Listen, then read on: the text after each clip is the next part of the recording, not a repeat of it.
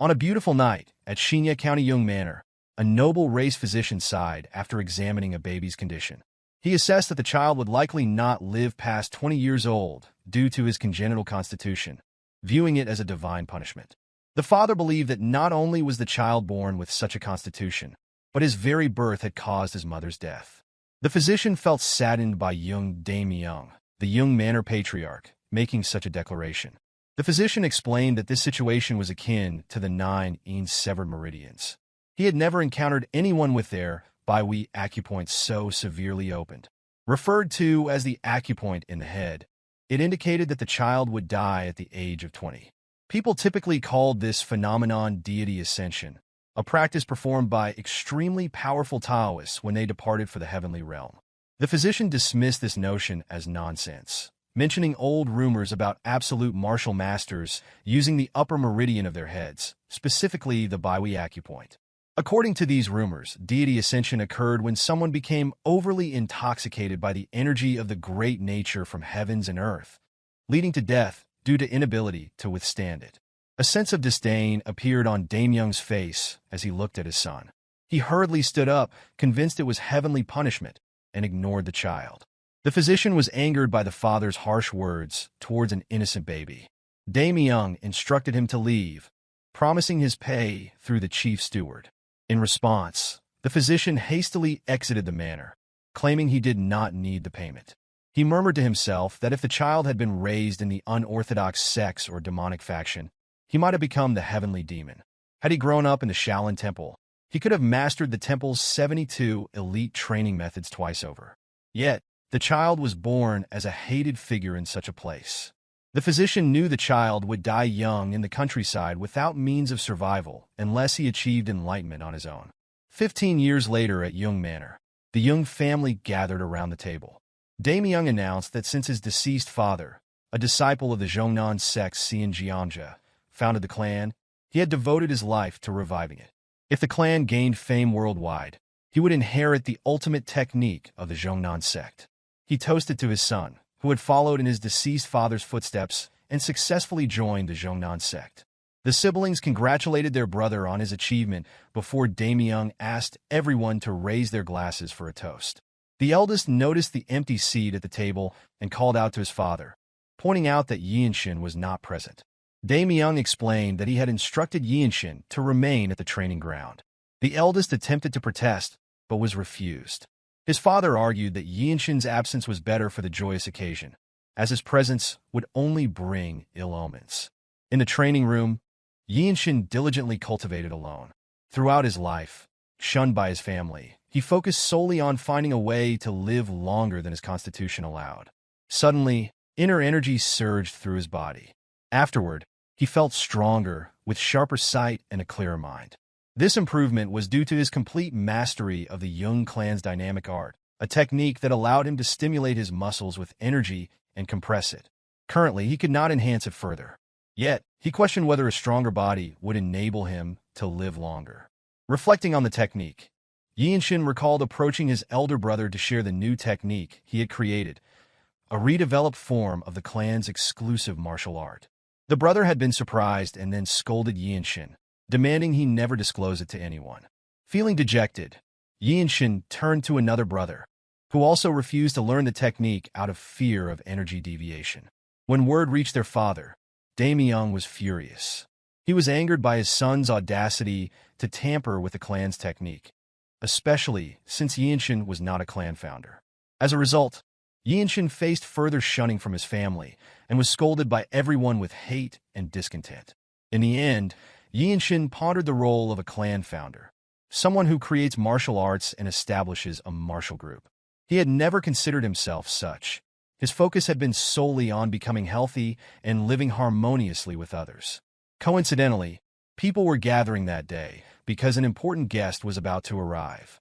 Upon noticing this, Yeonshin remembered the impending visitation of the martial masters of the Jeongnan Sect, one of the 9 great sects in the world, and one of the Twin Walls known as the strongest groups in Shaanxi, alongside the Myohwa sect. Yeonshin thought of them as the deities of sword and desired to meet them in person. However, a few nights prior, the chief steward had informed Yeonshin that he was forbidden to appear before the important guests, as per his father's orders, due to Yeonshin's role in his mother's death. The chief steward apologized before leaving Yeonshin confused. He desired to see the masters, but was forbidden by his father. Eventually, he decided that observing them from afar might suffice, believing he could learn from such skilled masters. Members of the Jeong Clan gathered at the entrance to welcome the esteemed guests, including Daemyeong, amid murmurs from the people wondering about the visitors. When the time arrived, it was announced that the martial masters of the Jeongnan sect had arrived. A woman in a peach-colored robe led the masters. As she entered the Jeong family courtyard, the people inside were surprised to learn that their esteemed guests were of the noble race. Yeonshin was particularly astonished to see her, as the noble race was known in books as a mysterious, immortal race that humans regarded as deities. He noticed the unique energy surrounding her, the core energy condensed within her body and emanating naturally. Meanwhile, Daemyeong nervously welcomed her. She greeted them politely, expressing gratitude for their warm welcome and hospitality. Introducing herself as Yeonshin, an elder of the Jeongnan sect, Daemyeong was shocked upon learning that she held the position of an elder. He immediately bowed along with everyone, seeking forgiveness for failing to recognize such a person. Yeonshin requested that they lift their heads, explaining that her presence was not meant to boast of her status. In response, Daemyeong quickly invited the guests to enter. Meanwhile, Yeonshin, observing Yeonshin's noble demeanor and elder status, wondered about her longevity. Shortly after, Yeonshin leisurely walked toward the pavilion, accompanied by Daemyeong and his child, excluding Yeonshin, who watched from the crowd. Unexpectedly, Yeonshin turned her gaze toward Yeonshin. Noticing her look, Yeonshin brought his hands together in greeting, just as Daemyeong pointed out to her that Yeonshin was his third son. As Yeonshin departed the gathering, she remarked on the brightness of his eyes and his intelligence. Hearing this, Daemyeong countered by stating that the child was not well-mannered, which confused Yeonshin. He further added that Yeonshin was an embarrassment to the family for always causing trouble. Meanwhile, Yeonshin returned to the training room to pick up a sword. He had gained a new perspective after observing the energies of the Jeongnan sect's martial masters. Having nowhere else to turn after training in the Jeong Clan's movement art, he contemplated his next area of training. On a whim, he decided to begin training with swords. After the welcome greetings concluded, the martial masters entered their lodging.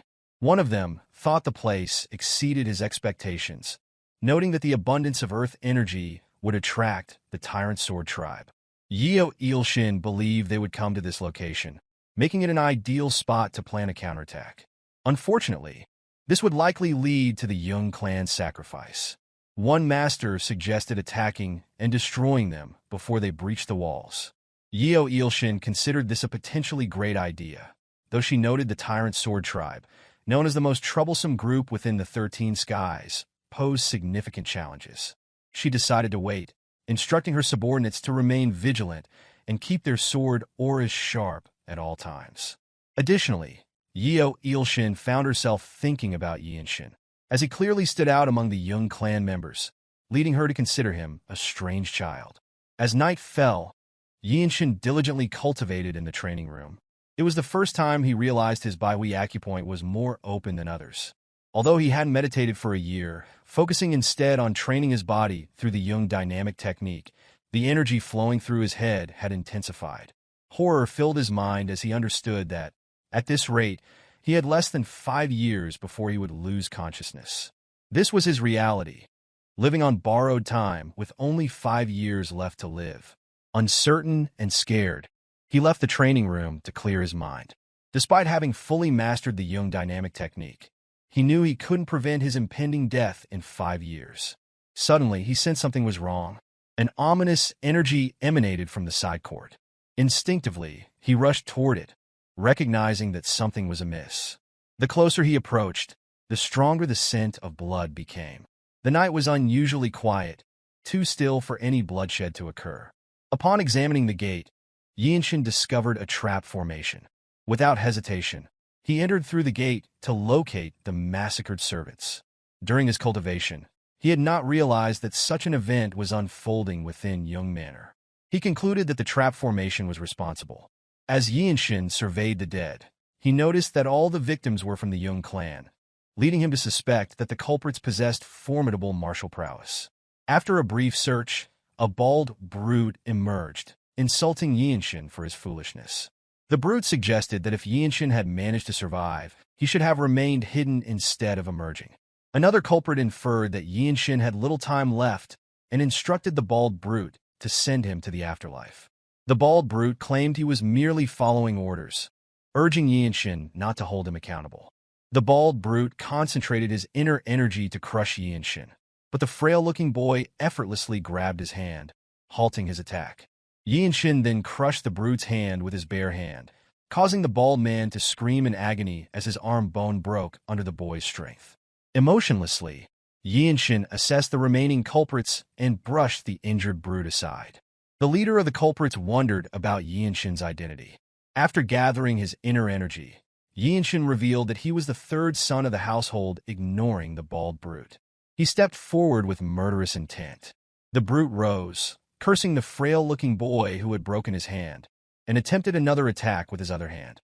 Before he could land a blow, Yeonshin had already swung his sword, decapitating the brute in an instant.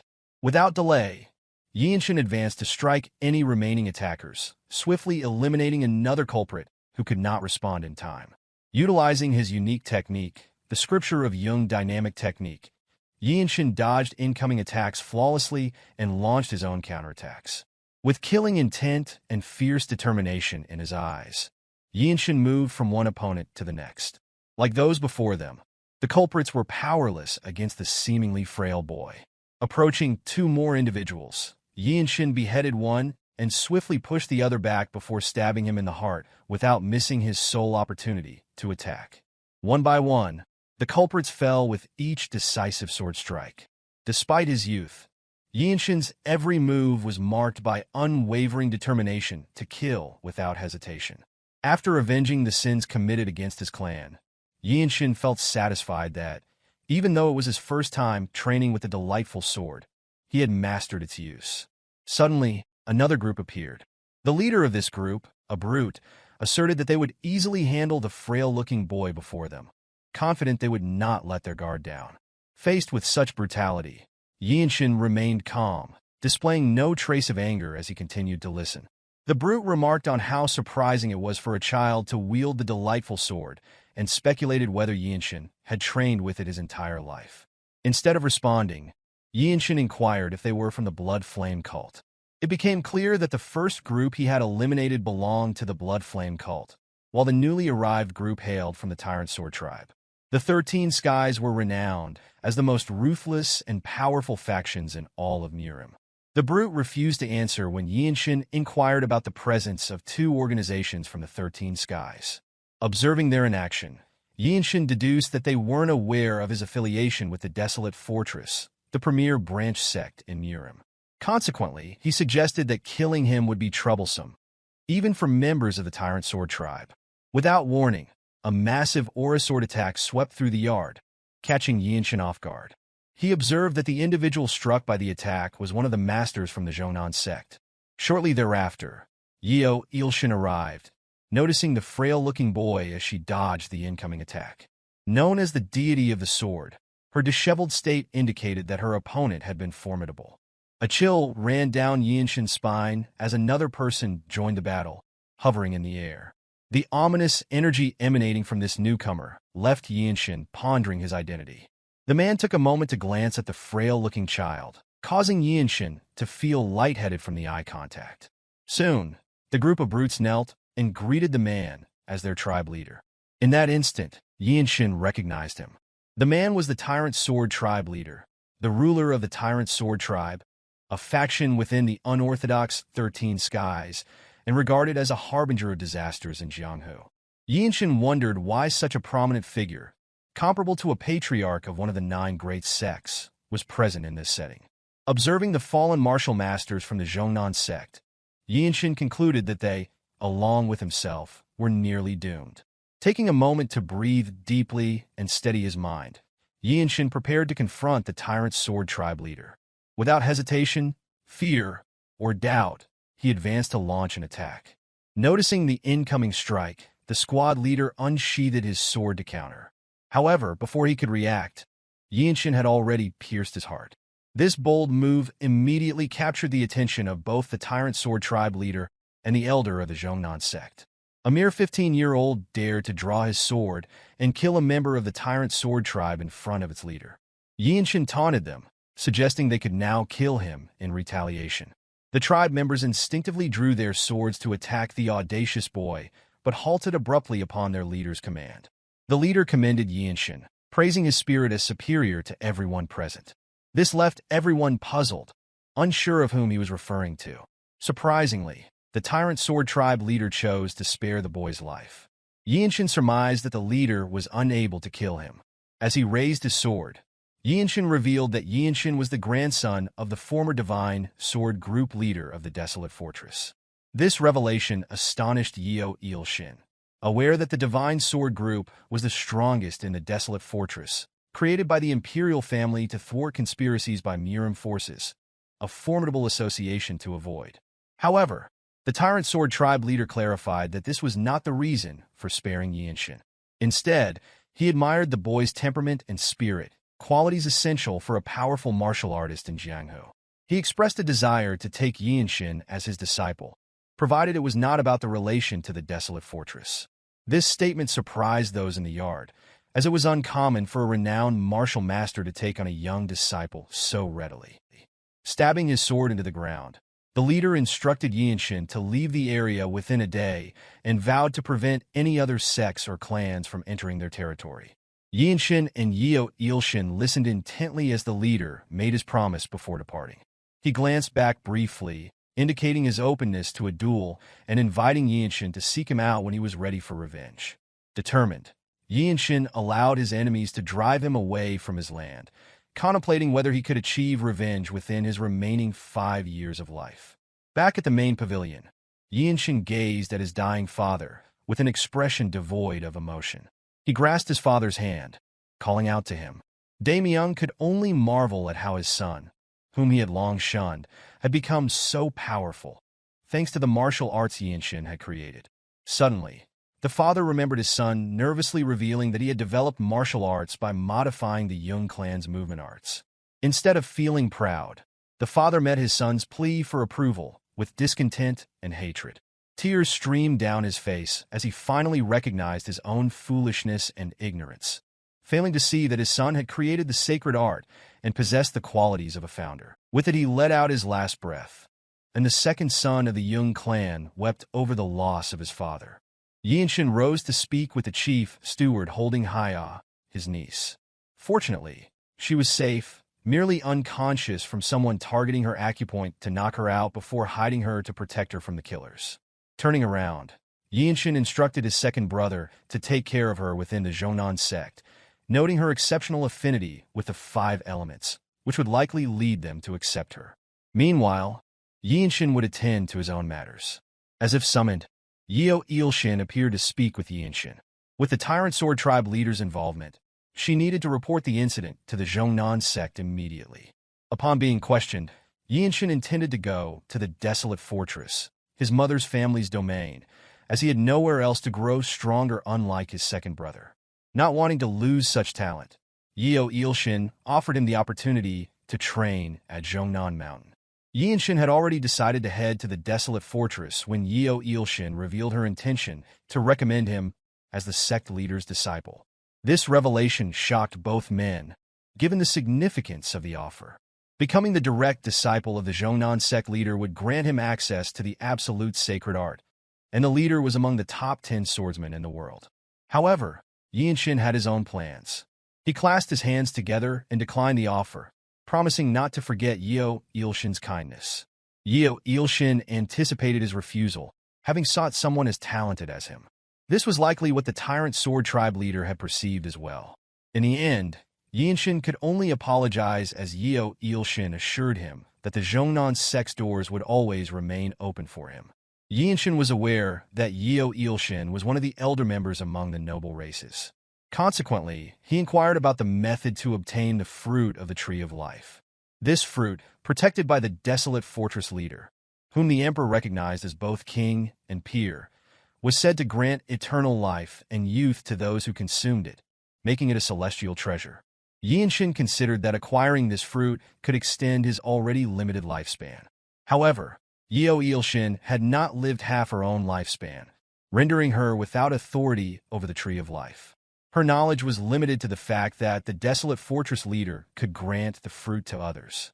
Realizing this, Yeonshin understood that his only option was to approach the Desolate Fortress. He acknowledged the difficulty in obtaining such a sacred item, even for the noble races. With no alternative methods known, he concluded that he must become the leader of the Divine Sword Squad, achieve remarkable feats, and request the fruit. Recognizing the boy's determination, Yeonshin decided to support him from a distance before departing to relay the news to her sect. She instructed two of her subordinates, the Cliff Swordsman and Neutral Spirit, to assist with the cleanup of the area. With their conversation concluded, Yeonshin departed for the Jeong sect. As morning dawned, the survivors of the incident completed burying the dead. Yeonshin expressed his gratitude to the two who remained to help, while the other survivors prepared to leave the land. In contrast, the two individuals from the Jeong sect were thankful to Yeonshin. His actions had led the Tyrant Sword tribe leader to abandon the fight and spare the survivor of the tragedy. Immediately afterward, Yeonshin's second brother called out to him. He conveyed that an apology alone could not rectify everything that had transpired within their clan. He vowed that upon their next meeting, he would strive to be a better older brother to Yeonshin, dedicating himself to the Jeong sect and hoping for his younger brother's survival. Yeonshin, recognizing that his brother would begin training in the Jeong sect's martial arts at a slightly older age and was not exceptionally talented, advised him to train as if his life depended on it. Turning his attention to his young niece, Yeonshin requested that his brother protect her, as she would accompany him. Next, the chief steward addressed his turn, mentioning his intention to join a small branch of the Jeong Clan within Nanine. With the Jeong Clan's bloodline still intact, he would oversee the remaining clan assets. As Yeonshin was set to head to the Desolate Fortress, he hoped they could reunite occasionally. He turned to wish the chief steward well, urging him to take care and live a comfortable life. With that, Yeonshin departed toward the Desolate Fortress without a servant or warrior to guard him. Watching his young master's departure, the chief steward pondered whether any of the Jeong descendants had ever spoken such words to him, highlighting Yeonshin's distinctiveness. A few days later, on a peaceful night in Xianyang, Yeonshin arrived at a restaurant with the Desolate Fortress visible in the distance. He overheard another guest praising the Desolate Fortress's incredible reputation. The guest also mentioned that people from all over the Central Plains gathered there with grand aspirations because of the fortress. Coincidentally, Yeonshin arrived just as the Desolate Fortress was conducting their entrance exam. Unexpectedly, a wild martial artist approached Yeonshin, inquiring whether he intended to take the entrance exam as well. Introducing himself as Hyea Wonchong from the distant region of Shaanxi, he assumed Yeonshin hailed from nearby, believing his journey must have been effortless since he had to battle green forest bandits and swim against the pirate fortress crew. Wonchong continued to complain about the hardships of his journey. In truth, Yeonshin had encountered similar challenges, on top of nearly losing his entire family at home. Ultimately, Yeonshin asserted that his journey had been relatively easy for him. Recognizing that Yeonshin was younger, Wonchong proposed that they become friends and share information about the exam.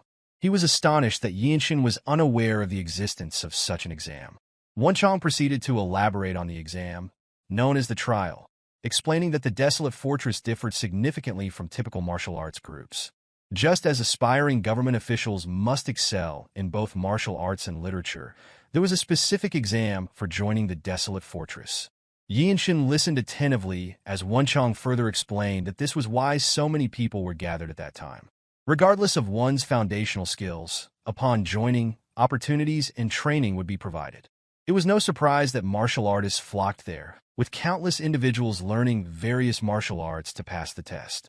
The Desolate Fortress was the world's strongest martial group, a place that made everyone's heart race with anticipation. People often remarked that those wishing to conquer the world with a single weapon should go to the Desolate Fortress. Since the imperial family ruling the Central Plains sought to control martial arts groups, all elixirs and advanced martial arts from around the world were concentrated there. Wonchong added that nearly nobody could pass the Desolate Fortress trial on their first attempt. Perhaps 1 in 1,000 succeeded, typically those destined to become next-generation leaders of reputable martial arts clans gaining prominence. After his extensive explanation, Wonchong suggested that they attend the Desolate Fortress entrance exam together the following day. Nonchalantly, Yeonshin agreed, thereby acquiring an unexpected sidekick on his journey. Reflecting on the situation, Yeonshin felt grateful that he did not need to seek his mother's family's assistance, as he was unaware of their location or appearance. The next morning arrived swiftly, and Yeonshin, accompanied by his new sidekick Wonchong, stood before the fortress gate.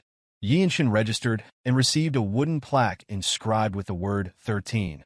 Observing his surroundings, he noticed that all the exam participants were older than him, with some attempting it for the first time and others having taken it multiple times.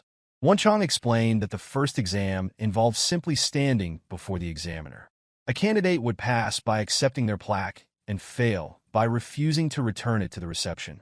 The second exam was a tournament among the exam takers, and the third was an interview with the Desolate Fortress's master. Yeonshin was surprised that the master herself participated in the exam, as martial artists came to this fortress specifically for that opportunity. A conversation with an absolute master like her was an incredible chance to gain profound understanding. Once all preparations were complete, the examiner announced the first exam, to perform a swift sword art demonstration.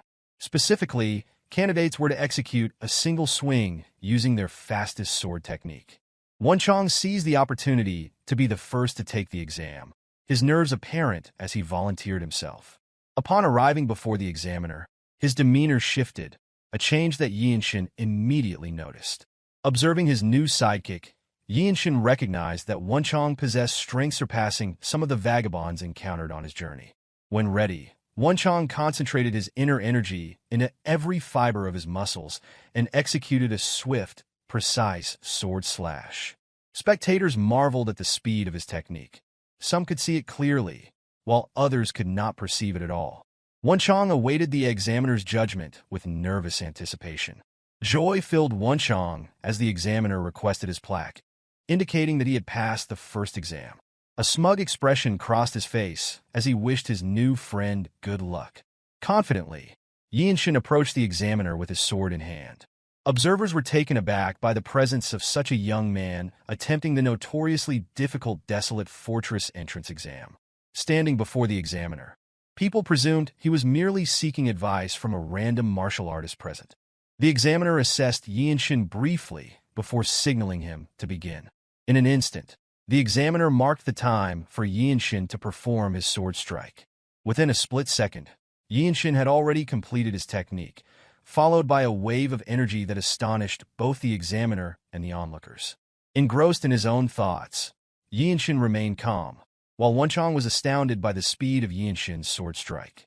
Yeonshin sheathed his sword as the examiner declared that the future of the Desolate Fortress was embodied in the frail-looking boy before him, instructing Yeonshin to submit his plaque.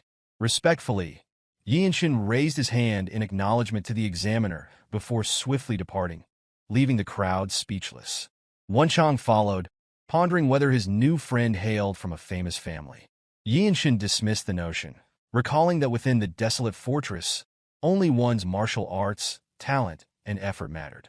Wonchong found it hard to believe that Yeonshin was attempting to enter the Desolate Fortress on his first try, questioning whether that was the reason everyone came here. Yeonshin expressed his sincere determination to give his all in the trials, understanding that Wonchong intended to leave after thanking him for his resolve. Meanwhile, Yeonshin hoped that the kind and talkative Wonchong would also pass the second exam. As he awaited the next challenge, Yeonshin checked into an inn to cultivate. He knew the second exam was a tournament where he would compete against others using his martial arts. With 3 weeks until the exam, Yeonshin focused on training his skills, including the Jung dynamic technique and his delightful sword techniques. The 3 weeks passed swiftly, and Yeonshin arrived at the gathering place for the second exam, prepared as he could be. A martial artist overseeing the second exam instructed the examinees to wait until their names were called. New members of the Desolate Fortress wore white, a sight that discouraged many upon seeing the strong inner energy emanating from someone dressed in white. However, Yeonshin remained indifferent, focusing solely on doing his best. Out of nowhere, Wonchong greeted him as young Lord Yeong, noting that Yeonshin had grown taller. Yeonshin sensed a change in Wonchong, recognizing that he had achieved something significant. The overseer announced that winning was not the sole objective of the exam. Even securing one of the 2 tournament matches would attract the attention of a Desolate Fortress masters observing the trials. From personal experience, Wonchong knew this was the most challenging aspect. He explained that the exam supervisors had higher standards that day because White Qilin was participating in the Desolate Fortress trial. The White Qilin from Namgung, renowned for eliminating a notorious bandit group before turning 15 and beheading the Swordsmaster of the unorthodox faction, the Shrouded Assassin, was present.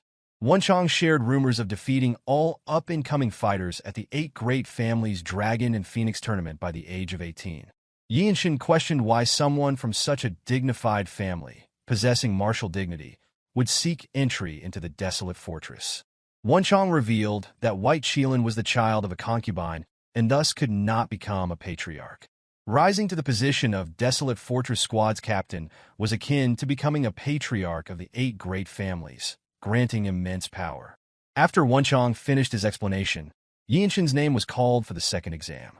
Before departing, Yeonshin expressed his desire to see Wonchong again at the Desolate Fortress, indicating his hope for his psychic success in the trial. Yeonshin faced his first opponent, a sword martial artist known for his sadistic demeanor and bizarre remarks about Yeonshin's supposed destiny of despair. The opponent mocked the frail-looking child, likening him to a moth struggling in the light while laughing maliciously. Without warning, Yeonshin struck swiftly, landing a single blow to the opponent's face, effectively ending the encounter. The opponent was knocked unconscious by the powerful strike, leaving Yeonshin feeling remorse for his excessive force. Feeling that his opponent was too weak after all the trash talk and the single strike that ended the battle, Yeonshin waited nonchalantly, unsure of what would happen next as his previous opponent was dragged out of the arena. This brief battle had piqued the interest of a specific observer watching the fight. A gray-haired young man approached, challenging Yeonshin to a fight, confident that the frail-looking young man would accept. The martial masters in blue robes recognized this individual, someone else commenting, assuming that the squad leaders would fight over him. Yeonshin realized that this man might be the White Qilin, Namgung Washin. The martial masters present were eager to witness the Boundless Heaven technique. Yeonshin evaluated that Washin was about 5 years older and currently beyond his ability to challenge. Thanks to the Jung dynamic techniques, Yeonshin was more physically fit than Washin, but inferior in other aspects. Washin took up his sword and introduced himself, revealing that he had primarily trained the Boundless Heaven technique and the Infinity Steps. Yeonshin had no intention of refusing the challenge and introduced himself respectfully to his opponent. Washin was puzzled by Yeonshin's lack of unsheathing his sword, understanding that Yeonshin intended to engage in a single-strike fight as he reached for his sword's handle. Washin briefly smiled before channeling his inner energy into his sword, manifesting a magnificent aura sword. The essence of the technique Yeonshin had been practicing was unpredictability, intending to use an unexpected main attack amidst an unpredictable rhythm to lower his opponent's guard. The martial masters watched eagerly, anticipating a good fight as the referee began the countdown. The moment the referee started the fight, Yeonshin appeared before Washin and struck him. As it was clear that Washin used an aura sword, Yeonshin's sword shattered upon their clash. While some martial artists hoped for an intense battle, others were disappointed by the instant conclusion, believing Washin had won. Some marveled at the terrifying, delightful sword Yeonshin wielded, while the blue-robed martial masters were speechless at witnessing such a feat from a 15-year-old. Washin stared at his broken sword, trying to comprehend the attack's meaning before lowering his weapon. He then admitted his defeat, surprising both Yeonshin and the spectators. 2 blue martial masters deemed Washin's admission appropriate, acknowledging the impressive technique Yeonshin had performed despite being 5 years younger. They noted that Yeonshin's sword had broken because he had not yet mastered using true energy with his technique. Washin had never anticipated encountering a hidden powerful martial artist in Hunan and was horrified by what Yeonshin might become. The examiner instructed Yeonshin to proceed to the garden and wait, signifying that he had passed the second exam. Yeonshin offered respect to Washin, conveying his desire to duel him anytime. as if understanding his thoughts. Yeonshin felt the same way and expressed his anticipation for the duel. Yeonshin walked through the gate, observing several people who had already passed the second exam in the garden. They were astonished to see Yeonshin, as they had expected Namgung Yeonshin to advance first. Yet they saw a 15-year-old instead. Yeonshin reflected on his fight, knowing there was no chance of winning if the battle had continued. This was why he had used the most extreme form of Delightful Sword at the duel's onset. However, because Namgung Yeonshin had imbued his sword with true energy, Yeonshin's sword had broken. Yeonshin acknowledged his mistake in rashly using the Delightful Sword, but recognized that Yeonshin's admission of defeat demonstrated the nobility of a renowned family. The Jeong Clan was a third-rate branch in Hyea County, and if someone in the household had known such a skill, Yeonshin would have undoubtedly learned it. However, after fighting Yeonshin, he realized how the technique should be used upon witnessing it firsthand. In that instant, Yeonshin attempted to channel true energy into his broken sword. It wasn't merely about infusing energy into the weapon, but using true energy as a medium to become one with the sword. As Yeonshin mastered this, the people in the garden were astonished by the occurrence of a sword resonance. They all believed it was impossible for such a young person to achieve this. Yet, Yeonshin successfully unified himself with the sword, feeling as though the weapon and his body were one. This body-sword unification was a technique employed by the pinnacle sword martial masters. From that moment, Yeonshin knew that the sword technique he would use in this state was on another level. After fully comprehending his newfound ability, he smiled contentedly. Out of nowhere, Yeonshin sheathed his sword and congratulated Yeonshin on his enlightenment. It took Yeonshin a moment to realize the situation as the onlookers gathered to witness his breakthrough. He assumed that Yeonshin had been protecting him to prevent anyone from disrupting his enlightenment. Yeonshin expressed his gratitude to Yeonshin, acknowledging his protection without realizing it. He also congratulated Yeonshin on passing the Desolate Fortress trial. In return, Yeonshin laughed happily at Yeonshin's words. Yeonchang approached, announcing that he had also passed the second exam. Yeonshin smiled and gladly congratulated him. Additionally, Yeonchang revealed that Yeonshin had earned a nickname. When someone demonstrated exceptional martial prowess or attracted significant attention, they were often given a nickname and addressed by it. Unless the individual had committed atrocious and evil deeds, most nicknames represented great honor for martial artists, such as Cliff Swordsman, Neutral Spirit Fist, and White Shielan. Yeonshin could not believe he had earned such a title merely by completing the trials, yet it seemed that Yeonshin had also taken notice. From that moment forward, young Yeonshin of the Jeong Clan was to be known as the Lightning Genius, recognized for his talent of lightning. Yeonshin explained that if the martial artists of the Desolate Fortress referred to Yeonshin in that manner, it effectively became his nickname within the Jianghu.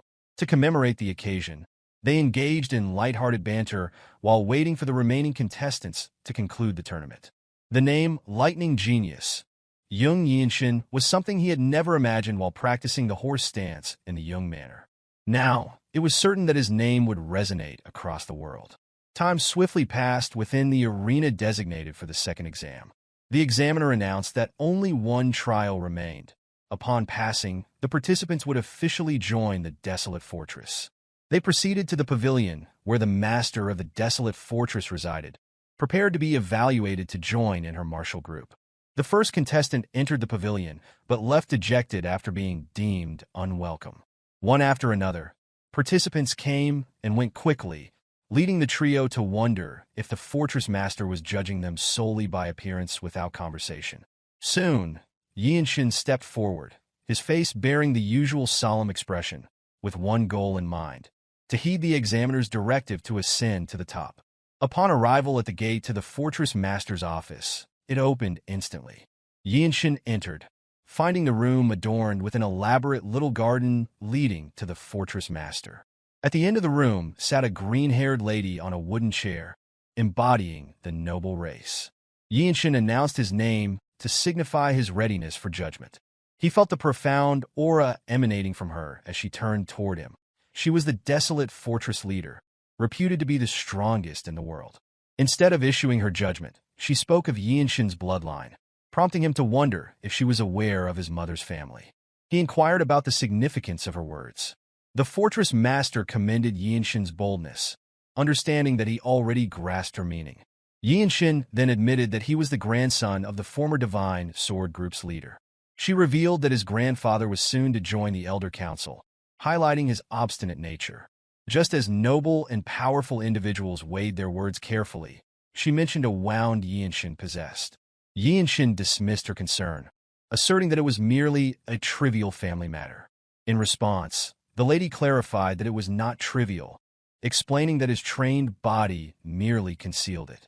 Acknowledging that Yeonshin had only lived for 15 years, she agreed that it was not an issue for an outsider to comment on, but emphasized that familial matters needed resolution. Yeonshin apologized for his brazen remarks, now understanding that she had not intended to interfere with his family affairs. The transcendent aura she carried as someone with absolute strength indicated that her words were precisely what Yeonshin needed to advance in his journey. She stood up, her smile filled with aspiration for the young man before her. She expressed admiration for Yeonshin, noting his refusal to bow to anyone despite his clear objectives. This observation made Yeonshin wonder if she had discerned that his upper meridian was abnormally wide open. Consequently, he asked her whether someone like him could survive by consuming the fruit of the Tree of Life. The lady explained that while the facts about the fruit were not entirely inaccurate, it was indeed possible for him to obtain what he desired. Yeonshin pressed further, inquiring if he could attain it. She simply stated that it depended on his actions. Yeonshin raised his hands in gratitude, as if he were about to leave, only to realize he was still under trial. He questioned whether he had been accepted as a martial artist of the Desolate Fortress. Affirming his acceptance, the lady instructed him to leave, smiling as she addressed him as the next Divine Sword Group leader. This form of address confused Yeonshin. He was unsure if she was teasing him or genuinely recognizing his potential. Another possibility was that she implied he could obtain the fruit of the Tree of Life once he became the Divine Sword Group leader. Upon the conclusion of the Desolate Fortress trials, only 4 individuals had passed: a random old man, the white Chila Namgung Washin, the grin-faced Wonchong, and lastly, the lightning genius Yeonshin. The officer escorting them inquired whether they understood the role of the Desolate Fortress.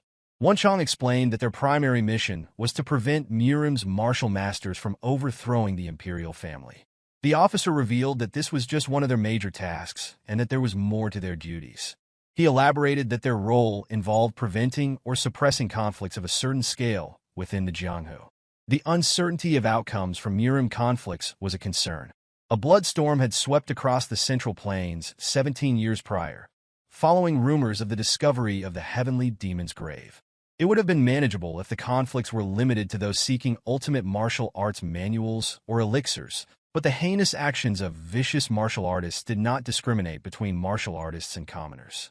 Witnessing such hellish scenes made the Empire unrecognizable, marking one of the disasters of the Heavenly Demon's Grave. The officers added that unorthodox sects and demonic factions were not the sole problems.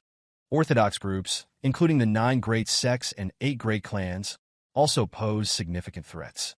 If the Desolate Fortress allowed them to operate unchecked, the people would suffer, leading to unrest and delayed tax payments, which would undermine the Empire's reign. To combat this, the imperial family had provided the Desolate Fortress with substantial resources, including money, elixirs, manuals, and martial masters. Their mission was to eliminate any martial artists who disrupted the lives of ordinary people. Shortly thereafter, they arrived at their assigned abodes. The officer explained that they would be allocated to specific places and moved to accommodations accordingly. A week passed swiftly, during which Yeonshin diligently cultivated in his room. The prolonged wait made him question why his assignment was delayed beyond his expectations. After a few more hours, Wonchong entered to deliver the news. It had been decided that both Yeonshin and Wonchong would join a combat squad known as the Radiant Demon Squad the following day. During the long weeks of waiting, rumors had been circulating. The 17 combat squad captains under the Divine Sword Squad had been battling each other to recruit new warriors. These captains, the martial masters representing the Desolate Fortress, were engaged in sparring to enlist the White Qilin and the Lightning Genius. This was the path through which Yeonshin would become part of the Radiant Demon Squad. The next day, Yeonshin and Wonchong arrived at the arena of the Radiant Demon Squad to receive their welcome. Wonchong grinned foolishly at his new white robe uniform, a symbol of his status as a martial artist of the Desolate Fortress, while Yeonshin surveyed the members of the squad. The members appeared eager to embrace the new recruits, exuding excitement and hope for their addition. However, Ma Jin, the Radiant Squad captain, stood before them with a menacing presence. Known as the strongest among the 17 squad captains, Ma Jin's reputation was now confirmed in person. He fixed his gaze intently on Yeonshin, aiming to intimidate him. Addressing Yeonshin as the lightning genius, Ma Jin spoke with a threatening tone. In response, Yeonshin met his gaze confidently, momentarily surprising Ma Jin before he smirked. Appreciating Yeonshin's resilience, Ma Jin acknowledged that individuals like him were not easily defeated. Ma Jin proceeded to explain that the combat squads under the Desolate Fortress Divine Sword Squad functioned similarly to sects within the Central Plains. He informed them that they would train in martial arts within the Radiant Demon Squad and undertake various missions.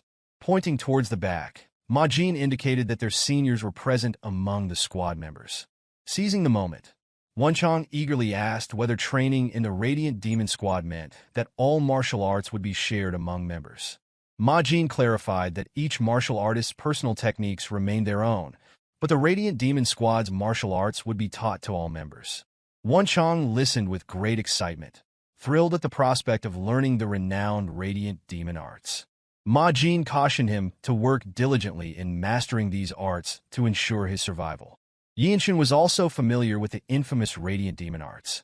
The Radiant Demon Squad was renowned among the 17 squads for their ability to defeat the Plump Blossom Swordsman, the 24 elite swordsmen of the Myohwa Sect, without suffering any casualties.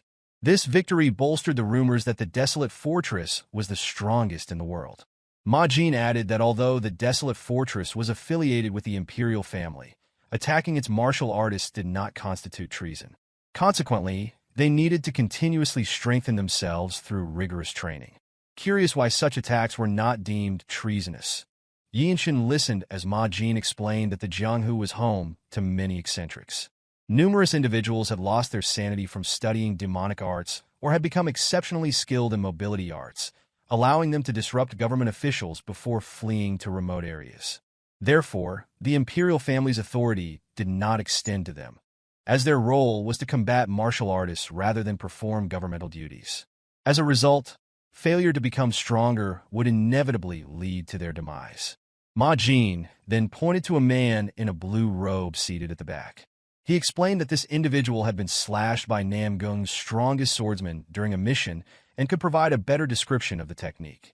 The blue-eyed martial artist had experienced the king-style sword arts of the Jeong Clan, describing it as exceedingly formidable. Yeonshin recognized this technique as one of the strongest swordsmanship styles globally, a supreme martial art exclusively learned by the main descendants of the Jeong Clan. Ma Jin instructed the blue-eyed man to come forward promptly. Yeonshin considered that the Namgung's strongest swordsman was reputed to be the most formidable martial master of the Central Plain. The fact that this man had survived a battle against such a skilled master attested to the Radiant Squad member's strength. This senior, known as Chung Myung, had heard of Yeonshin's exceptional delightful sword art and wished to engage him first. Following Ma Jin's instructions, Yeonshin moved to the center of the arena to face Chung Myung. As he drew his sword, Yeonshin immediately focused on channeling his aura. The squad members watched tensely, anticipating how he would contend with a martial artist in a blue robe. Observing Yeonshin's spirited demeanor, Chung Myung smiled calmly as he took up his own sword, adopting a relaxed stance. In accordance with tradition, Chung Myung introduced himself, claiming to have been born and raised in Xiangyang, while simultaneously mustering his inner energy. Similarly, Yeonshin followed suit, though it was intriguing that no one knew much about Hyea, the place where Yeonshin was born and raised. It remained a fact that such a place existed and had produced such martial arts. Before commencing their sword exchanges, Chung Myung informed Yeonshin that he could sense the wind generated even by a 10-year-old child employing the tri-sword technique. This ability allowed him to discern an opponent's sword swings during combat, a subtle instruction he conveyed to Yeonshin. Chung Myung added that reaching this stage at such a young age indicated considerable talent and expressed his desire for Yeonshin to demonstrate all of his swordsmanship abilities during the fight. As Yeonshin grasped his sword's handle, he immediately initiated a sword resonance. This action surprised the surrounding members, including Ma Jin, who watched intently. In that moment, Yeonshin focused his strength and inner energy on his sword, preparing to strike at the casually standing Chung Myung. Yeonshin remained patient, able to detect his opponent's breathing through energy sensing. When Yeonshin deemed the timing right, he infused strength into his step, dashed toward Chung Myung, and instantly appeared before him. Yeonshin swung his sword without hesitation. However, Chung Myung met the incoming strike, and Yeonshin's attack seemed insufficient, causing him to be pushed back slightly. This puzzled Yeonshin, making him wonder how his opponent had time to raise his sword.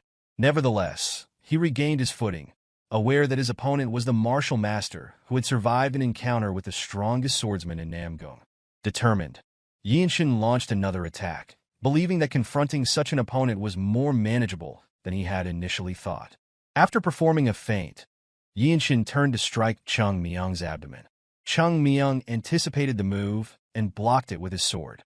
In that instant, Chung Myung vanished in a thin air before Yeonshin. However, Yeonshin was certain that Chung Myung was approaching, and just as he expected, Chung Myung reappeared behind him, aiming to strike Yeonshin's neck. Yeonshin managed to see the attack in time, ducked to evade it, and counterattacked. Chung Myung's deep experience was evident as he leapt off the arena to dodge the attack, leaving only his bandana exposed to receive the sword strike. This maneuver revealed that Chung Myung belonged to the noble race. The rapid exchange of attacks astonished all the members of the Radiant Demon Squad, including their captain, Ma Jin, who undoubtedly observed everything. Meanwhile, Yeonshin awaited another attack, contemplating the truth of the rumors after witnessing them firsthand. Noticing that his opponent was hesitating, Yeonshin decided to employ the Jung dynamic technique he had developed on his sword to launch an offensive. However, he was taken aback by the strange expressions on the squad members' faces.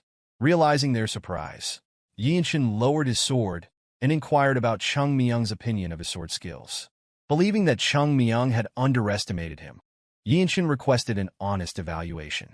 Instead of responding, Chung Myung asked Yeonshin his age, causing some frustration. Yeonshin disclosed that he was only 15 years old, questioning its significance. Chung Myung stated that their enemies would not show leniency based on their youth and emphasized that their current focus should be on their skills, indicating a genuine interest in Yeonshin's abilities. This further surprised Chung Myung, who still refrained from providing his evaluation. Yeonshin concluded that discussing his age was meaningless, given his short lifespan. The squad members were equally astonished to learn that their newly joined members were only 15 years old, yet already so skilled. Some believed Yeonshin was a celestial anomaly. One member, who had participated in the Dragon Phoenix submissions multiple times, had never encountered anyone like Yeonshin and doubted that mastering the instinct honing arts from birth could produce someone of Yeonshin's caliber. Another member, once the most talented person in his city, found his skills pale in comparison to the newly joined junior. Surveying the area, Yeonshin directed his gaze toward his captain, who appeared rigid, leaving others to speculate about his thoughts. One undeniable fact emerged. After engaging in only a few moves with the blue-robed members, Yeonshin's talent was recognized as extraordinarily formidable. A few days passed as the Radiant Demon Squad's captain trained the new recruits. Most of the members enjoyed witnessing the newcomers endure their captain's rigorous hazing. Wonchong struggled to catch his breath after failing to defend against Ma Jin's punches infused with inner energy. Ma Jin commended him for remaining standing instead of collapsing to the ground before instructing him to return and solidify what he had learned. In contrast, Yeonshin remained as calm as ever, diligently reinforcing the lessons from the strongest squad captain of the Desolate Fortress. Once Yeonshin finished, Ma Jin inquired whether he had grasped the essence of the steps. Yeonshin responded that it was about thinking and acting seamlessly. Ma Jin affirmed this, explaining that there was always a way to move regardless of the situation. He elaborated that the true essence of the Radiant Demon Arts was to move fluidly without disrupting the attack's trajectory before instructing Yeonshin to understand the deeper meaning of attack paths. Intrigued, Yeonshin asked for further explanation about the deeper meaning of attack paths. Majin found it challenging to describe verbally and decided to demonstrate instead. Standing before the stone garden light post, he instructed both Yeonshin and Wonchong to observe carefully, as other members gathered, eager not to miss the captain's technique. Majin concentrated his inner energy, pressing his hand against the light post, generating immense pressure and causing a gust of wind. He then took a deep breath, completely relaxing his mind, body, and aura. Yeonshin noticed the moment the captain relaxed his breathing before striking, as if Majin had already discovered the attack path. Seemingly finding his target, Majin struck the light post with his bare left hand. The force of the attack caused the solid stone to crumble. After demonstrating the concept, Majin took another deep breath, while the other members watched in amazement, even after witnessing it multiple times.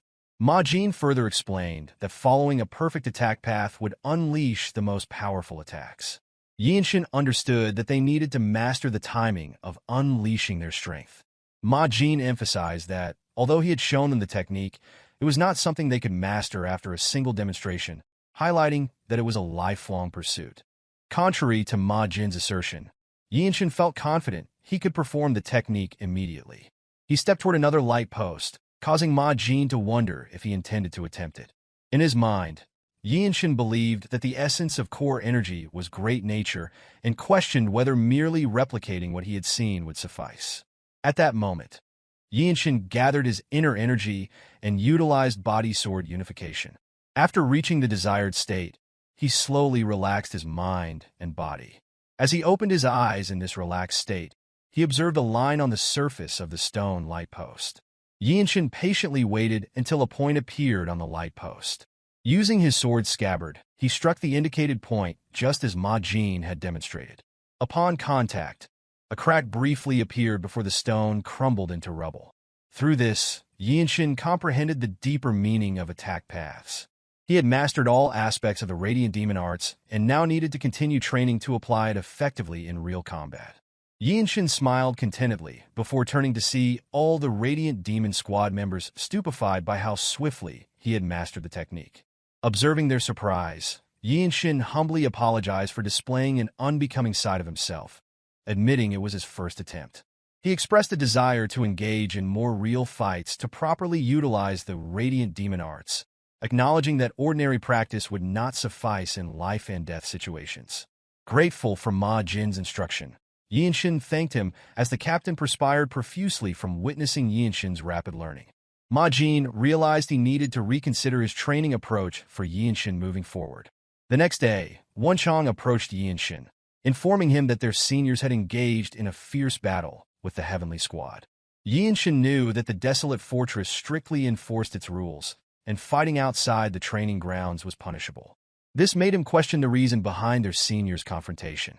Wonchong explained that a member of the Heavenly Squad had initiated a fight at a restaurant, claiming that the Lightning Genius's talent could not flourish within the Radiant Demon squad. Yeonshin frowned upon learning that the dispute stemmed from such a trivial matter. Wonchong then revealed that this was the true nature of the Murim.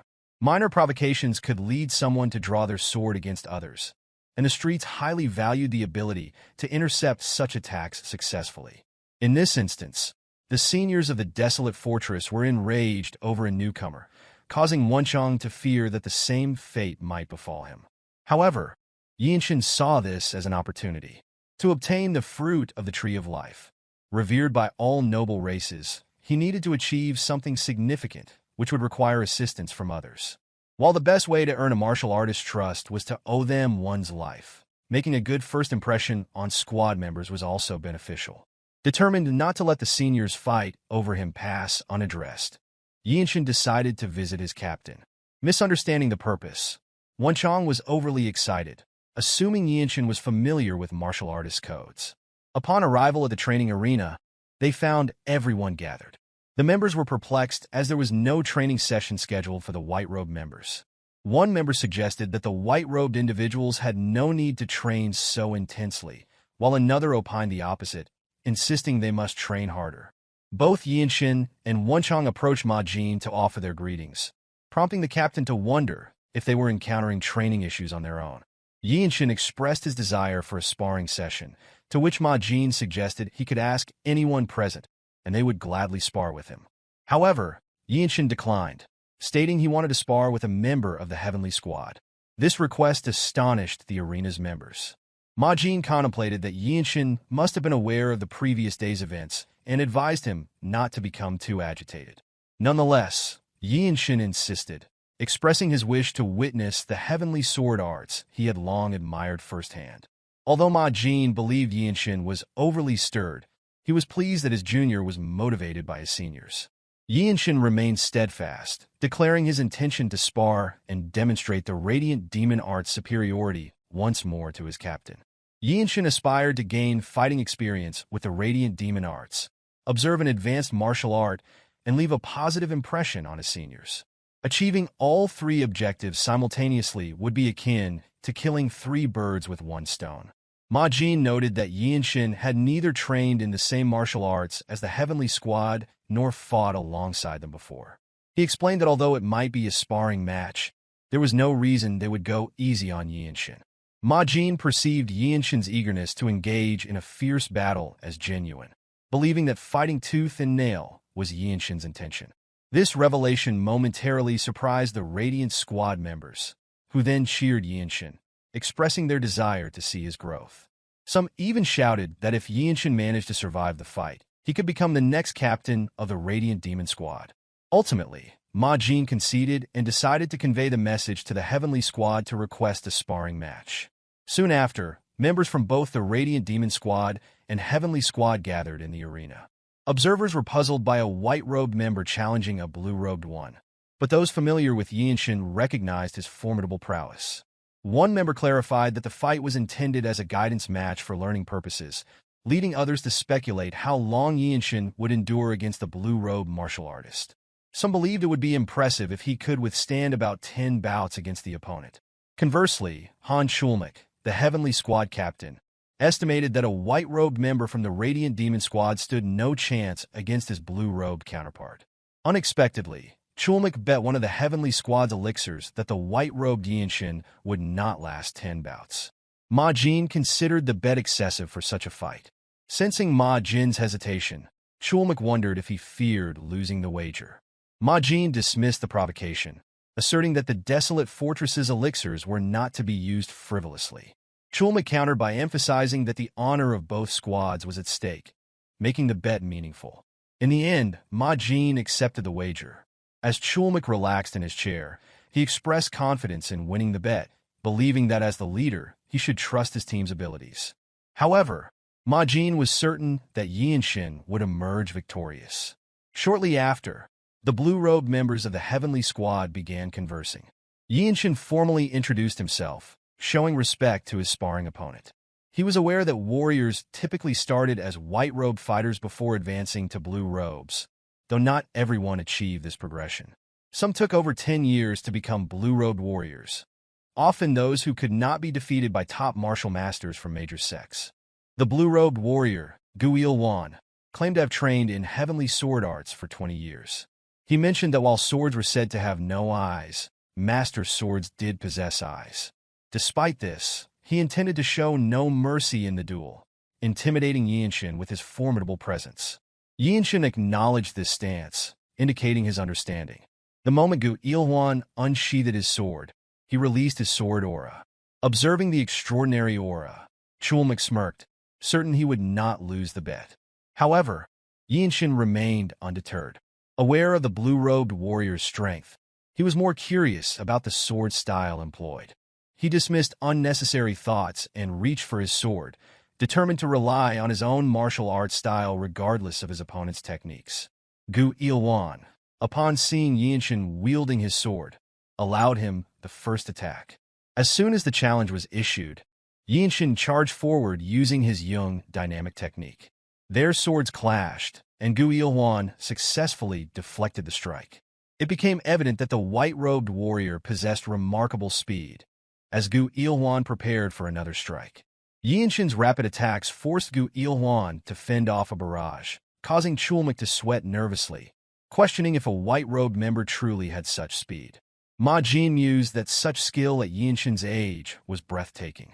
With Yeonshin's abilities, he realized that failing to capitalize on this opportunity to swiftly defeat the opponent would mean forfeiting the chance to win. Yeonshin continued delivering lightning-fast sword strikes, with Gu Ilwan defending against each one. Reflecting on his young dynamic technique, Yeonshin felt content, recognizing his growth since joining.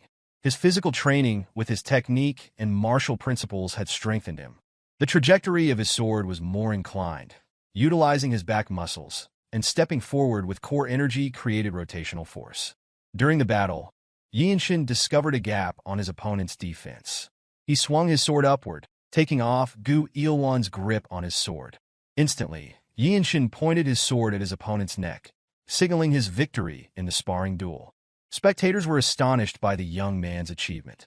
The Radiant Demon squad members cheered for Yeonshin's triumph, while Chulmak sweated profusely and Ma Jin smiled contentedly, pleased with the expected outcome.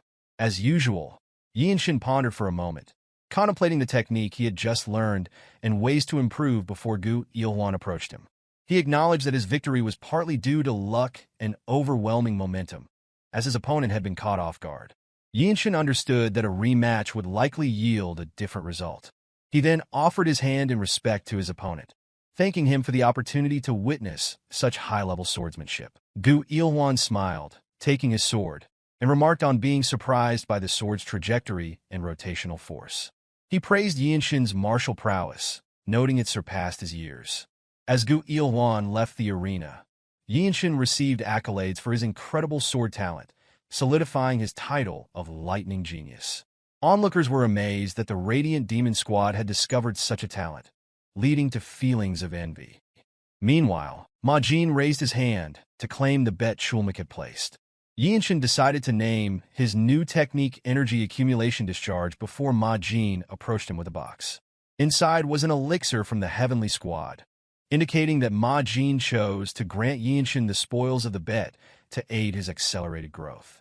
Soon, a group of blue-robed warriors stood guard at the Radiant Demon Squad pavilion. Among them was Zen Demon Sword Beck Myohwa, who shared her thoughts with Chung Myung.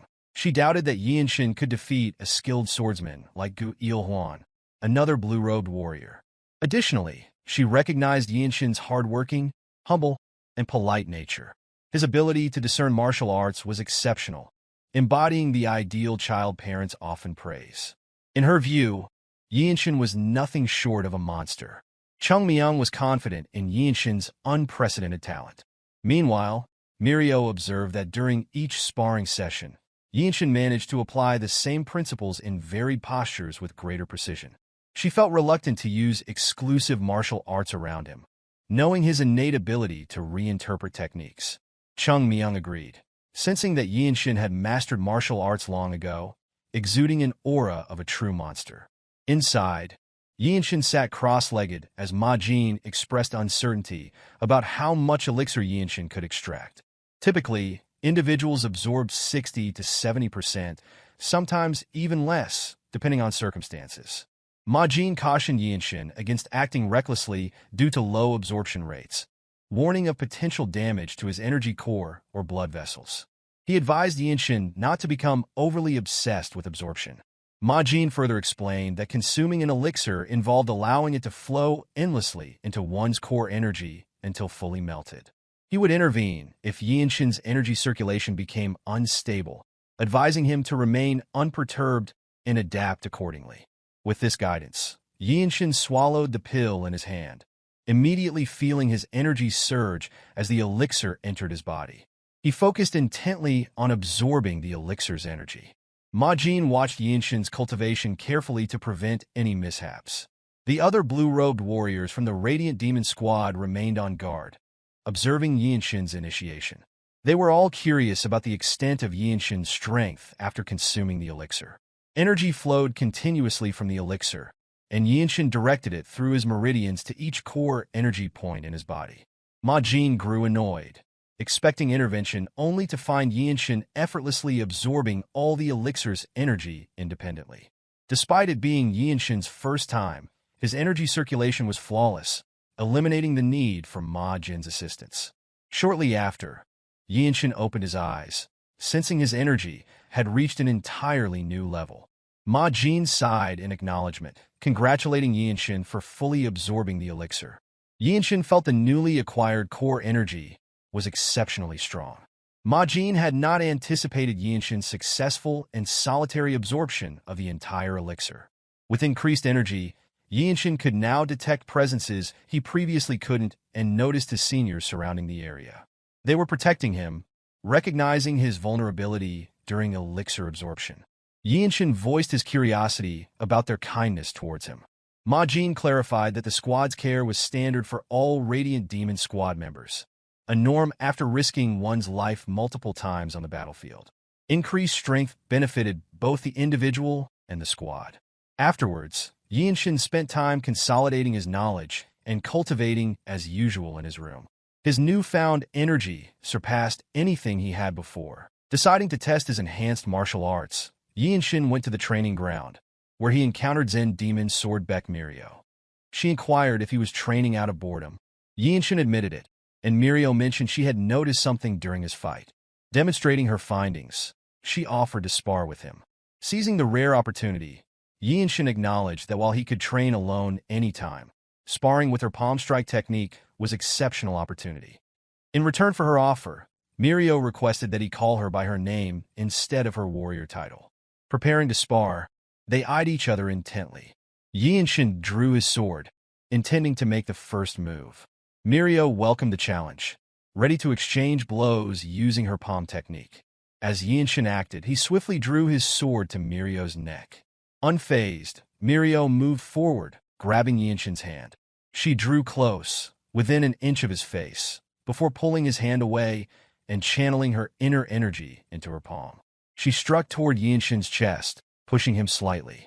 Subsequently, Myohwa clenched her left hand, mustering her aura technique. Observing her method, Yeonshin employed a similar technique on his palm to defend against her attack. Their strikes collided, but Myohwa's technique was more refined, pushing Yeonshin back despite his similar approach. The spar concluded with Myohwa expressing her astonishment at Yeonshin's ability to defend against her palm technique. Yeonshin inquired if she trained in the one-inch strike, to which she confirmed her practice. A swordsman trained in Radiant Demon arts was not limited to swords alone. She added that the one-inch strike was highly effective in close combat. To manage the energies within her body, she first dismantled the enhanced protection energy. By using core energy in a burst discharge to increase tension, the one-inch strike became more efficient. Though unspoken, Myohwa felt proud of her ability to blend her exclusive technique with a one-inch strike. Yeonshin then sought permission to share something. He admitted his heightened sensitivity to detecting energy since childhood and felt Myohwa's use of core energy had captured his attention. This revelation surprised her, as being able to perceive her core energy movements was unprecedented. However, Yeonshin clarified that he did not see her core energy. He simply sensed its presence within her body. Yeonshin could only perceive the flow of the burst discharge and the waves of core energy emanating externally. That is still really hard to believe, Myohwa remarked, adding that even purple robe martial masters might lack energy detection skills of such caliber. The hierarchy of the Desolate fortress was marked by robes of different colors: white, blue, black, and purple, with purple-robed masters occupying the highest ranks. Myohwa speculated that it might be possible only if it were Yeonshin, deciding to heed his advice. Reflecting on Myohwa's palm strike, Yeonshin considered that her technique seemed better suited for the puncturing method rather than the one-inch strike. After receiving her strike, he realized that although it appeared more appropriate for a one-inch strike, the manner in which she discharged her energy made it more potent when combined with the puncturing technique. Suddenly, Myohwa's demeanor changed to anger as she rebuked him, questioning whether he thought she was an idiot incapable of using something as simple as the puncturing technique. She further inquired if that was the reason she hadn't utilized it. Ultimately, Yeonshin refrained from pressing the matter further and apologized for his unnecessary comment that had upset her. Myohwa promptly turned around, apologized in return, and thanked him for his input before abruptly leaving Yeonshin alone in the training arena. Myohwa proceeded to the captain's office to meet with Ma Jin, revealing that Yeonshin had deduced her martial arts techniques. She inquired whether Ma Jin had ever disclosed the origins of her martial arts to Yeonshin. Ma Jin was perplexed, dismissing her concerns by asserting that he would never divulge such important information to Yeonshin. This left Myohwa puzzled about how Yeonshin had uncovered her methods. After some discussion, they concluded that Yeonshin had figured out that she had modified the lost martial arts known as the Heavenly Demon Sacred Arts. Ma Jin acknowledged Yeonshin's uniqueness, stating that individuals like him were rare in the Murim world. Pinnacle martial masters were esteemed as some of the strongest alongside the noble and iron races. Myohwa questioned whether Yeonshin was truly that exceptional, to which Ma Jin affirmed his belief that Yeonshin was undoubtedly the future of the Desolate Fortress. Ma Jin noted that while he was unaware of others' perceptions of Yeonshin, Yeonshin's advice should not be underestimated or dismissed as trivial. Myohwa asked if the squad captain had indeed instructed her to discuss the Heavenly Demon Sacred Arts with Yeonshin. Ma Jin confirmed, explaining that mastering it alone had its limits and that he lacked the time to assist her personally. The appropriate course of action was to seek Yeonshin's help, as he possessed qualities akin to a martial arts founder, capable of adapting any martial art to one's body. Ma Jin advised her to wait if she felt uneasy about this before introducing a minor mission that had just arisen. He wanted her to form a team with Yeonshin to observe how he navigated life and death situations and to determine if he was as special as believed. Ma Jin was convinced that within 5 years, Yeonshin would become the next Radiant Demon squad captain. The following day, Yeonshin, Baek Myohwa, Wonchong, and Chung Myung mounted their horses and rode toward the mission location. Ma Jin's words lingered in Myohwa's mind as she sought to ascertain whether Yeonshin was truly worthy of becoming her superior. They traveled without stopping, and by the 10th night, they arrived at the stage station in Zemping County.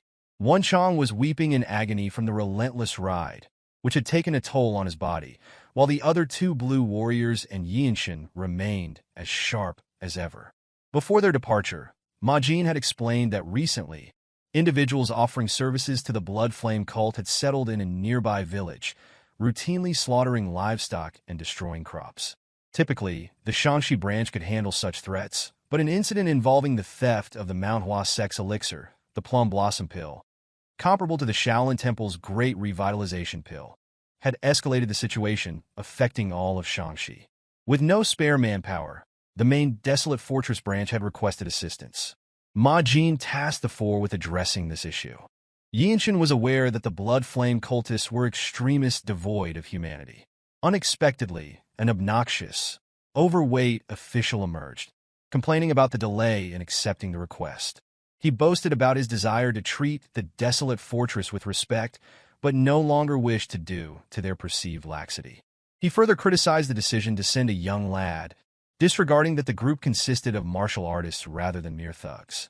Yeonshin turned to his seniors, inquiring about the nature of this individual. Chung Myung responded that such ignorant officials were common, having encountered many who had never witnessed a true martial artist. People like this official mistakenly believed the Desolate Fortress was their personal servant. Observing the official like a pig, Yeonshin asked if he could block the man's mute acupoint. Chung Myung granted permission before instructing them to handle the matter swiftly and depart. The official persisted in voicing his grievances until Yeonshin struck his mute acupoint, rendering him mute. Yeonshin then explained that they did not take orders from him and left him unharmed. As they proceeded toward their accommodations to rest, Wonchong realized that Yeonshin had learned to block acupoints as well. He expressed his intention to address Yeonshin respectfully by using his warrior name. In return, Yeonshin permitted Wonchong to do as he pleased, addressing him as the Desolate Fortress Sacred Warrior, which made Wonchong proudly accept the title. Chung Myung approached Yeonshin to elaborate on the relationship between the Murim and the government, explaining that they did not interfere with each other and neither would invade the other. However, within the government, the Desolate Fortress enjoyed more freedom than other martial artists due to the imperial family's support. This autonomy allowed them to confront those who erroneously believed they were under the Desolate Fortress's control. Myohwa joined the conversation, advising Yeonshin never to overextend himself. She commended his recent action against the official, considering it exemplary. During their discussion, Wonchong noticed movement in the distance. He alerted the others, and they focused their attention, a red-haired man wielding a sword was seen taking a child from the villagers. Yeonshin immediately identified the aggressor as a blood-flame cultist. Acting swiftly, he was the first to move, dashing toward the man in an attempt to rescue the child. Although Yeonshin was the first to initiate the move, Chung Myung swiftly outpaced him during the run. Yeonshin speculated whether his senior was utilizing the noble race's mobility art known as grass flutter. Following Chung Myung, Mirio accelerated past, and even Wonchong managed to move faster than Yeonshin after a few steps. This observation made Yeonshin aware of his weakness, realizing that he had insufficient training in mobility arts. The absence of proper mobility arts training at Yeong Manor placed him at a significant disadvantage. Meanwhile, a blood flame cultist launched an attack on a villager.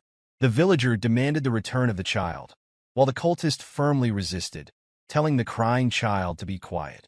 He contemplated that the child, being full of life energy, posed a different kind of noise. Before the red-haired brute could act further, Chung Myung arrived and launched an attack. Unfortunately, the brute successfully blocked Chung Myung's sword strike. At that moment, Chung Myung positioned himself between the cultist and the villagers to shield them from harm. Additionally, he rescued the child from the brute's grasp. Surprised by the unexpected appearance of a martial artist from the Desolate fortress, the red-haired brute turned around, realizing he was in a predicament with another blue-robed martial artist approaching. Instantly, he summoned strength from his core energy and attempted to flee before Mirio could catch up. Both Chung Myung and Mirio were taken aback by the brute's decision to flee rather than engage them. Ultimately, observing his remarkable speed, Mirio concluded that his mobility art likely traded his own life force for enhanced swiftness. Shortly thereafter, Wonchong arrived. Although he was faster than Yeonshin, his physical condition appeared poor, evident from his heavier breathing. Chung Myung returned the child to the parent before they all retreated to rest for the night. A little later, Mirio reprimanded Wonchong, acknowledging his martial arts proficiency suitable for a white robe, but noting his insufficient stamina. She advised him to focus on improving his stamina moving forward. Yeonshin anticipated receiving similar criticism, but Mirio commended him instead. His fundamental training was exceptionally thorough, making him a rarity even among the 9 great sects and 8 great clans. She had noticed his prowess when he ran without employing any techniques. Given his physical abilities alone, it was unlikely that anyone in the Radiant Demon Squad could rival him. Mirio then remarked to Chung Myung that a frail and thin member of the noble race like him could never match Yeonshin in physical capabilities. Chung Myung laughed, encouraging Yeonshin not to be disheartened by his lack of knowledge in mobility arts. Despite his reassurances, Chung Myung recognized Yeonshin's underlying disappointment. Approaching a nearby tree, Chung Myung offered to teach Yeonshin the mobility arts he employed. This gesture surprised Yeonshin, as he believed Chung Myung's mobility art was an exclusive skill. Chung Myung clarified that it was not a technique from his household's martial arts, but rather the movement style of the noble races. Typically, individuals couldn't master it even with understanding, but Chung Myung believed Yeonshin might have the potential. He cautioned Yeonshin not to rejoice prematurely, noting that no one in the Radiant Demon Squad had been able to learn it. Mirio added that although Chung Myung had taught interested members of the Radiant Demon Squad, none had succeeded. Soon after, Chung Myung demonstrated the movement, explaining that while it was termed a mobility art, it relied on nothing physical. Yeonshin observed energy at the tip of Chung Myung's feet, noticing the absence of abrupt movements in his core energy. Immediately after, Chung Myung employed his mobility technique to ascend the tree, describing it as the noble race's method of walking and running. Yeonshin realized that Chung Myung's footsteps were so light that, had he not been visible before his eyes, he might have been undetected. He also understood the sacred methods of the noble races, which did not utilize core energy, but a similar force supporting the body. Descending, Chung Myung moved gracefully, akin to a falling leaf. Chung Myung then inquired whether Yeonshin comprehended the technique. Yeonshin contemplated how to harness core energy to create wind, lacking the authority of the noble races. Chung Myung was puzzled, wondering if Yeonshin could discern the energy of nature merely by observation. Yeonshin affirmed his understanding and questioned whether that was the reason for the demonstration. Expressing gratitude, Yeonshin began brainstorming ideas. He continued to ponder the execution of the technique extensively. Realizing it would take time, Wonchong entered the inn to secure a place for rest. Meanwhile, Yeonshin immediately began cultivating, striving to find a way to utilize his energy to develop a mobility art. Before long, he formulated a concrete idea on how to use his energy similarly to the nature-infused energy his senior possessed. Outside, Chung Myung slept peacefully in a hammock tied to a tree until awakened by the sound of the door creaking open.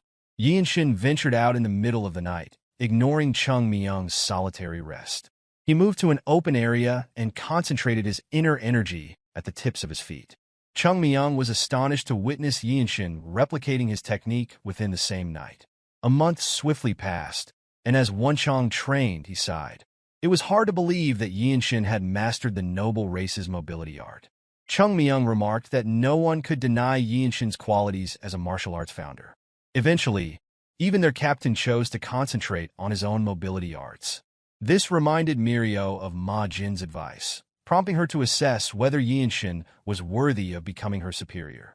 On this note, Wonchong inquired whether it was acceptable to send Yeonshin alone on the mission. Myohwa responded that the enemy should be the ones to fear, advising them to remain inside for another month. Additionally, she stated that since it was merely a reconnaissance mission, Yeonshin alone would suffice. Although Yeonshin's heart brimmed with joy, he felt lighter with each step. The balance between speed and effort had significantly improved compared to before. Soon, he arrived in front of a wooden house. After several hours of running, he had finally located their hideout. His next move was to return and inform the others. Suddenly, Yeonshin witnessed a horrifying sight. A blood-flame cultist leisurely sucking the essence of a young boy. This act starkly contradicted everything Yeonshin believed in. Determined, Yeonshin chose to reveal himself, calmly approaching the man. The cultist questioned the identity of the young man, daring to approach him in broad daylight. A gluttonous smile spread across the cultist's face as he eyed Yeonshin. A brazen young man radiating life energy, standing alone in such an unexpected place. Rising to his feet, the man reached for his sword at his waist and advanced toward Yeonshin. He laughed joyfully, confident that a mere white robe from the desolate fortress was no match for him alone. However, before the cultist could swing his sword, Yeonshin's blade swiftly severed his neck, decapitating him. As always, Yeonshin required only a fraction of a second to execute a decisive strike, ending a life instantly. He then looked at the child, feeling a sense of fate's cruelty, reminiscent of his own family's massacre and similar tragic fate. Yeonshin gathered his core energy into his sword and prepared to strike the wooden house before him. He vowed to bury the child after resolving the situation, refusing to allow any member of the demonic cult to survive. This resolve mirrored the teachings of Ma Jin. Channeling his core energy, Yeonshin visualized the attack path toward the wooden house. He then unleashed a magnificent sword aura attack, slashing the house in half. One blood flame cultist was swept away by the horizontal sword strike, while the remaining members froze in place, bewildered by the sudden assault. Without waiting for the cultists to regroup, Yeonshin advanced toward the wooden house. He didn't give them a chance to fight back, stabbing his sword directly into a man's heart. Yeonshin remarked that blood flame cult members believed the weak were prey for the strong, and now they were being eliminated by someone stronger. After eliminating one guard outside and two more inside the house, Yeonshin discovered a cave leading deep underground. He sensed a significant amount of energy emanating from within the cave, indicating that this was not merely a hideout for a few cultists, but a branch of the Blood Flame cult. Before long, a group of cultists emerged, one of them screaming that anyone daring to attack this place would meet their death. Yeonshin recognized the first cultist he had encountered in the village. Instead of fleeing upon realizing this was a branch of such a vile cult, Yeonshin chose to stand his ground and fight. Utilizing his newly acquired movement technique, he advanced to the center of the group and performed a delightful, yet deadly, sword dance. The cultists never anticipated a white-robed martial artist from the desolate fortress to attack them in such a manner. In a single breath, they were dispatched to their maker. Meanwhile, Yeonshin pondered the unnaturally vile aura emitted by such a small group of people. His thoughts were confirmed when a voice echoed from deep within the cave, expressing disbelief at the destruction caused by a white robe of the desolate fortress. Observing the shadowy figure in the cave, Yeonshin realized that this dark energy did not belong to the fallen cultists. A tall man emerged before him, and Yeonshin assessed that this individual was on a completely different level compared to those he had fought thus far. Yeonshin recalled that when a part of one's body reverts to its original state, it signifies that the person has reached the level of refining their core energy.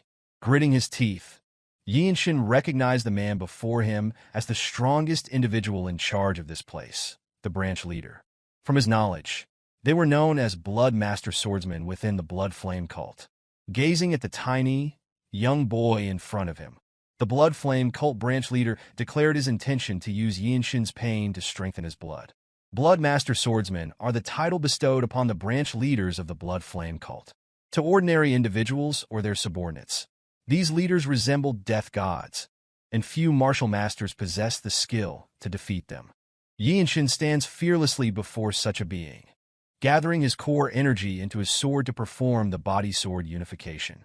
His intention is to go all out before his enemy can approach. In the past, Yeonshin had only been able to secure victory by launching a barrage of attacks before his opponent could react. Attempting the same strategy, he prepares to swing his sword for the first strike. The branch leader of the Blood Flame cult mocks Yeonshin by invoking the name Desolate Fortress, which has inflated his arrogance. Unfazed, Yeonshin swings his sword using the Jung dynamic technique he developed. Unfortunately, the cult branch leader dodges the attack just in time. Drawing upon a movement technique learned from his senior, Yeonshin immediately advances to launch another assault. He continues to barrage the Blood Flame cult's branch leader with swift sword strikes, while the leader adeptly evades each one. Observing the intensity of Yeonshin's attacks, the Blood Master smiles and acknowledges that he is not bad. This acknowledgement somehow affects Yeonshin, reminding him of his own past helplessness after nearly losing his entire family.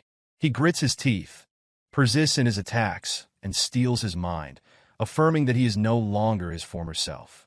Spotting an opportunity, Yeonshin grabs the branch leader's hand. He uses his reinforced hand to crush the Blood Master's hand used to wield his sword. Only then does the Blood Master realize the difficulty of dealing with this young opponent. Summoning his vile core energy into his left hand, he attempts to grab Yeonshin, whom he had previously dismissed as a mere pest. However, Yeonshin proves faster, already swinging his sword to cleanly sever the Blood Master's hand. The leader screams in pain, rendered a helpless and impotent martial master. Despite this, Yeonshin does not relent, delivering the final blow with all his might. His sword strikes the center of the Blood Master's chest. The leader is incredulous, unable to believe he was defeated by a mere white-robed warrior from the Desolate Fortress. Yeonshin addresses the fallen figure, implying that the leader has only inflicted pain on others without experiencing it himself.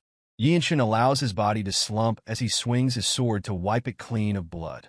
He then steadies his breathing after the fierce battle, amidst bodies lying around. Shortly after, Yeonshin notices a hole in the ground. He approaches it and witnesses the cruelty of this Blood Flame cult branch. With solemn eyes, he hopes that all the victims find peace in paradise after meeting such a fate.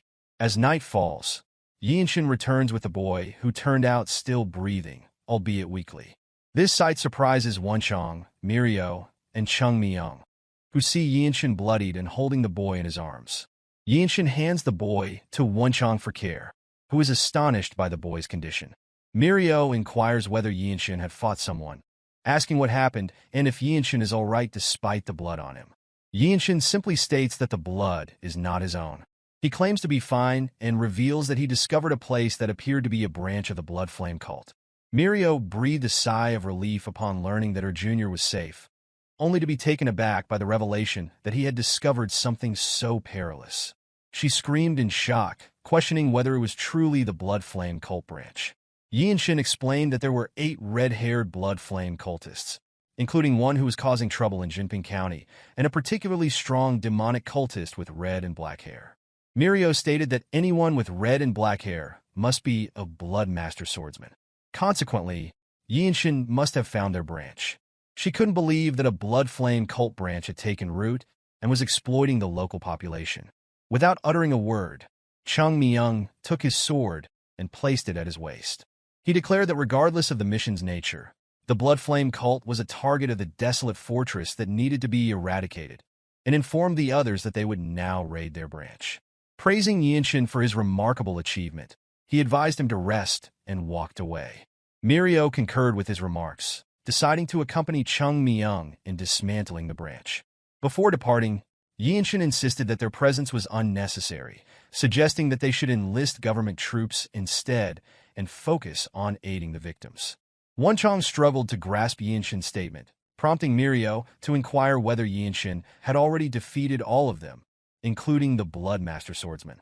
Yeonshin casually claimed that he had already killed them all. Chung Myung found it hard to believe that Yeonshin had single-handedly destroyed a Blood Flame cult branch.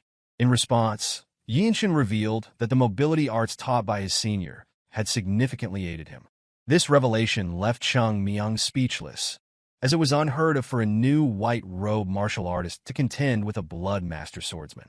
Myohwa then explained that the Bloodmaster Swordsman possessed a peculiar regeneration ability, making it extremely dangerous to confront him alone. She wanted to know how the battle had unfolded. She detailed that some had driven them to the brink of death, but were ultimately stabbed in the backs and killed because they were unaware of the regeneration ability. Yeonshin presented the head of the supposed Bloodmaster Swordsman with red and black hair, pondering whether he had ever utilized the regeneration ability. He felt an urge to decapitate the branch leader after witnessing the mountain of corpses he had caused. Although Yeonshin still wondered about the regeneration ability's danger, Chung Myung assured him of its existence and stated that the fight was over. Upon returning to the Desolate fortress, the two blue robe warriors reported everything to Ma Jin. He expressed surprise that a Blood Flame Master Swordsman had been involved in what he had anticipated to be a simple mission. He mused that this situation might actually be advantageous, as it allowed them to witness the true capabilities of the white robes on the mission. Ma Jin then inquired about the lightning genius's behavior in life-and-death situations. Myohwa doubted the accuracy of what had transpired, while Chung Myung was puzzled by the question. Ma Jin clarified that if a Blood Master Swordsman had been present, their forces must have been at least at the branch level, indicating a very dangerous scenario for the white robes. He surmised that they assaulted the branch by bringing the two white robes and destroying it. In the end, Myohwa admitted that they hadn't actually witnessed anything firsthand. She revealed that Yeonshin had embarked on the reconnaissance mission alone and had annihilated the entire Blood Flame cult branch by himself. Ma Jin sought clarification, confirming that Yeonshin had gone alone and killed all the Blood Flame cult members, including the Bloodmaster Swordsman. Ma Jin felt a surge of shock when Chung Myung simply affirmed his statement. Meanwhile, Yeonshin remained deep in thought as usual, while Wonchong expressed disbelief at how he had become attached to the place and how pleasant it was to return. Wonchong then inquired if Yeonshin sensed an electric atmosphere upon their return. Yeonshin concurred, likening it to the ambience of a festival. Wonchong, known for his penchant for gossip, revealed that the former Divine Sword Group captain had returned to vie for the position of Elder Council leader. Accompanying him was a boy, reportedly an adopted son of the renowned Desolate Male clan, rumored to be exceptionally talented. Yeonshin was aware that the Desolate Male clan was his mother's lineage, yet they had never visited Hyea County before, not even during his mother's wedding. After Yeonshin's birth, they had not reached out once. Yeonshin smiled, considering such stories typical of village tales, as if his mother's family had severed all ties after she married into a household they deemed lower in status. The next morning, Yeonshin reported to his squad captain as summoned. Ma Jin examined Yeonshin intently from head to toe, noticing the remarkable transformation after his mission, evident in the change in Yeonshin's energy. The thought that Yeonshin had single-handedly destroyed an entire Blood Flame cult branch was impressive and not mere luck, Ma Jin mused. He then stood up, instructing Yeonshin to follow him, mentioning that the Fortress Master had requested a joint meeting. Yeonshin pondered why the Desolate Fortress Master, holding such a position, would seek a meeting with them. As he followed his captain, Yeonshin inquired if there had ever been instances where she requested meetings with White Robe Warrior after their enlistment. Ma Jin responded sternly that it had never happened. As they walked, people not only showed respect to the Black Robe Squad captain, but also to Yeonshin, known as the Lightning Genius. Murmurs spread as onlookers recognized Yeonshin not only for his reputation in the Radiant Demon Squad, but also as the one who had killed a Blood Master swordsman while wearing a white robe, a fact that seemed hard to believe given Yeonshin's youthful appearance. Ma Jin explained that it was natural for others to pay attention to Yeonshin. His ability to destroy a blood flame cult branch alone marked him as a martial master within the Desolate Fortress.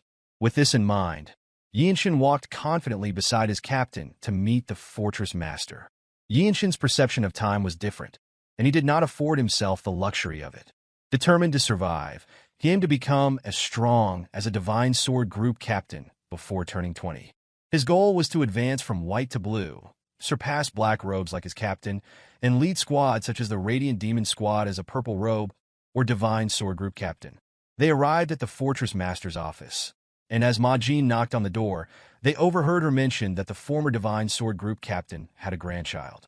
The old man responded by asserting that the blood of a lowly place could not travel far and expressed his desire not to bring shame to the Ma clan.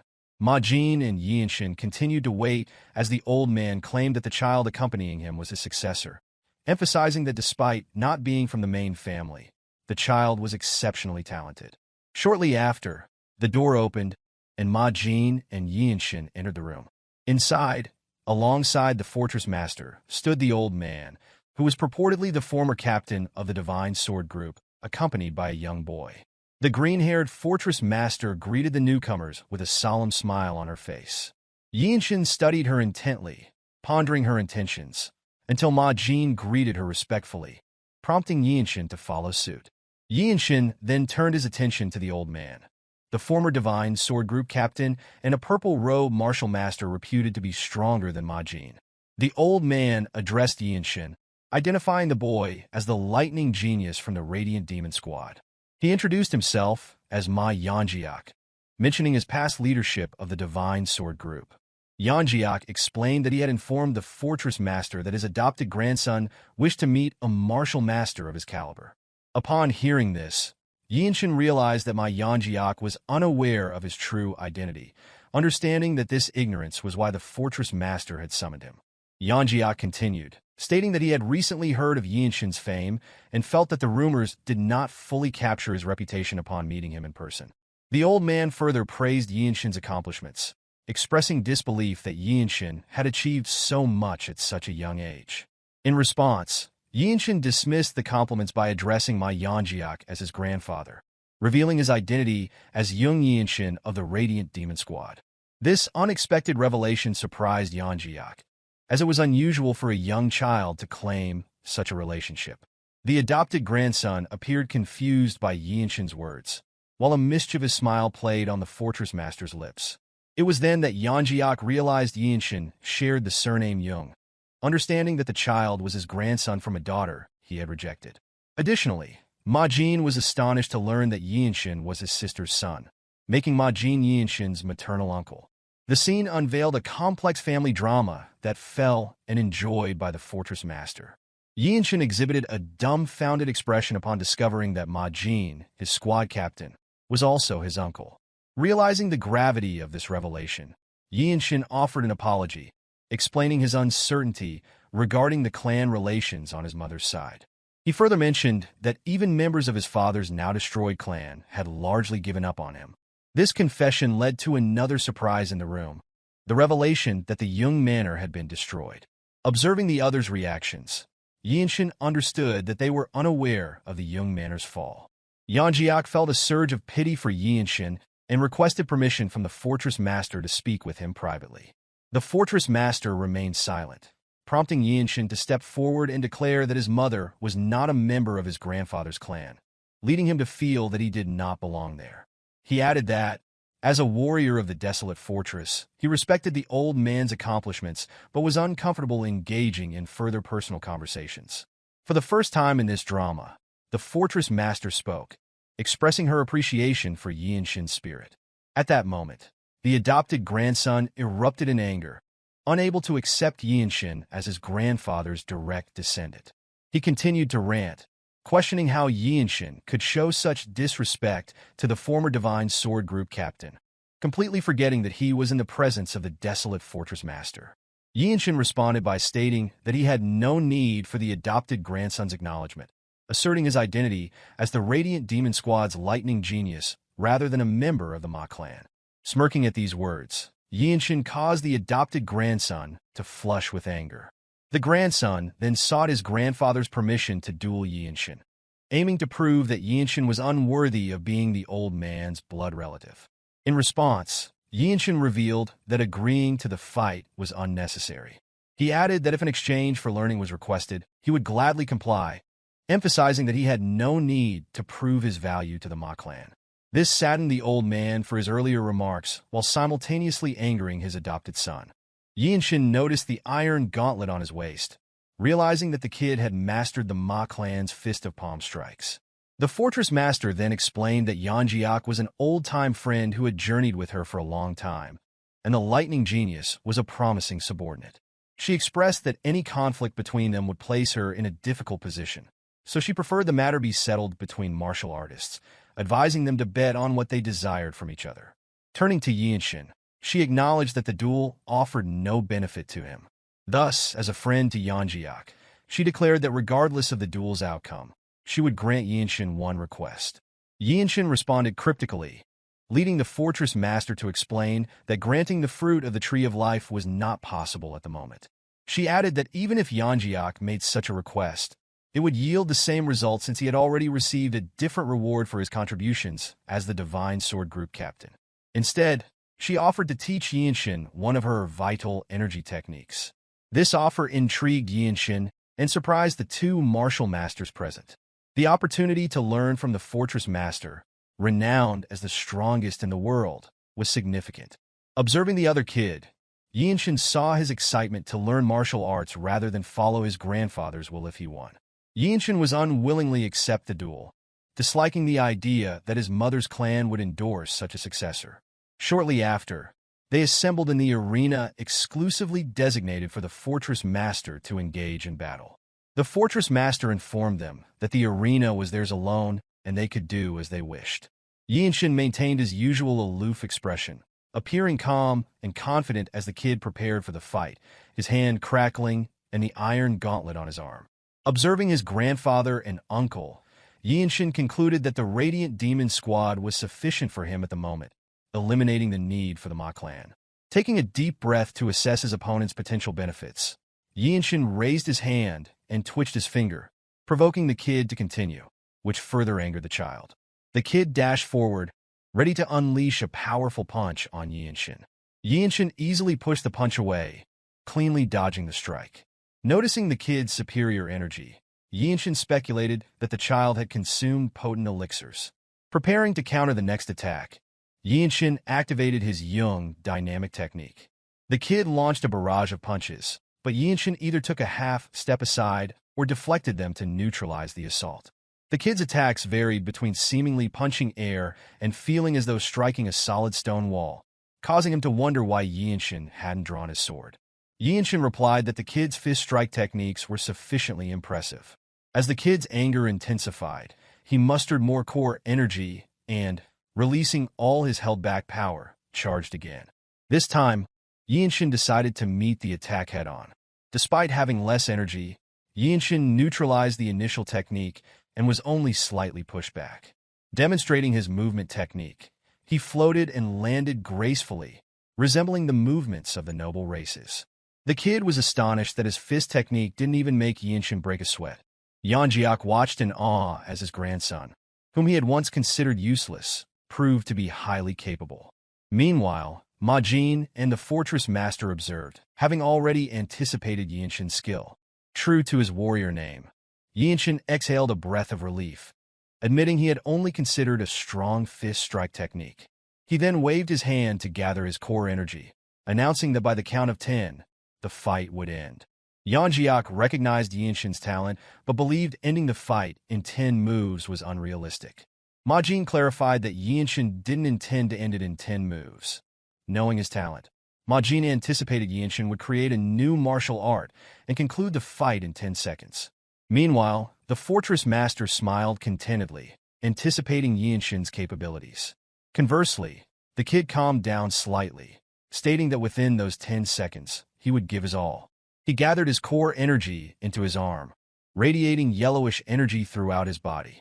Yeonshin considered this positive, noting that the kid had calmed himself instead of getting overly excited by the initial confrontation. Additionally, Yeonshin sensed from the waves of core energy that the kid had been trained finely by his grandfather, a purple robe and a respected figure in the world. Yeonshin recognized the kid's technique well and suggested using a palm strike instead of a fist strike if preferred. He stated that he didn't need the kid's advice in return and encouraged the kid to simply do his best. These constructive words only fueled the kid's anger, prompting Yeonshin to add that the kid would be able to demonstrate plenty of skills in return. Gathering all his physical power into his step, the kid charged forward, channeling every bit of core energy into his fist. Yeonshin decided to meet the strike with his newly created fist strike, retracting his hand and performing an energy accumulation discharge. Their fists collided evenly, surprising the kid with the strength Yeonshin could exert despite Yeonshin having less core energy. Yeonshin didn't stop there. He used a rotational step to charge back toward the kid. With a single glance, Majin realized that Yeonshin had accumulated more energy instead of depleting it. Utilizing this, Yeonshin executed another accumulated energy in his second strike, leaving the kid unable to prepare his fist strike in time. This strike broke the kid's defense, and a small smile appeared on Yeonshin's face, pleased with his new fist technique. Majin was further surprised, noticing that Yeonshin had drawn inspiration for this second strike from the fusion fist strike. The kid understood that Yeonshin was growing stronger with each attack and glanced fearfully at his grandfather, worried about disappointing him. In the end, the kid gritted his teeth and gathered his energy into his arm once more. Observing this, Yeonshin praised the kid's abilities and asked him to show more, which only irritated the kid further. The kid decided to attack with a palm strike. Meeting the attack, Yeonshin employed his accumulated energy for a third strike, completely destroying the kid's palm technique and pushing him away. Not stopping there, Yeonshin used the palm strike he had observed moments before in a fourth move. A mischievous smirk appeared on his face as he turned the kid's own technique against him. The kid couldn't believe he was about to lose to someone like Yeonshin as Yeonshin performed his fourth strike. Yeonjiak was astonished at how the fight concluded within 10 seconds. The kid coughed and couldn't move after taking the strike to his chest. Yeonshin looked at him with indifferent eyes, now recognizing the truth firsthand. The lightning genius possessed real skills and talents to back his claims. Comparable to someone with a 300 IQ, Yeonshin had created, deciphered, and performed a martial art within a few moves they fought. Majin was amazed to witness a fist art that grew stronger the longer the fight lasted, while Yeonjiak struggled to believe that his supposedly useless grandson had truly developed a new martial art so quickly. Meanwhile, Yeonshin was calmly normalizing his breathing, feeling proud of himself for creating a martial art worthy of being called a famed ultimate technique. Shortly after, the Fortress Master praised Yeonshin for the good fight and expressed her pleasure in seeing someone create a martial art. Yeonshin humbly admitted that he was embarrassed and hoped he hadn't wasted her time. She then inquired about the name of his new technique. Yeonshin chose to name it the Eternal Blossom Fist. The Fortress Master thought it was a perfect name for a fist strike technique that blooms endlessly. Majin then turned to congratulate Yeonshin on his great work, acknowledging that he had created an incredible martial art. Despite the praise, Yeonshin felt somewhat unhappy, believing he had only managed to work out its framework and was unsatisfied with the moves. He mentioned that when using palm strikes, he relied entirely on the Radiant Demon Arts movement. Majin explained that even with this reliance, not many white robes could withstand his attacks. He always tried not to be surprised, but Yeonshin's rapid growth was unavoidable. However, Yeonshin knew that his progress was not yet fast enough. This confused the others, but only the Fortress Master understood what he truly meant. Yeonjiak then approached him, seeking to know what he must do to gain Yeonshin's forgiveness. This surprised Majin and the kid, as such an influential person was bowing his head to ask for forgiveness from a kid. Time and again, Yeonjiak prioritized his clan above everything else. At this moment, the purple robe martial master, known as the Absolute Being, lowered his head in reverence toward Yeonshin. His mere presence dictated life and death for most, earning him the status of a godlike figure. Yet, this display evoked a sense of irritation in Yeonshin. Eventually, Yeonshin expressed that seeing his grandfather in such a state was a heavy burden. He remarked that the past could not be undone and that the maternal side of his family felt like strangers to him. To Yeonshin, the Radiant Demon Squad was his true family. Yeonjiak, determined to win his grandson over, proposed building bonds over time. However, Yeonshin declared that he lacked time for anything beyond improving his martial arts. He then asserted that he had won the duel his grandson had recklessly initiated and demanded respect as a martial artist. The fortress master, noticing Yeonshin's predicament, intervened and suggested settling the matter. She offered to teach Yeonshin any martial arts he needed when the time came and allowed him to make a single request of the Ma family. Yeonshin, already prepared, planned to deliver his request through Ma Jin, his captain, at the appropriate moment. Ma Jin found himself irritated by this, as the boy seemed to reduce him to the role of a messenger. Once the matter was resolved, Yeonshin and Ma Jin returned to their barracks. On the way down the stairs, Ma Jin mentioned an upcoming mission that could benefit Yeonshin.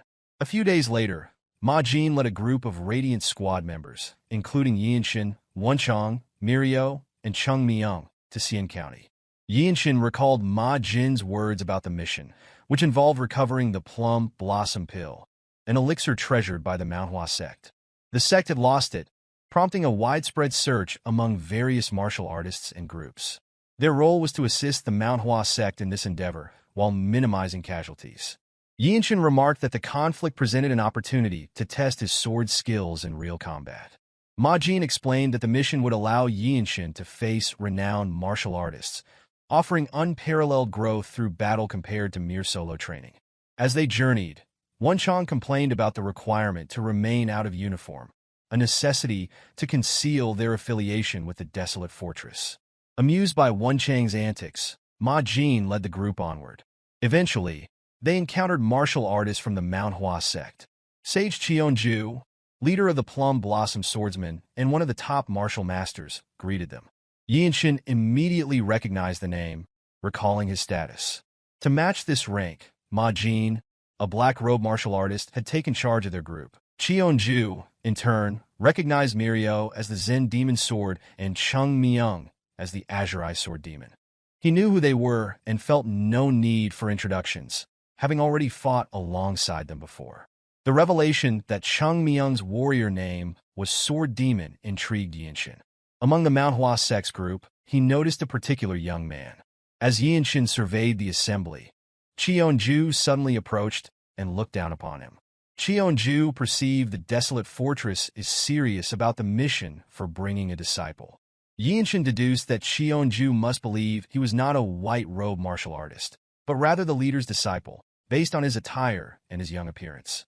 Ma Jin attempted to explain, mentioning that Yeonshin was literally only 15 years old as a white robe, but he was cut off mid-sentence when Cheonju recognized Yeonshin's extraordinariness.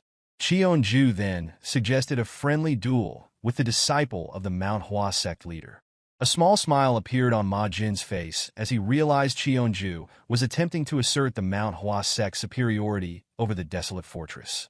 Since they were to travel as a party, it would be awkward for key members to fight each other.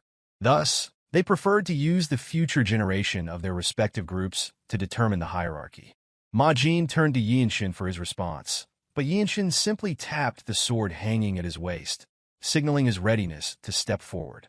A sly smile crossed Ma Jin's face, anticipating an interesting encounter. The young man who was supposed to be Yeonshin's opponent grumbled about his master forcing him into the situation, believing that 5 moves would suffice. Cheonju reprimanded him briefly, explaining that he would learn something here and urging him to give his all. The young man dismissed the Radiant Demon Squad's martial arts, expressing doubt about what he could learn. Meanwhile, Yeonshin kept his mind open, pondering the depth of the Myohwa sect's martial arts. He then remarked that the young man only needed 5 moves, prompting an apology from him, who claimed he did not intend to offend. Yu Hyun from the Myohwa sect introduced himself, explaining that his rigorous training had led him to unwittingly voice his thoughts aloud. Wonchong was aware of the rumor that Yu Hyun was the Myohwa sect leader's best disciple. Even Mirio added that he was considered the future of the Myohwa sect, with rumors suggesting he had already begun learning the Violet Dawn's sacred art. Wonchong felt nervous about Yeonshin fighting such a formidable opponent, but remained hopeful that his comrades would manage. Excited, Yeonshin briefly introduced himself simply as Yeonshin with no mention of his title. As is customary when martial artists confront each other, they communicated through their martial arts.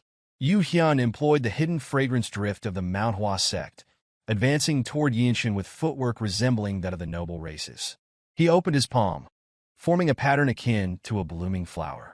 Yeonshin's interest was piqued as he wondered whether he could achieve the same variation by countering each of Yu Hyun's strikes.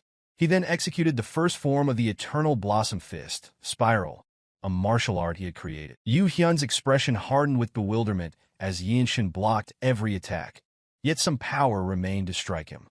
Yeonshin pressed forward, while Yu Hyun remained surprised by the strength behind his fists. With excitement evident on his face, Yeonshin stepped his feet firmly into the ground and performed the second form, Advancing Thunder, a point-blank straight punch that produced a thunderous sound from a single strike aimed at his opponent. In the nick of time, Yu Hyun utilized the Falling Blossom technique to defend against such a powerful attack. Observing this, Yeonshin was inspired to create his third form. He proposed extending the fight slightly longer, smiling with the intention of lasting about 10 seconds. Yeonshin continued to advance, his clenched fist imbued with internal energy. Cheonju appeared disappointed as he watched the Myohwa disciple being overpowered, while Ma Jin was pleased with the fight's progression. An ethereal wave of energy erupted from Yeonshin's left hand, blooming and bursting like a fireworks display of flowers, generating a powerful shock that struck Yu Hyun down. The force matched that of the second form, knocking Yu Hyun to the ground. The martial masters from the Myohwa sect were left confused. Should they be angered that their future was lost, or pleased by the insight they had witnessed? Yeonshin felt satisfied with his performance of the move and decided to incorporate it as the third form of the Eternal Blossom Fist and named it the Blossoming Petal Fist. Silence enveloped the area as everyone pondered what had transpired. The future of such an ancient sect had been defeated by an unknown individual in just 3 moves. Realizing the potential embarrassment, Cheonju commanded his men to take Yu Hyun back. He then addressed Ma Jin, commenting that the Desolate Fortress had been raising a dragon and speculating on how much more they would cleanse Murim in the future. Ma Jin responded that this was quite an exaggeration, explaining that the Desolate Fortress would not act unless ordinary people were harmed. Cheonju remarked that the convenient justification remained unchanged before turning his attention to Yeonshin. He praised Yeonshin, noting that he had witnessed some excellent martial arts today, resembling the Falling Blossom technique, though it was unlikely that the Myohwa sect's martial arts were connected to Yeonshin's. Cheonju admitted that he was unaware such martial arts existed, and even suggested that if Yeonshin ever left the Desolate Fortress, the Myohwa sect would welcome him. This surprised Ma Jin, who immediately told Cheonju to stop as he had crossed the line. Cheonju raised his hand to halt Ma Jin, admitting that his greed had overcome him, causing him to make a fool of himself. This was all because such remarkable talent was right before him. Despite this, Ma Jin was clearly irritated by Cheonju's words. Meanwhile, Mirio sent a sound transmission to Yeonshin, expressing that he was incredible and acknowledging that he was struggling. Yeonshin nodded slightly, as the third move he had performed had exhausted almost all of his internal energy. The Eternal Blossom Fist technique he had created delivered powerful attacks in every stance, but it also consumed a significant amount of internal energy. For the time being, he would have to use a sword in actual combat. After they hurriedly found a room at an inn, Chung Myung lazily instructed Yeonshin to open his middle dantian quickly, explaining that if his internal energy was insufficient, he would need to supplement his stamina. Yeonshin immediately sat and asked what that meant. Mirio joined in, explaining that the middle dantian had effects that even the upper dantian couldn't achieve, making his internal energy more solid. This was a new concept to Yeonshin, who had never learned such techniques in a sect. Mirio further explained that training the middle dantian improved efficiency, allowing martial artists to fight for extended periods without tiring. Masters who fought for days and nights without fatigue had trained their middle dantian, making the flow of internal energy more stable and enabling them to execute large techniques multiple times. Yeonshin glanced at his lazy senior, Chung Myung, who had fought with Namgung best swordsman, before turning to Myohwa and asking how he could open his middle dantian. She informed him that with prolonged training in the lower dantian, it would open naturally, specifically by focusing on his breathing and energy circulation in his upper body. Appearing determined, Yeonshin asked if there was a faster way, addressing Myohwa as sister. Myohwa's cold eyes softened slightly, and her cheeks blushed. For a moment, her lips stuttered after being called sister, but she quickly regained her composure, like the experienced master she was, while Yeonshin wondered if he had said something wrong. The inn was alive with noise, the mingling smells of roasted meats and spiced broths thick in the air. Every corner seemed occupied, making it difficult to spot an empty seat amidst the bustling crowd. Wonchong squinted, his sharp eyes scanning the room, though it wasn't the crowd that held his attention for long. Myohwa, seated across from him, suddenly stood, her movements sharp and deliberate. There was an edge to her presence now, as though a blade had been unsheathed within her. At the same time, Ma Jin leaned forward, his tone steady as he laid out the situation. He identified the stealthy demons, infamous thieves operating north of the Yangtze River, as the culprits behind their current predicament. By the time Myohwa returned to her seat, her expression was unreadable, though her energy seemed no less intense. Ma Jin continued, addressing her directly as he closed his eyes, confirming that the stealthy demons were indeed the ones who had stolen her martial arts manual. To him, the connection was as clear as day. Wonchong turned toward her, his voice tinged with curiosity. He questioned whether they had stolen from a blue-robed warrior of the Desolate fortress, though his words seemed to prod more than accuse. Myohwa grit her teeth, her frustration evident in the tautness of her jaw. She hinted at a story behind the theft, one she wasn't keen on sharing just yet. Ma Jin broke the silence with a decisive shift in the plan. He announced their intention to smash the signboards of Shangshi's unorthodox factions, targeting those aligned with the stealthy demons. Wonchong, ever analytical, asked what the Myohwa sect planned to do during their assault. Ma Jin's response seemed to amuse him as he pieced together the strategy, realizing they would act as a distraction, drawing attention while the Myohwa sect infiltrated the targeted sects. Yeonshin, the youngest among them, raised a practical concern. He questioned their justification for such a direct attack. Chung Myung, with a wry smile, turned to address him. His words carried a mix of explanation and dismissal as he clarified the Empire's stance. To the Empire, the distinction between orthodox and unorthodox martial artists was simple. It came down to whether money was donated willingly or extorted at swordpoint. Ma Jin added that unorthodox factions were parasites feeding off the nation. He explained the inevitability of their return even if wiped out, reinforcing that no justification was necessary to strike them. Yeonshin pressed on, asking how many factions they were targeting.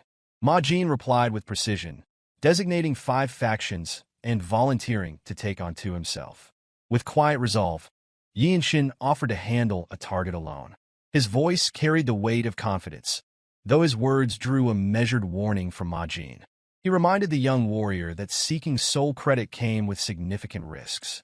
Yeonshin remained steadfast, undeterred by the caution.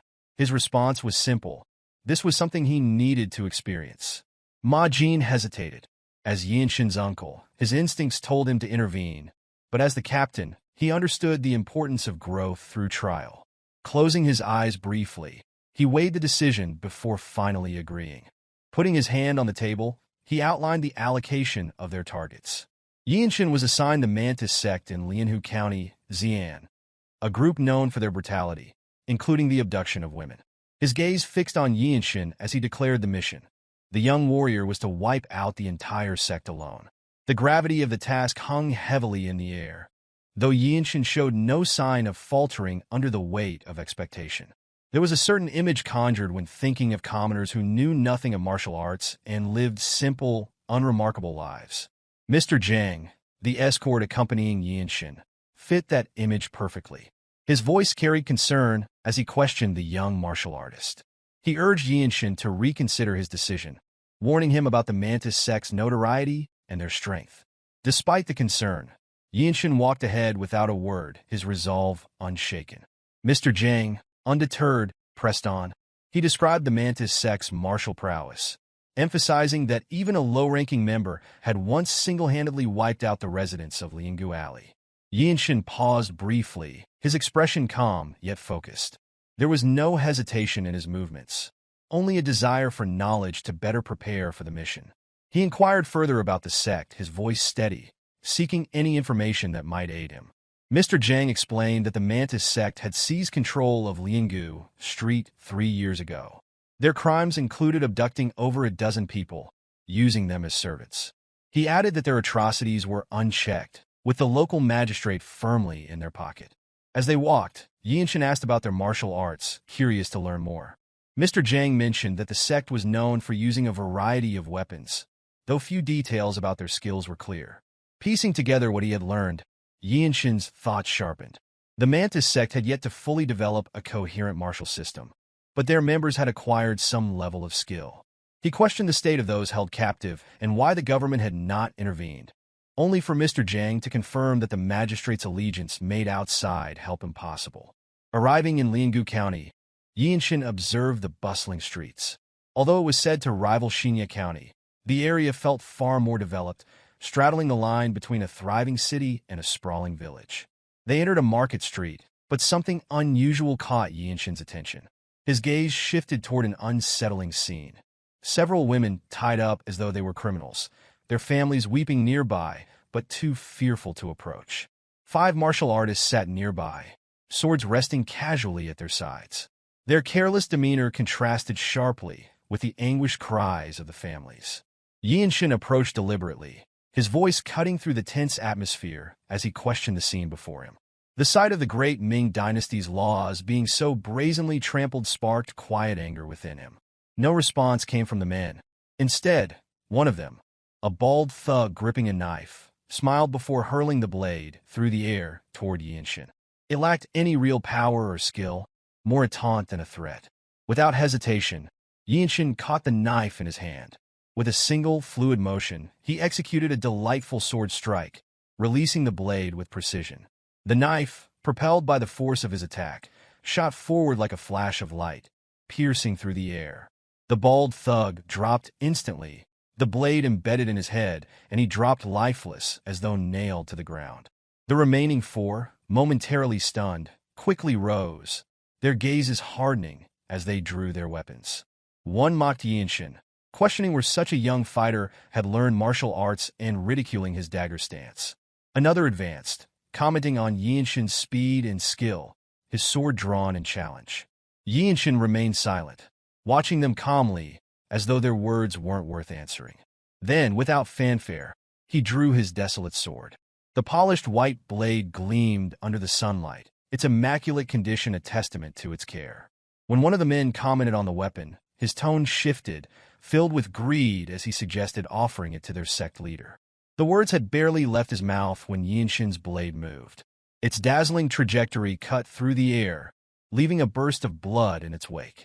The man's head split cleanly, the blade continuing down through his torso before his lifeless body collapsed. The remaining men began to understand that this young swordsman was no ordinary martial artist. Before the 3 could even turn to face him, the path of the white sword blazed in swift arcs. Demon's Light, a technique of the swift sword, cut through the air with deadly precision. The sensation of 3 consecutive strikes traveled up Yeonshin's arm as his sword wave landed perfectly. Their bodies had no time to react. By the time they might have moved, their upper torsos were already severed cleanly from their lower halves. The lifeless forms collapsed to the ground, one after another. Yeonshin turned his focus to the bound women, his movements fluid and efficient as he cut through the ropes that held them captive. Gratitude filled the air as the freed women lowered themselves into deep bows. Families rushed forward, sobbing as they embraced their loved ones. Mothers, wives, and daughters finally returned to their arms. Yeonshin, however, found no satisfaction in the scene. His focus remained sharp as he turned to Mr. Jeong, his question cutting through the reunion. Mr. Jeong responded quickly, pointing toward the end of the road. The crowd, still reeling from the chaos, retreated into the shadows, ensuring they remained out of sight. Only Mr. Jeong stayed behind, silently following Yeonshin as they made their way to the Mantis sect. The entrance gate of the sect loomed ahead, its signboard boldly marking the territory. Without hesitation, Yeonshin stopped briefly in front of the gate, raising his leg and channeling inner energy through the Jeong dynamic technique. The power gathered in his strike surged, and with one explosive motion, he released it. The gate shattered instantly, fragments of wood and metal scattering across the ground. Stepping through the destruction, Yeonshin entered the training hall. Around 30 martial artists stood in formation, weapons drawn, their gazes fixed on the intruder who had already taken down 5 of their own. Yeonshin's expression remained calm, indifferent to the sight before him. Observing their readiness, he noted how quickly the news of his arrival must have traveled. The speed of their organization spoke volumes, though it did little to faze him. With his sword drawn, Yeonshin stepped into the center of the yard. He was surrounded by martial artists who remained motionless, their gazes locked onto him with murderous intent, as though biding their time to strike. Tales often spoke of unrivaled supreme masters who could vanquish armies single-handedly. A middle-aged man standing alone on the stairs leading to the main yard frowned deeply, seemingly incredulous. The young intruder had supposedly killed their disciples, a claim that hung heavy in the air. Yeonshin's eyes moved to the man's attire, a long robe adorned with intricate depictions of spiritual creatures, including the 4 divine beasts and dragons. Such clothing was a bold statement, one reserved exclusively for the emperor. The thought crossed Yeonshin's mind. Was this man a rebel for daring to don the dragon robe? Descending the stairs with measured steps, the man who appeared to be the sect leader ordered the others not to interfere. He remarked with a trace of eagerness that it had been a long time since he had felt the edge of a blade, unsheathing his sword as he spoke. He addressed Yeonshin with disdain, questioning why the young man had chosen to reveal himself before their sect, even if he fancied himself a hero. In an indifferent tone, Yeonshin countered by asking for the man's name. The question prompted a mocking reply. Someone about to die, the sect leader declared, had no need to know his great name. Yeonshin, maintaining his composure, explained that he needed the name of the sect leader to claim credit for his merit. As he spoke in a low voice, he began channeling energy with the Jeong dynamic technique throughout his muscles. At that moment, he merged his essence with the Desolate sword, his true energy heightening his awareness, and felt the sect leader's sword intent. The praying Mantis sect leader charged, wielding his sword with a ferocity that rode the wind. Yeonshin observed intently, recognizing the swift sword movement the man employed, an advanced technique Yeonshin himself had mastered. Having created a fist technique that properly handled force, the path of the sword was clearly visible in Yeonshin's eyes. He silently wondered if his own growth had brought this clarity. Recalling the way Chung Myung had deflected his sword strike during training, Yeonshin unsheathed his weapon, swinging upward to intercept the sect leader's attack. The motion appeared serene, but it carried the layered power of the energy accumulation discharge technique. The force of repelling the strike felt vivid, and the sect leader's expression shifted to one of perplexity. Realizing the youth before him was no ordinary opponent, the sect leader barked an order to his disciples. The surrounding members of the praying Mantis sect surged forward, weapons aimed at the seemingly fragile young man. Yeonshin held his ground, watching as blades descended from all directions. The sharpness of their attacks cut through the air, awakening every fiber of his being. For the first time, he faced such an overwhelming number of weapons simultaneously. The first strike reached him, but he sidestepped with a half-step, evading the blow before launching a counterstrike with his sword. Another attack followed, and Yeonshin raised his blade to defend. One strike after another came his way, the sheer volume of attacks demanding his full attention. The onslaught was relentless, a cascade of strikes forcing him to move fluidly between defense and counterattack. Each enemy that came within reach met the edge of his blade. The chaotic lines formed by the flurry of blades became visible in Yeonshin's mind. Paths carved through the melee emerged with clarity, guiding his movements. His body, attuned to the wind, danced between the strikes, each motion calculated. With the Desolate sword in hand, he struck through gaps in the assault, weaving through the chaos to deliver fatal blows. The layered energy of the attacker's weapons refined Yeonshin's swift sword technique, which now merged seamlessly with his Desolate sword. His strikes, precise and devastating, followed trajectories only he could perceive. His sword danced brilliantly, his blade leaving death in its wake. Before long, Yeonshin found himself standing before the sect leader once more. Yeonshin observed the man standing before him, with the lifeless bodies of the disciples he had slain scattered behind him. The sect leader muttered in surprise, questioning the situation. According to the teachings of his seniors, one must take the initiative in a group battle. Yeonshin reflected internally. True energy surged through his body like wildfire, racing through the 3 main meridians in an instant. His sword-wielding hand tightened, channeling his force as though it were a fist. The power of the eternal blossom fist gathered in his arm, culminating in the execution of its second form, the advancing thunder. Though armed with a sword, Yeonshin infused his strikes with the essence of the fist technique. Mastering the rhythm of the Desolate sword wave, he moved with precision. A fierce wind accompanied his charge, closing the distance between him and the sect leader in mere moments. The man's face, etched with surprise, loomed closer in Yeonshin's sight. With swift resolve, Yeonshin struck downward, his blade aimed for the sect leader's head. Before the sect leader could utter a word, a pure flash of sword light cut through the air. The merciless strike sent a shuddering sensation reverberating through the battlefield. When the dust settled, the lifeless body of the Mantis sect leader lay silent. The overwhelming force of Yeonshin's strike had left unmistakable evidence of its power. The heavy scent of blood rising in the air made the surreal scene all too real. Declaring his resolve, Yeonshin proclaimed his intent to destroy the signboard of the praying Mantis sect. He turned his gaze toward the remaining disciples, who stared in disbelief. One disciple murmured a question, his voice trembling.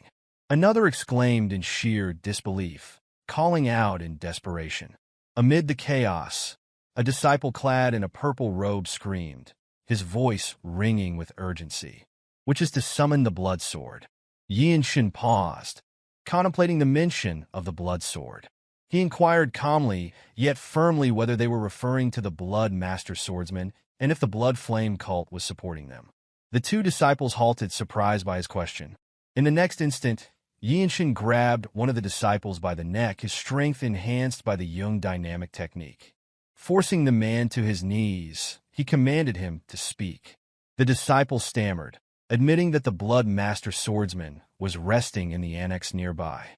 Yeonshin considered the situation. If it was truly the Blood Master Swordsman, there was no way such a formidable figure would fail to sense the intensity of this battle. A sudden attack disrupted his thoughts. A sword imbued with core energy hurtled toward him silently, slicing through the air without warning. Yeonshin's Desolate sword, strengthened by layers of true energy coursing through his right arm, intercepted the strike with a resonant clang. The vibrations spreading through his hand were sharper and more intense than anything encountered thus far in the praying Mantis sect. A figure leaped past Yeonshin, retrieving the fallen weapon. The sunlight glinted off the reddish hair of the newcomer, who exuded an ominous energy that seemed to permeate the battlefield. With a voice laced with disdain, the Blood Master Swordsman remarked that Yeonshin had blocked the strike.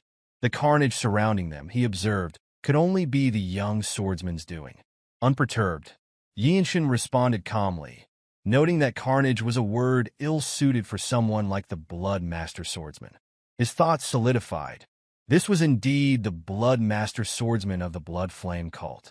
The man before him had hair streaked with red and black, his mouth stained with dried blood.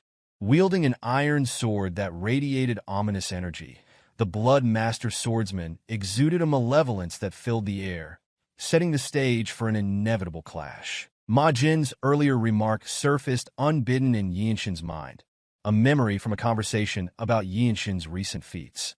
Ma Jin had joked that slaying 5 Bloodsword Masters would earn recognition as a blue warrior, regardless of age. The humor in his tone had been evident, given how rare it was to encounter the Blood Flame sect, let alone defeat its members. Yeonshin's thoughts lingered only briefly before he muttered a single word to himself. Lucky. Then, with an air of cold resolve, he added that only 3 remained. Across from him, his opponent made no response. In the past, such an adversary might have recklessly charged forward, heedless of the warning in Yeonshin's tone. But now, things had shifted. Wariness marked every movement of the Swordsmaster, whose cautious sidestep betrayed a deep recognition of the danger before him. This opponent was no novice. Unlike the members of the praying Mantis sect, the Swordsmaster had sensed the full extent of Yeonshin's power. But Yeonshin had no intention of waiting for an attack. With precision, his foot struck the ground, sending a surge of energy rippling through his body. The second step he took carried intent, a deliberate act that resonated with power. The distance between them vanished as Yeonshin unleashed the Radiant Demon's swift sword technique. The blade carved a sharp trajectory through the air, colliding with his opponent's weapon. The impact echoed as steel clashed with steel, the force of Yeonshin's strike driving his foe backward. Though the enemy had managed to block the attack, the momentum had shifted unmistakably in Yeonshin's favor. This fight needed to end quickly. The Swordsmaster was formidable, but prolonging the battle in the heart of the praying Mantis sect would diminish Yeonshin's chances of survival. His piercing sky-blue eyes swept over the swordsman's form, analyzing every subtle movement with a clarity honed by countless battles. As his opponent retreated, Yeonshin sensed the gathering energy in the man's left hand, an unmistakable sign of an impending counterstrike. The opening revealed itself. Instinct guided Yeonshin's body, bypassing thought as he acted. Energy coiled around the Desolate sword, channeling the spiral force of the Eternal Blossom Fist into his next strike. The combination of precision and speed compressed the space between them as Yeonshin surged forward. The strike was swift and efficient. Blood sprayed faintly into the air, carried by a gentle breeze. The Swordsmaster staggered, a choke sound escaping his lips as shock and disbelief etched themselves onto his face. Yeonshin felt the anguish and lingering resentment in the vibrations that ran along his blade. Even as the Swordsmaster's lips began to move, forming what would have been his final words, Yeonshin did not falter. There was no time for parting sentiments. With a sharp twist of the embedded blade, he ended it. The lifeless body crumpled to the ground, silent and unceremonious, like a flame snuffed out by the wind. He addressed the remaining members of the praying Mantis sect, his voice low and steady. Don't flee. The words froze them in place. Though devoid of overt menace, the authority in his tone was undeniable. None dared defy it.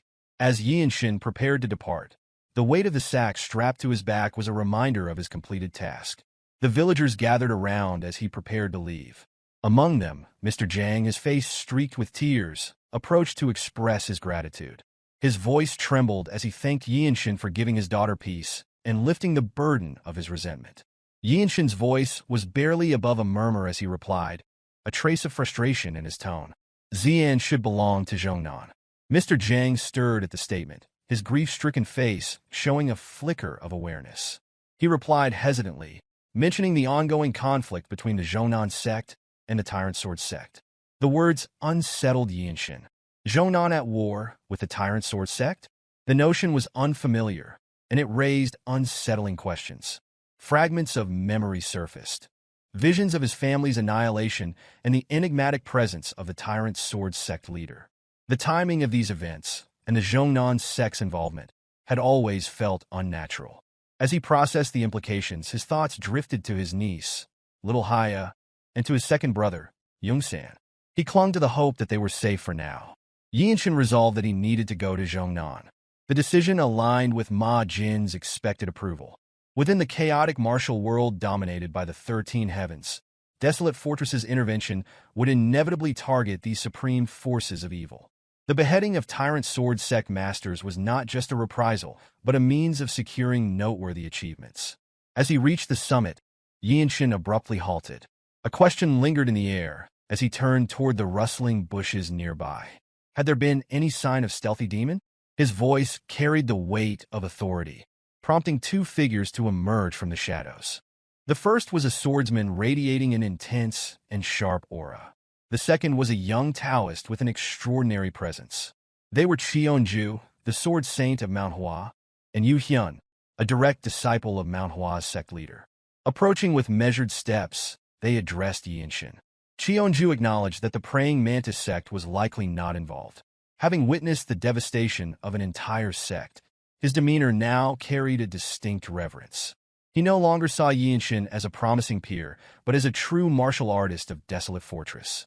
Yeonshin responded with a calm nod, expressing mild disappointment at the lack of new leads.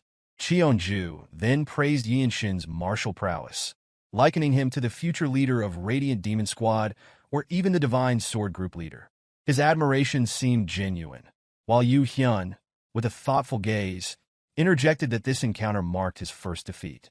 He elaborated that sparring with Yeonshin had been an unparalleled experience. Among his peers, none had posed such a challenge.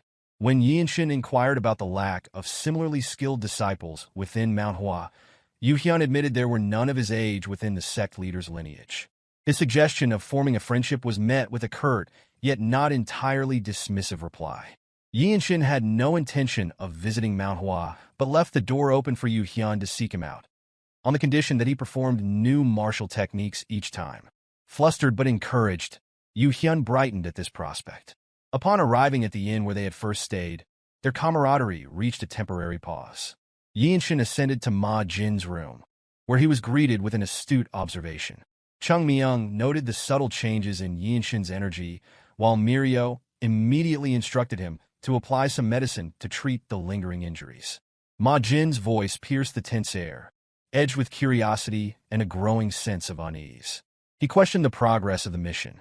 Without a word, Yeonshin loosened the ties and let its contents spill onto the table. Gasps rippled through the gathered, their faces filled with shock. Lying before them was the severed head of the Blood Swordsmaster, accompanied by the shattered remnants of the praying Mantis Sect's signboard. This was no mere stroke of luck. The incident in Jinping County had not been an isolated fluke. He reached out to Yeonshin, ruffling the boy's hair in a rare gesture of approval. Ma Jin muttered. The mention of involvement from the Blood Flame sect tightened his expression, the scars on his face seeming to deepen as tension gripped him. The implications were grim, and the weight of what had unfolded settled heavily on his shoulders.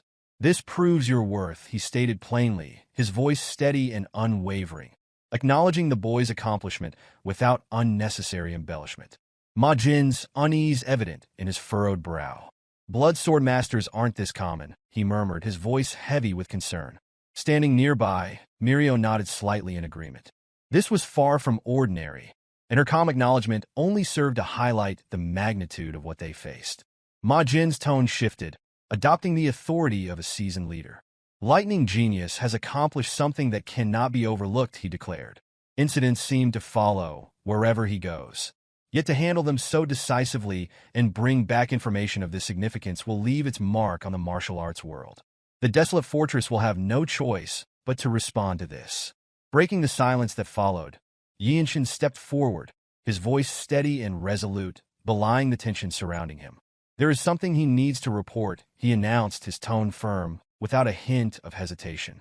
After a pause, he continued, his gaze unwavering and his expression unflinching. He wants to go to Jeonnan's sect. Ma Jin hesitated for a moment, staring blankly before finally speaking again. He asked if Yeonshin truly intended to go to Mount Jeonnan. Yeonshin, with a firm tone, expressed concern for his niece's well-being, prompting Ma Jin's expression to stiffen awkwardly. Ma Jin acknowledged the situation, explaining that they had only just received the news themselves. Mirio interjected, raising her eyes slightly as if troubled. She cautioned that Mount Jeonnan was now an incredibly dangerous place. The Tyrant Sword sect, she explained, differed significantly from the Blood Flame sect. While they couldn't simply be labeled as evil, their approach to martial arts was extreme, an unsettling blend of orthodox techniques and sinister practices. They were obsessed with strength, unable to recognize moderation. Her tone reflected a clear concern for Yeonshin, the youngest among them. Ma Jin agreed, emphasizing that no mission had been assigned. Completing the tasks they had already been given should be sufficient, he reasoned. Both Ma Jin and Mirio clearly opposed sending Yeonshin on such a perilous endeavor. Only Chung Myung, seemingly oblivious to the tension, stepped forward to defend the youngest member of the Desolate Fortress. He argued that a squad leader should have the authority to judge a situation and assign a mission at their discretion. His words, though earnest, earned him a sharp glare from Mirio, who clearly disapproved of his interference. Ma-jin spoke candidly, voicing his reservations. He questioned how they could send Yeonshin when the likelihood of his return from Mount Jeongnan was uncertain. The gravity of the situation was apparent to everyone except Yeonshin, who seemed taken aback and could only manage a brief response of surprise. Ma-jin clarified further, explaining that anyone in Desolate Fortress who knew of Yeonshin's talents would share their concern. Chung Myung explained that Yeonshin's talent made him a coveted figure in the martial world. Even the Myohwa Sect's Sword Saint had brazenly expressed interest in having Yeonshin as a guest. Mirio and Wonchong nodded in agreement, their expressions confirming their silent support of Ma-jin's sentiments. However, Yeonshin appeared to perceive a deeper, unspoken reason behind Ma-jin's reluctance. Addressing the squad leader with a calm yet piercing tone, Yeonshin asked how Ma-jin could fail to distinguish between public duties and private matters. His words struck a nerve, delivering a clear and undeniable point. Yeonshin then asserted that his achievements spoke for themselves and urged Ma-jin to record this request as an individual merit. To emphasize his resolve, he pointed to the head of the Blood Swordsmaster, displayed on the table as a testament to his capabilities. Chung Myung, unable to suppress his smugness, remarked that Ma-jin had been cornered. His comment earned him a sharp elbow from Mirio, who silenced him with an exasperated expression and made him groaning in pain. After a moment of deep thought, Ma-jin finally spoke. He admitted that it was difficult to refuse and proposed a solution, a bet. The suggestion surprised the group. Ma-jin, a black-robed martial master, was a figure of immense strength, an insurmountable force compared to a white-robed martial artist like Yeonshin, who was little more than an ant in comparison. Ma-jin declared that Yeonshin would need to neutralize or avoid just one move within a single second. If Yeonshin could manage that, Ma-jin promised to grant his request and even offered an additional reward. This, Ma-jin explained, was the minimum level of skill required to stand out in the martial world. Mirio, fond of Yeonshin, attempted to protest, but her words fell on deaf ears. Yeonshin, unwavering in his determination, nodded without hesitation. They moved to the inn's backyard. Neither Yeonshin nor Ma-jin paid any attention to the growing interest of others. Masters from the Myohwa Sect, having overheard the situation, approached the scene. Ma-jin, unfazed, casually permitted them to observe. Among them, Cheonju returned to his group, thanking Ma-jin for allowing them to witness the exchange. He reminded the Myohwa disciples that this was a rare opportunity to witness the techniques of a Desolate Fortress squad leader. Yu Hyun, one of the disciples, voiced his thoughts aloud, marveling at the fact that a black-robed master of the Desolate Fortress, like Ma-jin, was comparable to a peerless swordsman. Cheonju remarked on the situation, acknowledging that especially in chaotic battles, they were those stronger than himself. Among them, Hellslayer stood out as a figure who completely dominated the battlefield. Known for eliminating countless hypocritical villains, including renowned sect leaders, his movements were not to be underestimated. Even a single strike from such a master carried the essence of instant death. Cheonju provided an extensive explanation of Ma-jin's background as a black-robed martial master and squad leader of the Desolate Fortress.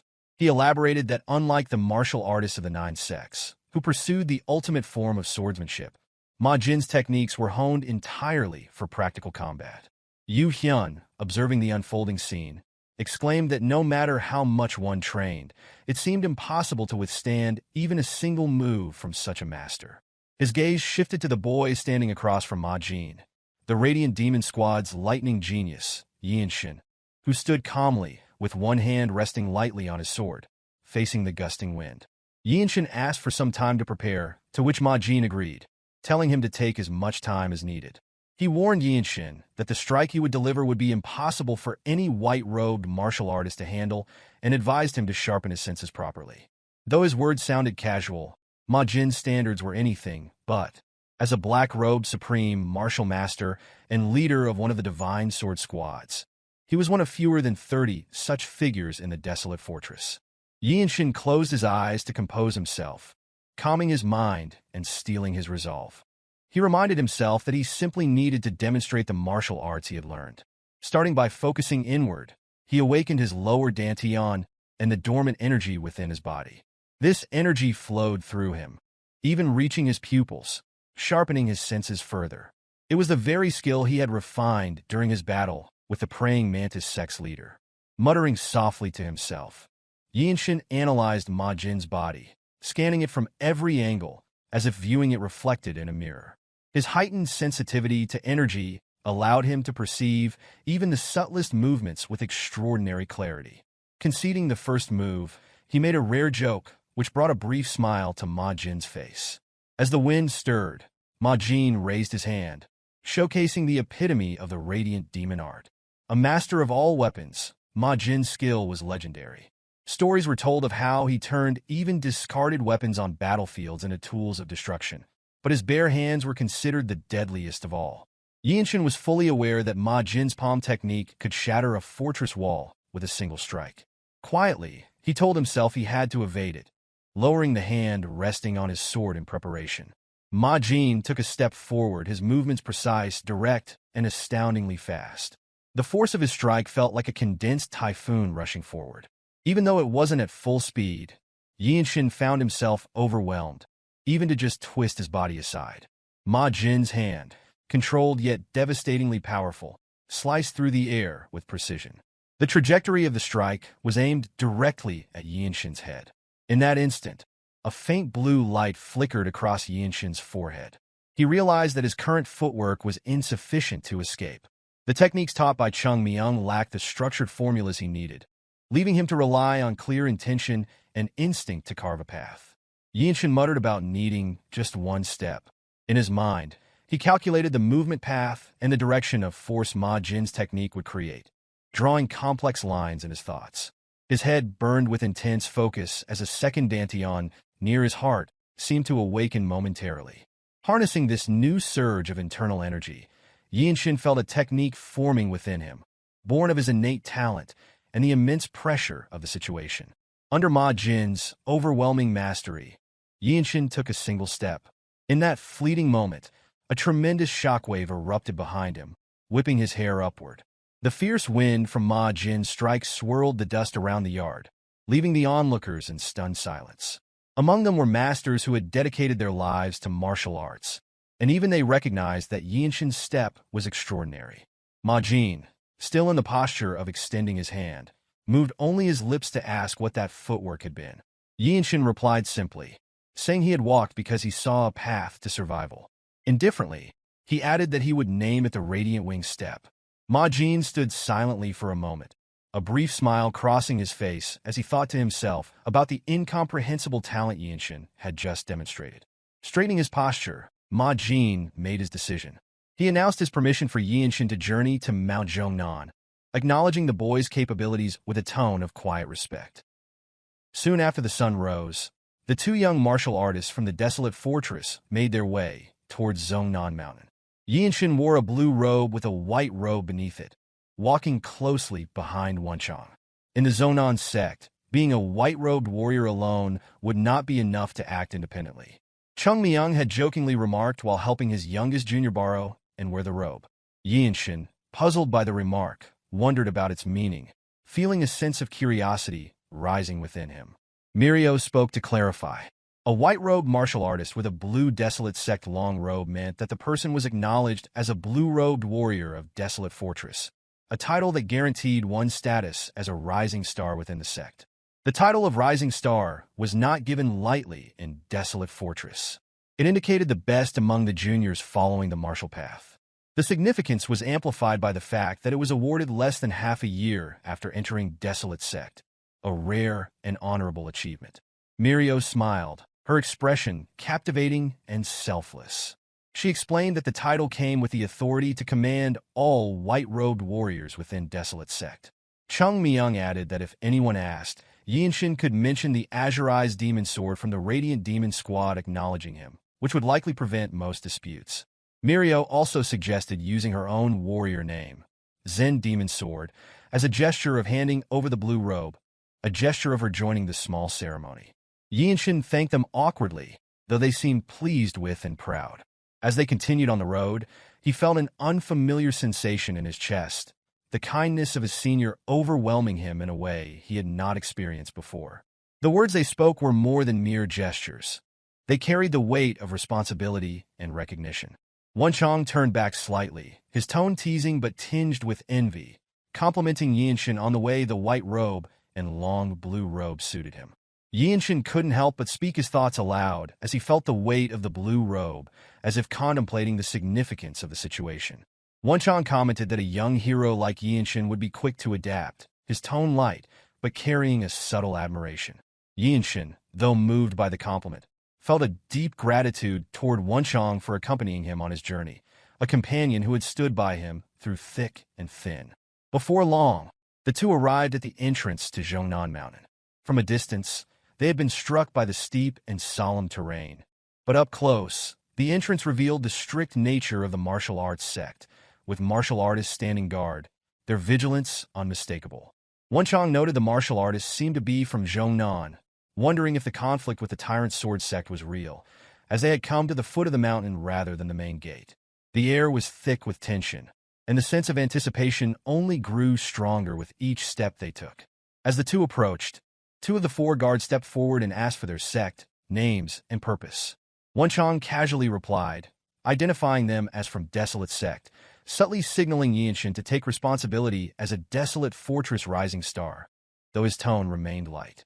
Yeonshin stepped forward, introducing himself as Yeonshin of the Radiant Demon Squad, and Wonchong followed with his own introduction, emphasizing the point that they were indeed representatives of the prestigious Desolate Fortress. The guards scrutinized their clothing carefully before questioning if they intended to prove their identity with mere garments. Wonchong then produced jade identity tokens from his robe, a subtle but definitive display of their affiliation.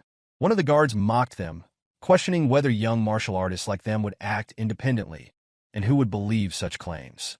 A sharp-tongued disciple was about to retort, but was silenced by a senior martial artist who had witnessed the unfolding situation.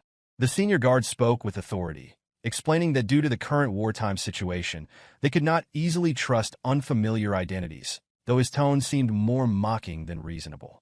The tension in the air grew palpable as Yeonshin and Wonchong stood before the gate.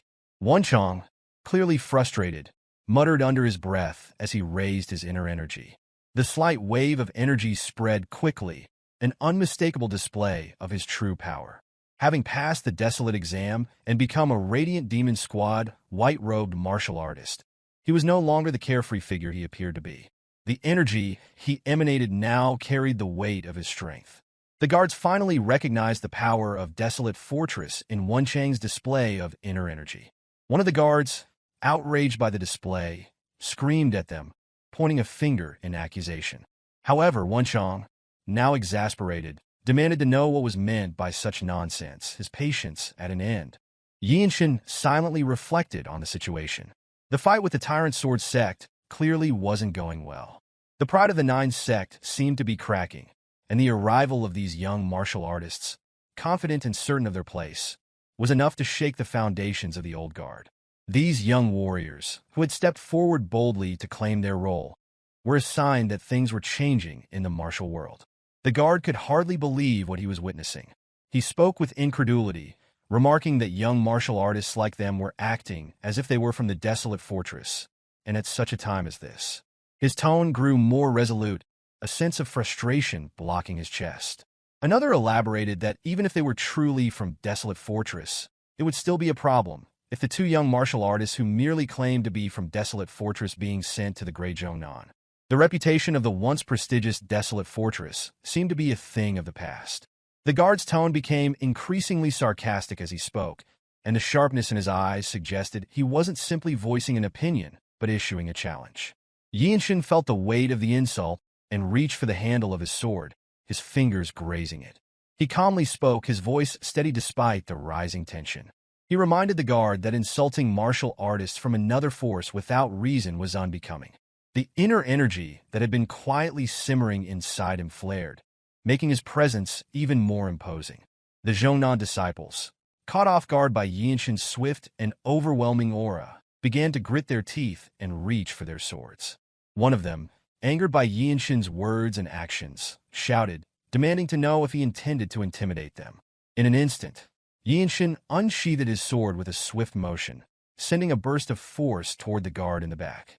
The aura of his sword strike was powerful enough to knock the guard's sword from his grip, sending it flying through the air. It had all happened in a fraction of a second, leaving the guards speechless and stunned. Wonchong observed the scene with a calm demeanor, fully aware that if Yeonshin chose to, the guards would be unable to do anything to stop him. Yeonshin sheathed his sword, his eyes betraying no emotion, as if to silently convey that he would mercilessly slay them should they dare disrespect the desolate fortress again. Before any further action could be taken, a voice rang out, clear and authoritative, causing the very bushes to tremble. An immense wave of inner energy filled the air. The presence of the figure who had spoken was overwhelming, as though she were a celestial being descending to the mortal world. Yeonshin immediately recognized the significance of this presence. It was a transcendence of martial power, something beyond the realm of ordinary martial artists. The woman standing before them exuded an aura of superiority, her delicate body surrounded by an energy that seemed to defy her seemingly frail physique. Her extraordinary skills were apparent even without her lifting a finger. One of the guards shouted, recognizing the woman. Yeonshin assessed her quietly, noting that she seemed to possess the same level of power as a blue-robed warrior from Desolate Fortress. The woman's commanding voice filled the air once more, cutting through the tension. She chastised the guards, calling their actions unbefitting of Jeong Clan disciples, and suggested they return and discuss the matter further. The guards, ashamed, immediately apologized, their faces reddened with embarrassment. They muttered that they were deeply ashamed to face such a senior, their spirits clearly deflated. With a slight pause, the woman spoke again, this time directing her words to Yeonshin and Wonchong. She expressed her shame at the way the Jeong Clan disciples had behaved in front of the honored guests from Desolate Fortress. Wonchong appeared completely overwhelmed by the woman's presence, though it was unclear whether he was more taken aback by her beauty or the sheer magnitude of her power. Yeonshin, ever composed, introduced himself first. He calmly stated that he was Yeonshin of the Radiant Demon Squad, and that his companion, Wonchong, was also a member of the same squad. The woman, her soft voice carrying an unspoken weight, revealed her own identity. She was Weiji Myohwa of the Jeong Clan Sect. Wonchong immediately recognized the name. Feeling a sense of awe, Wonchang's exclamation confirmed the significance of her identity. Weiji Myohwa, the Cloud Sword Dragon of Jeong Clan Sect. Her name carried immense prestige, a warrior title associated with the strength and ferocity of a dragon. Despite her transcendent beauty, Yeonshin found his interest piqued not by her appearance, but by the strength she clearly possessed. She was a force to be reckoned with, and that was what mattered most to him. On top of that, she bared to the position of an elder at a young age of 20. Cloud Sword Dragon Weiji Myohwa had become the subject of widespread rumors as a genius who had descended due to heaven's mistake. At the other hand, Myohwa's Hyea, who was 16 like Yeonshin this year, was said to have the greatest potential on Myohwa Sect, if subjected to 5 years of rigorous, secluded training to reach her level. Born and raised on Jeongnan Mountain, Myohwa had attained the status of a great master at a remarkably young age, while Yeonshin, at least 4 years her junior, never bothered to compare himself due to his frail constitution, a habit he had long cultivated. Wonchong approached Myohwa and conveyed that it was an honor to meet the revered Weiji Myohwa, known as the Cloud Sword Dragon. Yeonshin acknowledged that their arrival at the Jeongnan main mountain might have been presumptuous and expressed his shame in the presence of the great hero Myohwa. Yeonshin, although younger, joined in the respectful address without diminishing her achievements by referring to her as great hero, not as a female hero. Myohwa's gaze softened as she recalled that, despite young Master Yeonshin having unsheathed his sword first, it was her fellow disciple who had taken the initiative. She explained that everything had transpired swiftly, and on behalf of Jeongnan, she offered her apologies. Her gentle expression toward Yeonshin, her beauty and her natural representation of the Jeongnan sect made even Wonchang's awkward and self-conscious remarks seem understandable. Realizing that the honored guests had been waiting too long, Myohwa announced that she would guide them to the main sect, where their purpose could be discussed further. In response, Yeonshin expressed his gratitude in a manner befitting. At the same time, someone descending the mountain and called out to Yeonshin, and as he lifted his gaze, he recognized a familiar face, his second brother, Jeong Clan, who stood with a stunned expression. After traversing several rugged mountain peaks, Myohwa emerged from the martial training ground accompanied by an elderly man and a young girl. The girl's eyes widened with joy at the sight of Yeonshin, and she ran to him, calling out to her uncle with the fervor of someone who had longed for his presence after losing her parent overnight. Yeonshin enveloped her in an embrace, and she clung to him as if her heart were mending. With genuine concern, Yeonshin inquired about her well-being, and the girl, known as Hyea, nodded amid emerging tears. As Yeonshin reunited with the tearful Hyea, Wonchong could only sniffle at the touching scene. After savoring the heartfelt moment, Yeonshin turned his attention to the elderly man, whose peculiar gaze held his interest. Yeonshin released his embrace on Hyea, despite her apparent reluctance. Myohwa then explained that the sect leader and the Grand Elders had departed to duel with the Tyrant Sword sect leader, and because the visitors hailed from the Desolate Fortress, she had brought the highest-ranking elder from the Zhongnan sect who was still present. In response, Yeonshin and Wonchong exchanged respectful greetings with the old man. With his hand behind his back, the elder slowly introduced himself as Zhong Yol, the Zhongnan Sword Immortal. Wonchong could hardly contain his astonishment and almost cried out in reverence, declaring his respect for the Sword Immortal. Yeonshin, maintaining a calm demeanor as he clasped his hands in return, recalled having observed the Desolate Fortress Lord from afar. Though he revered the elder's reputation, he was not overwhelmed as Wonchong had been. In his mind, Yeonshin discerned well that Elder Yol might be even more formidable than his own grandfather, Yeonjiak. Staring intently at Yeonshin, Yol suddenly inquired about his age. Upon hearing that Yeonshin was 16, Hyea, who had been inconsolable at the sight of her uncle, brightened with a radiant smile. Without delay, Yol suggested showing them something, and despite Yeonshin's internal bewilderment, the Zhongnan Sword Immortal led them to a secluded side of the mountain, a place that had long occupied his thoughts. On the rough surface of a cliff veiled in a faint mist, various lines had been etched. Yeonshin casually examined the patterns as Myohwa called out to the elder, questioning his remarks made in the presence of an outsider. With an expression that blended incomprehension and determination, she declared that the restoration of the lost Nine-Yang unified technique was the sole ambition of their sect.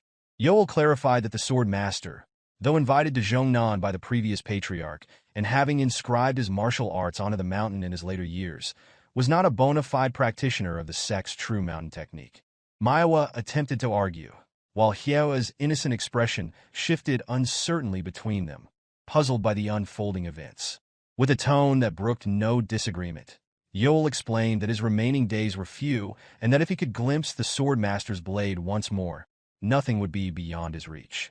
He continued that although Myohwa was the only one capable of reviving the Nine-Yang unified technique, she alone could not be entrusted with his final regret, a conviction so potent that everyone sensed the power of his last obsession.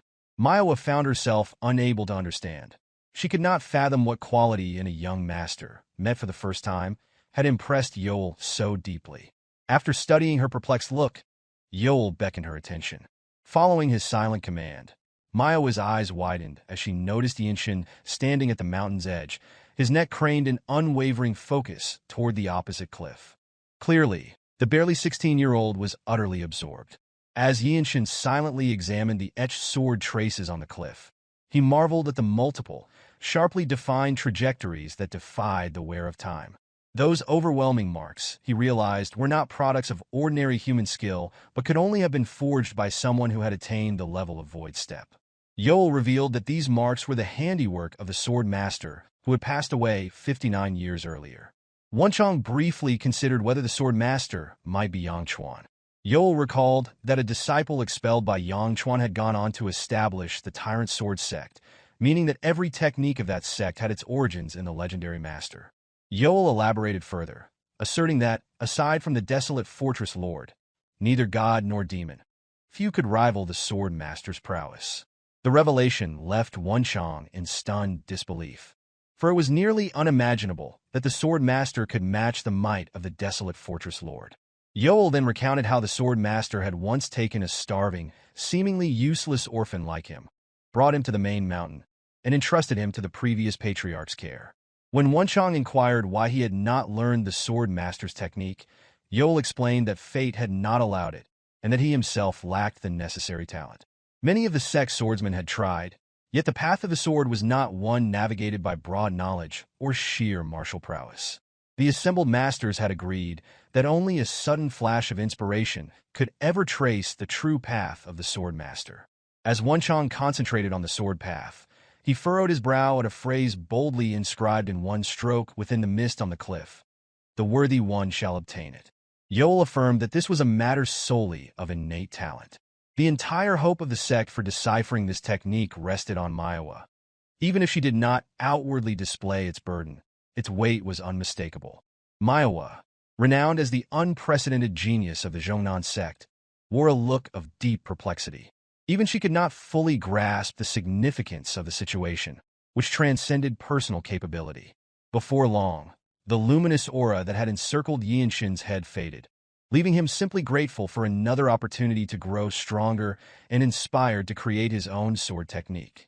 After a long, steady exhalation, Yeonshin emerged from his concentration on the sword trace.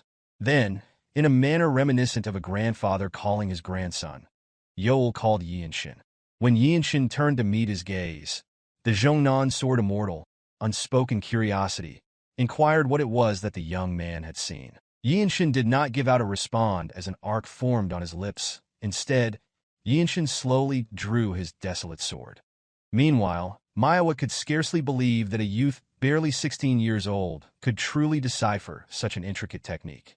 The white blade of the Desolate fortress shone brilliantly under the sunlight, and as Yeonshin performed the Yeong dynamic technique, a faint blue light ignited in his eyes, attesting to the profound understanding he had attained. Myohwa watched in anticipation, while Wonchong wore a foolish grin on his face. Completely immersed in the moment, Yeonshin was ready to unleash the techniques he had learned from observing the mark on the cliff. Even the sword immortal appeared surprised to see the young one take his stance. Then, the bell rang out, its usual clarity replaced by an urgent tone. Yeonshin immediately halted his demonstration. The group turned toward the distance where the entrance gate stood. A guard, shouting from afar, announced the arrival of the Tyrant Sword Sect. Myohwa sighed under her breath, as if anticipating the event. Wonchong exclaimed in shock, wondering if Tyrant Sword Sect had truly invaded. Yeonshin remained silent, prepared to face whatever might come. The Jeong sword immortal instructed the guests to stay in this place. On the other hand, Yeonshin understood that this was a war between the Jeong sect and Tyrant Sword Sect, and that there was no place for him to involve himself. Yeonshin's sole purpose for being there was to observe and protect his niece. Myohwa turned briefly, calling out to Yeong-san, asking him to look after Hyea. Yeong-san responded affirmatively, with Hyea by his side, both watching as the others prepared for battle. With incredible speed, they disappeared using a remarkable movement technique. The Jeong sword immortal vanished in an instant. Yeonshin turned to Yeong-san, asking if this was the kind of fight that happened often. Yeong-san explained that they never knew when or where an attack might come.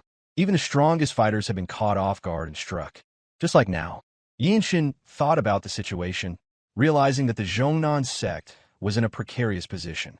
For the Jeong sword immortal, one of the top masters of the 9 great sects, to be forced to remain behind to defend the main sect spoke volumes of the gravity of their situation. Wonchong muttered, commenting on how unfortunate the turn of events was. Yeonshin, still reflecting on the situation, wondered aloud whether this wasn't when the Desolate Master should step in.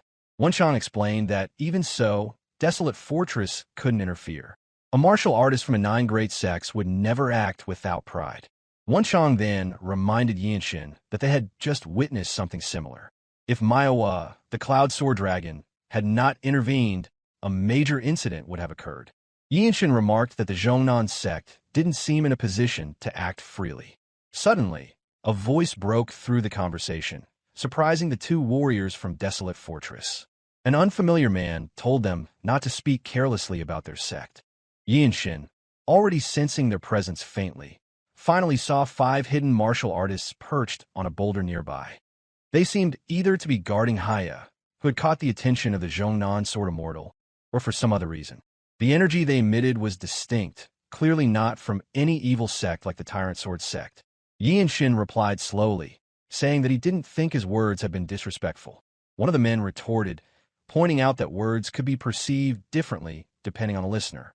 He also asked if Yeonshin was unaware that Desolate Fortress could never be considered a guest of honor in Murim. Yeonshin then realized that Desolate Fortress had many enemies, both from orthodox and unorthodox sects. Wonchong, though seemingly more focused on arguing, chimed in to emphasize that the strongest fighters from Jeongnan were already down the mountain fighting, asking whether they have a choice.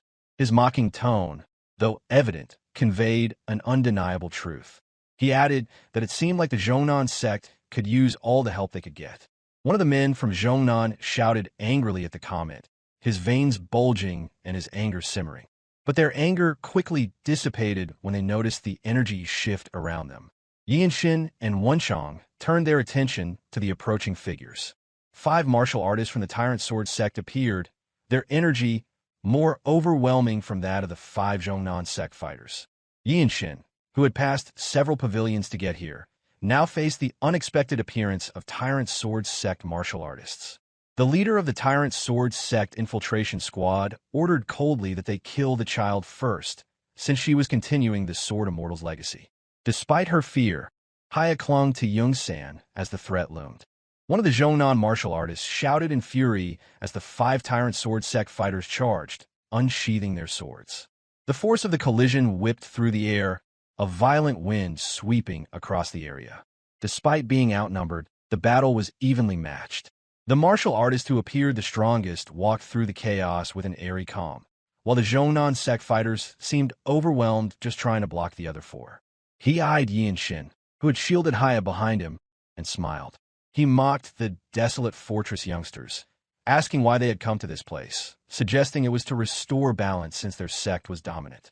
Yeonshin's thoughts shifted to the situation at hand, realizing that these intruders had used the chaos to slip in and target Hyea. He turned to Wonchong, asking for his assistance. Wonchong reassured him, telling him not to worry about his back. Aside from Yeonshin's calm demeanor, the only ones who seemed unbothered were the Tyrant Sword sect martial artists and Wonchong, who appeared strangely pleased. Yeonshin did not respond to the enemy's mutterings, but at that moment, the Tyrant Sword sect martial artists let out a small laugh. Yet Yeonshin had already set his mind. A heavy energy rose from his legs, and the true energy of the young dynamic technique rushed through his entire body. His step, filled with unmatched strength, struck with a force no one there could match. In an instant, Yeonshin's pure, white, desolate sword collided with the enemy's blade, sending a wild wind sweeping through the area. For a moment, all other battles paused. The leader of the Tyrant Sword sect squad, who had barely blocked Yeonshin's strike, took a step back. 2 of the other martial artists, who had been engaged in battle with the Jeongnan sect disciples, leaped to the side. Yeonshin did not stop. He continued his relentless assault with his sword technique, just as Wonchang's momentum carried him from the side to meet the 2 enemies who broke free to charge. The energy that surged from Wonchang was extraordinary, completely different from his usual demeanor. In this life-and-death moment, he gripped his sword in reverse and swung it in a wide arc. The unique stance of the Radiant Demon technique deflected his enemy's sword and struck just below the breastbone. His killing intent was so sharp, it felt as though it could pierce the skin. With 1 enemy down, Wonchang stood his ground against the remaining foe, casting a quick glance toward Yeonshin's battle. The leader of the Tyrant Sword sect squad was clearly overwhelmed by Yeonshin's relentless barrage of attacks. Yeonshin pressed on, pouring all his forbidden martial techniques into his strikes. The Radiant Demon's swift sword technique gave the enemy no room to breathe. Though each time, the enemy managed to defend, an opening finally appeared. As he struck, he cursed Yeonshin, wishing for his death. The enemy's blow came dangerously close, but Yeonshin dodged it with a Radiant Winged step, instantly appearing behind him. In a final move, Yeonshin drove his sword into the enemy's heart. The initiative was stolen from the enemy, leaving him with no chance to recover. Yeonshin's sword technique was executed in 1 swift motion, freezing time for a brief moment. All fighting stopped as onlookers watched in shock and admiration. The only sound was the wind brushing the peak of the mountain, while the leader of the enemy squad cursed his fate. He could hardly believe he had lost to a mere brat from Desolate Fortress. Meanwhile, Yeonshin gazed at him coldly, his eyes devoid of empathy as he shook the blood from his blade. The leader's body collapsed lifelessly. Though Yeonshin's technique lacked depth due to its creation without formal sword training, it remained effective enough to overwhelm his opponent with surprise moves. The two warriors of Desolate Fortress swiftly eliminated the three attackers who had targeted Hyea, leaving the martial master from the Jeong Sect in stunned silence. Meanwhile, the martial masters from the same sect successfully subdued the rest of the enemy force. With the battle concluded, Yeonshin surveyed the surroundings, his expression seemingly boasting the strength of the Desolate Fortress. The fight had unfolded with the two warriors managing to defeat three adversaries whom the Jeong Sect's martial artists had struggled to handle. In military terms, it had resembled the destruction of an independent enemy unit. A wide grin spread across Hyea's face as she rushed toward her uncle, relief evident in her every movement, grateful that everything had ended well. The realization of their mistake settled among the martial artists from the Jeong Sect. One of them, clasping his hands together with the others, acknowledged their earlier misjudgment and offered an apology for their rudeness. Holding Hyea in his arms, Yeonshin received their words with indifference. The martial artists of the Jeong Sect, having trained in the mountains, carried a purity in their demeanor. Having once shown either pride or jealousy, they now found themselves unable to suppress admiration for Yeonshin after witnessing his martial prowess and the rescue he had provided. Some even attempted to engage him in conversation, though their efforts were soon interrupted by the return of the Jeong Sword Immortal and Myohwa, who had finished their battles. The Peerless Master and the Cloud Sword Dragon descended gracefully. Myohwa's gaze quickly settled on the fallen enemies, their lifeless forms still drenched in fresh blood. The Jeong Sword Immortal, having already taken in the scene before him, addressed Yeonshin with a sense of gratitude. A debt had been incurred by Jeong. Still holding Hyea, Yeonshin dismissed the notion of debt, claiming that he had only been protecting his niece. However, the Jeong Sword Immortal shook his head at this dismissal. He spoke of Hyea's future, asserting that she would one day become a pillar of Jeong, following in Myohwa's path. For the sect, such an act of protection was indeed a significant favor. Acknowledging the sentiment, Yeonshin expressed gratitude in return. Carefully, Yeonshin lowered Hyea to the ground. His actions suggested an intent to do something else. A request followed as Yeonshin took up his sword once more. He wished to train for a moment. Both Myohwa and the Jeong Sword Immortal observed him with discerning eyes, their curiosity piqued by his intent. There was no need for them to move aside, he stated. The rising sensation within him would not let go. The Jeong Sword Immortal immediately recognized the signs. The boy had gained an insight. Without hesitation, he instructed the martial artists of the Jeong Sect to step back. At the same time, Yeonshin's gaze shifted toward the Swordmaster's cliff. The confrontation with the Tyrant Sword Sect member had refined his realization. With measured movements, Yeonshin unsheathed his desolate sword. Sunlight filtered through in sharp streaks, reflecting against the pristine white blade as it extended beneath the controlled motion of his grip. As the sword moved, it carved an enigmatic pattern in the air, its arc following the precision of his swinging arm. No external energy manifested, only the smooth trajectory of the blade. Yet, upon its surface, the sunlight seemed to become momentarily captured, as though drawn toward it. The sight alone caused the Jeong Sword Immortal's eyes to widen in astonishment. However, despite the brilliance of the desolate sword, its radiance faltered. Unable to maintain the progress, the glow dimmed. A heavy breath escaped Yeonshin as he lowered the sword. Following the intended trajectory had not been enough. His true energy had failed to rise in accordance with his will. The realization struck. Just as he had always forged his own martial path, the sword traces on the cliff seemed to whisper the same directive. His sword was his own to find. With conviction, Yeonshin turned away from the cliff, rejecting the notion of inheriting the Swordmaster's legacy. That trace, he explained, illustrated a specific path. The message it conveyed urged him to expand his perception beyond its confines. The Jeong Sword Immortal acknowledged the words with wisdom. It was said that the traces left by a great master who founded a sect contained spiritual energy, a force that transcended the boundary between martial arts and sorcery. The Swordmaster, he mused, had likely possessed the same depth. To commune with such an imprint was a sign of fortune and talent aligning. Yeonshin absorbed the elder's words, contemplating them in silence. His curiosity led him to ask about the final years of the Swordmaster's life. Confirmation came swiftly. The revered master had indeed spent his last days within Jeongnan. A connection to the Jeongnan Sect masters was inevitable, but the realization remained clear. The Jeongnan sword style, deeply embedded in its teachings, did not suit his body. Mastering it would be inefficient. Intrigued by his conclusion, Myohwa addressed him with respectful curiosity. She wished for a more detailed explanation. The restoration of the 9-yang unified technique, he stated, fell under the responsibility of the great hero Cloud Sword Dragon. However, he offered a small measure of assistance if she wishes for it. The implication caused Myohwa's thoughts to stir. Assistance in restoring the sword technique.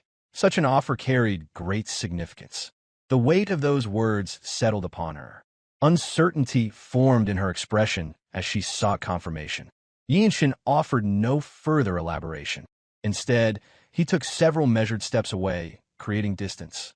A single word followed, commanding attention. Observe. He revealed that his training was incomplete. The realization settled within Yeonshin as he moved forward with deliberate steps, observed intently by Myohwa. A peculiar experience accompanied the sight of the sword trace on the cliff. As Yeonshin unsheathed his sword once more, an illusion unfolded within his mind. Heaven and earth overturned and collapsed into a singular line. The radiance of his sword ignited anew. What followed was the manifestation of a technique shaped through inspiration drawn from the ancient markings on the cliff. Every motion carried the weight of newfound understanding. The realization struck, if sheer speed were enough to dominate an opponent, then there existed a reason why techniques, such as the Taiji Wisdom Sword and Plum Blossom Sword, held renown throughout the martial world. Movements unfolded in seamless fluidity, each stroke resembling a dance. A deeper truth revealed itself. An elevated sword technique extended beyond mere blade-wielding. The essence within its forms intertwined with inner energy and swordsmanship, crafting a harmony unseen before. Myohwa's gaze remained unwavering, as though the act of blinking had been forgotten entirely. Until now, true understanding of the sword had remained elusive. This thought coursed through Yeonshin's mind as the glow of his pure, white, desolate blade illuminated the space around him. In that instant, the legacy of the great Swordmaster did not merely endure. It soared to greater heights in the hands of a new generation. The sword no longer stopped at succession. It ventured beyond, reaching toward a higher sky. Tears traced down the deeply lined face of the Jeongnan sword immortal, their weight carrying the passage of distant years. A quiet whisper escaped him, an acknowledgement of the revered Swordmaster. Despite lacking the refinement he aspired to, Yeonshin's swordsmanship radiated brilliance. The technique he forged embodied his own ideals, a life akin to an unceasing light, filling the world much like the sun, moon, and stars. The technique itself reflected this nature, its characteristic movement spreading light along its trajectory. A voice, laced with pride, broke the moment's silence. Wonchong, chest puffed with admiration, inquired about the name of the sword technique. Yeonshin, turning slightly, acknowledged the question. He already decided on the name of the sword technique. Radiant sword style. His gaze fell upon the desolate sword, still gleaming with the hues of twilight. Nodding in understanding, Wonchong exhaled, harboring no envy, only pride for his fellow warrior. Radiant sword style, a technique seizing the world's brilliance, cutting decisively through all obstacles. If perfected, it could encompass heaven and earth, wielding influence over the whole world. As night descended, the two warriors of Desolate Fortress settled within the accommodations provided to them. Reflection accompanied Yeonshin's quiet moments. Much had been gained from his place. The rescue of his niece, the creation of his own sword technique. Though he had done nothing tangible for the Jeongnan sect, their treatment of him as an honored guest remained unchanged. A sense of unease accompanied such generosity. Wonchong, however, displayed no such concerns. A declaration of intent escaped him, voiced with an air of casual delight. The golden tea of Jeong should be taken back upon their return. His demeanor bore no trace of tension, as if effortlessly overcoming enemies had been a simple matter. Gratitude followed, directed toward Yeonshin. Thanks to his achievements, such kindness had been extended by the Jeong sect. Yet Yeonshin's thoughts strayed. The image of Wonchang in battle resurfaced, an expression different from the one worn now. In that moment, Wonchang's eyes had carried the weight of countless past encounters, each one resolved through decisive, lethal intent. Everyone carried their own stories. That conclusion settled within Yeonshin, dismissing any desire to dwell further on the matter. A pleasant voice, clear and soft, interrupted the stillness, calling for Yeonshin. Recognition flickered across Wonchang's face immediately. Without hesitation, Yeonshin stepped outside, leaving behind the mixed expression upon Wonchang's face, tinged with envy. Beyond the threshold, Myohwa awaited, unchanged from their first encounter. The same feather adorned her hair, her martial attire of sky blue and peach flowing in the night breeze. A matter left unspoken before it brought her here. The subject of the Swordsmaster's trace surfaced in their exchange, acknowledged with a simple nod. Under the quiet company of the moonlight, conversation unfolded. A confession followed, laced with both resolve and honesty. She desired to step beyond the lingering shadow of the Swordsmaster. In both chivalry and the path of the sword, an independent course must be carved. The aim was clear, to become a great master in her own right. Her ambition, expressed before someone younger, carried a weight of its own. Something within her demeanor had shifted, altered by the sight of Yeonshin's radiant sword style. Her reputation as the Jeong sect's strongest rising talent seemed well-founded. A response followed, steady and composed. Yeonshin stated that he would support her. For a fleeting moment, a subtle deflation marked her reaction, though composure quickly returned. A slight smile played upon Yeonshin's lips. Meanwhile, within Myohwa's mind, thoughts stirred, a contemplation of whether the restoration of the 9-yang unified technique could truly be within reach. Back then, when the Tyrant Sword Sect infiltration squad had come for Hyea, the young hero Wonchang had moved with an uncanny swiftness, his motions precise and silent, akin to a martial artist who had honed his body to become an assassin. Yeonshin had pondered over that moment, considering that his companion might have been deliberately concealing his origins. Yet, there was no doubt that when the time was right, Wonchang would reveal them of his own accord. Now, as Yeonshin strolled with Myohwa, their conversation turned toward the matter of the radiant sword style. When Yeonshin expressed his willingness to support her, a rapid sequence of thoughts raced through Myohwa's mind. The promise had been to teach her, and as expected, requesting such a favor without offering anything in return would have been shameless. With a composed expression, she brought her hands together in a respectful gesture before speaking, her red lips moving with quiet determination. If assistance could be given in restoring the 9-yang unified technique, then in turn, she would vow to serve him as her benefactor until the end of her days. Such generosity significantly reduced the dissatisfaction that accompanied a life that could not be guaranteed to last. The night remained tranquil, illuminated by the soft glow of the moon, while the mountains lay in deep silence. Against this backdrop, her voice rang out, clear and resolute. There was no act more dignified in the martial world than the sharing of martial arts. A quiet confidence accompanied her words as she continued, the curve of her lips forming a graceful arc. The request was not one of servility. Rather, it carried the weight of certainty, as if the flames of an indomitable will burned within her gaze. With a cold nod, Yeonshin acknowledged her words before responding, offering to begin at once, suggesting it would not take long. His response carried both surprise and delight. In turn, Myohwa offered a faint smile. Side by side, the two moved forward. At a distance, the Jeong sword immortal observed them in silence. Yeonshin could not ignore the peculiar feeling that arose in his heart. The Cloud Sword Dragon, Myohwa, was undoubtedly a warrior who stood on par with those of the blue-robed warriors, as defined in the Desolate Fortress. Yet, Despite that, he, as someone who had only just reached the white-robed rank, was the one providing one-sided assistance to a martial artist of such prowess and experience. The presence of the Jeong sword immortal further deepened this sense of unease. Unlike before, there was a newfound composure to the old master, accompanied by a faint smile. Since the moment he had laid eyes on the radiant sword style, his demeanor had changed. With a strange feeling settled in his chest, Yeonshin and Myohwa arrived at the edge of a towering cliff. Without hesitation, Yeonshin began his explanation, starting with the oral chant.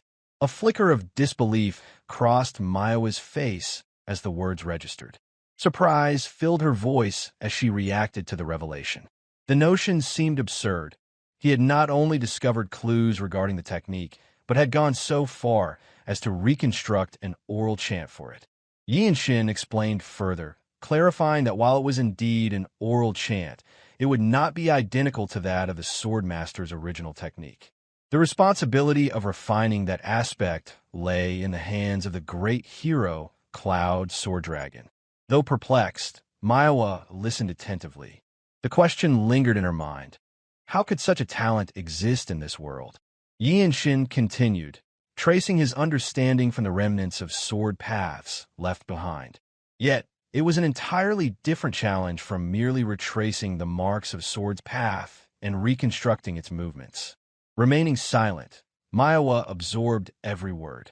What remained for her now was to integrate this newfound insight into her own understanding. Time passed quickly. Before long, Myohwa vanished without a word.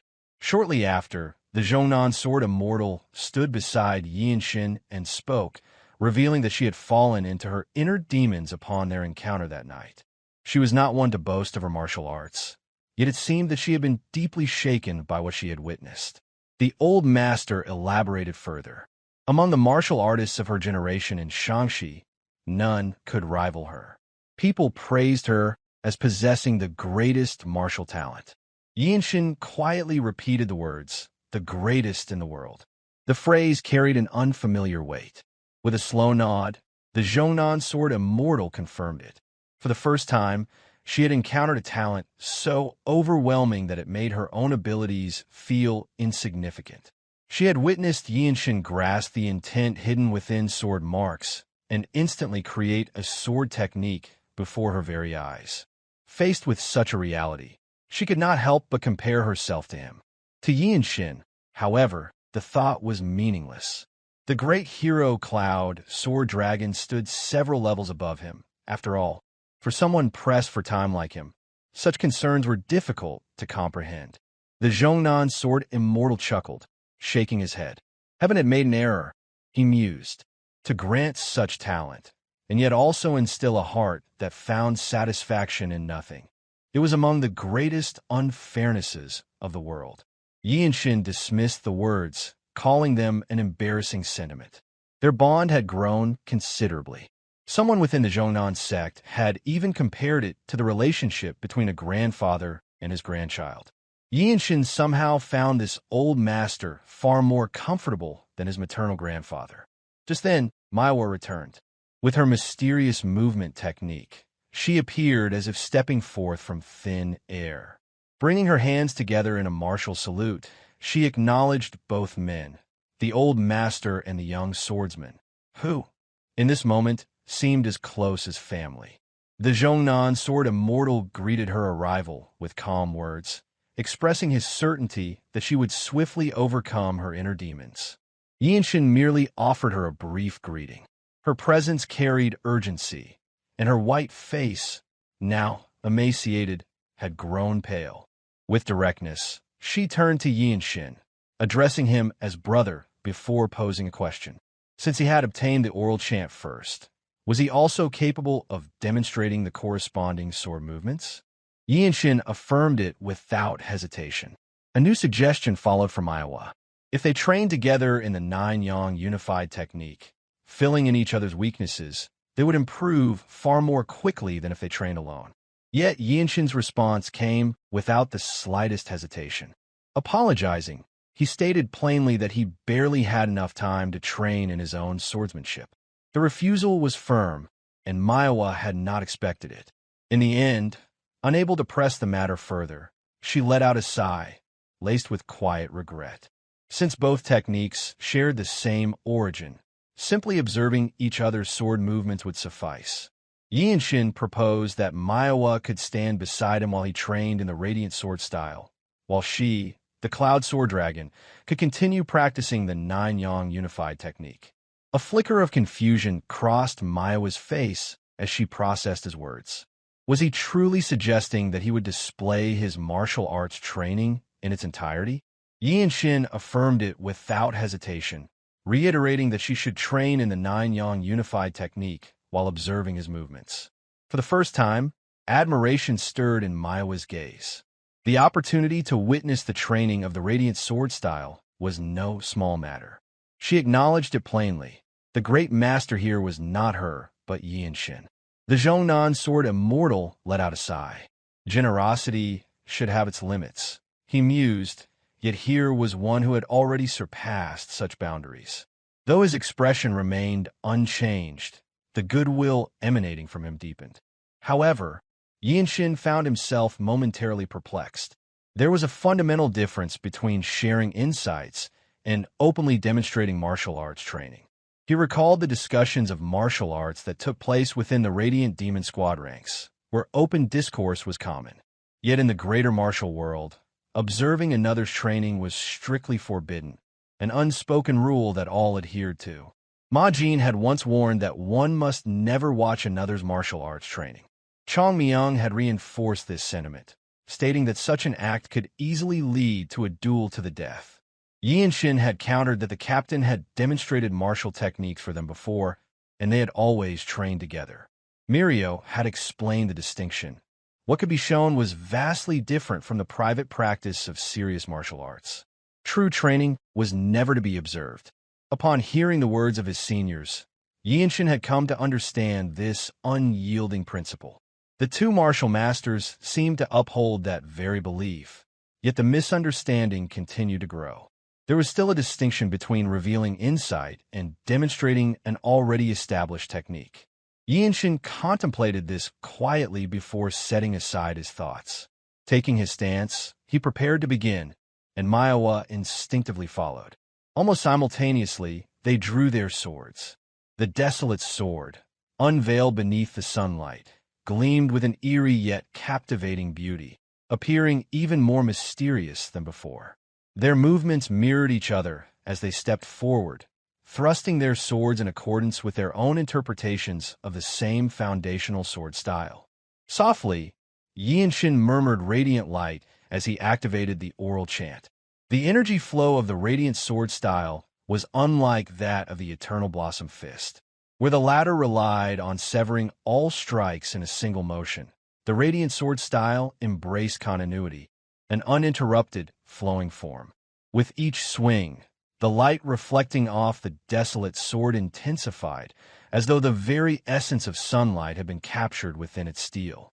The tip of the sword, bathed in the radiance of the overhead sun, traced delicate strokes upon the ground. No resistance hindered his movements. The wind and light that gathered upon the blade seemed to resonate with his body, flowing in harmony.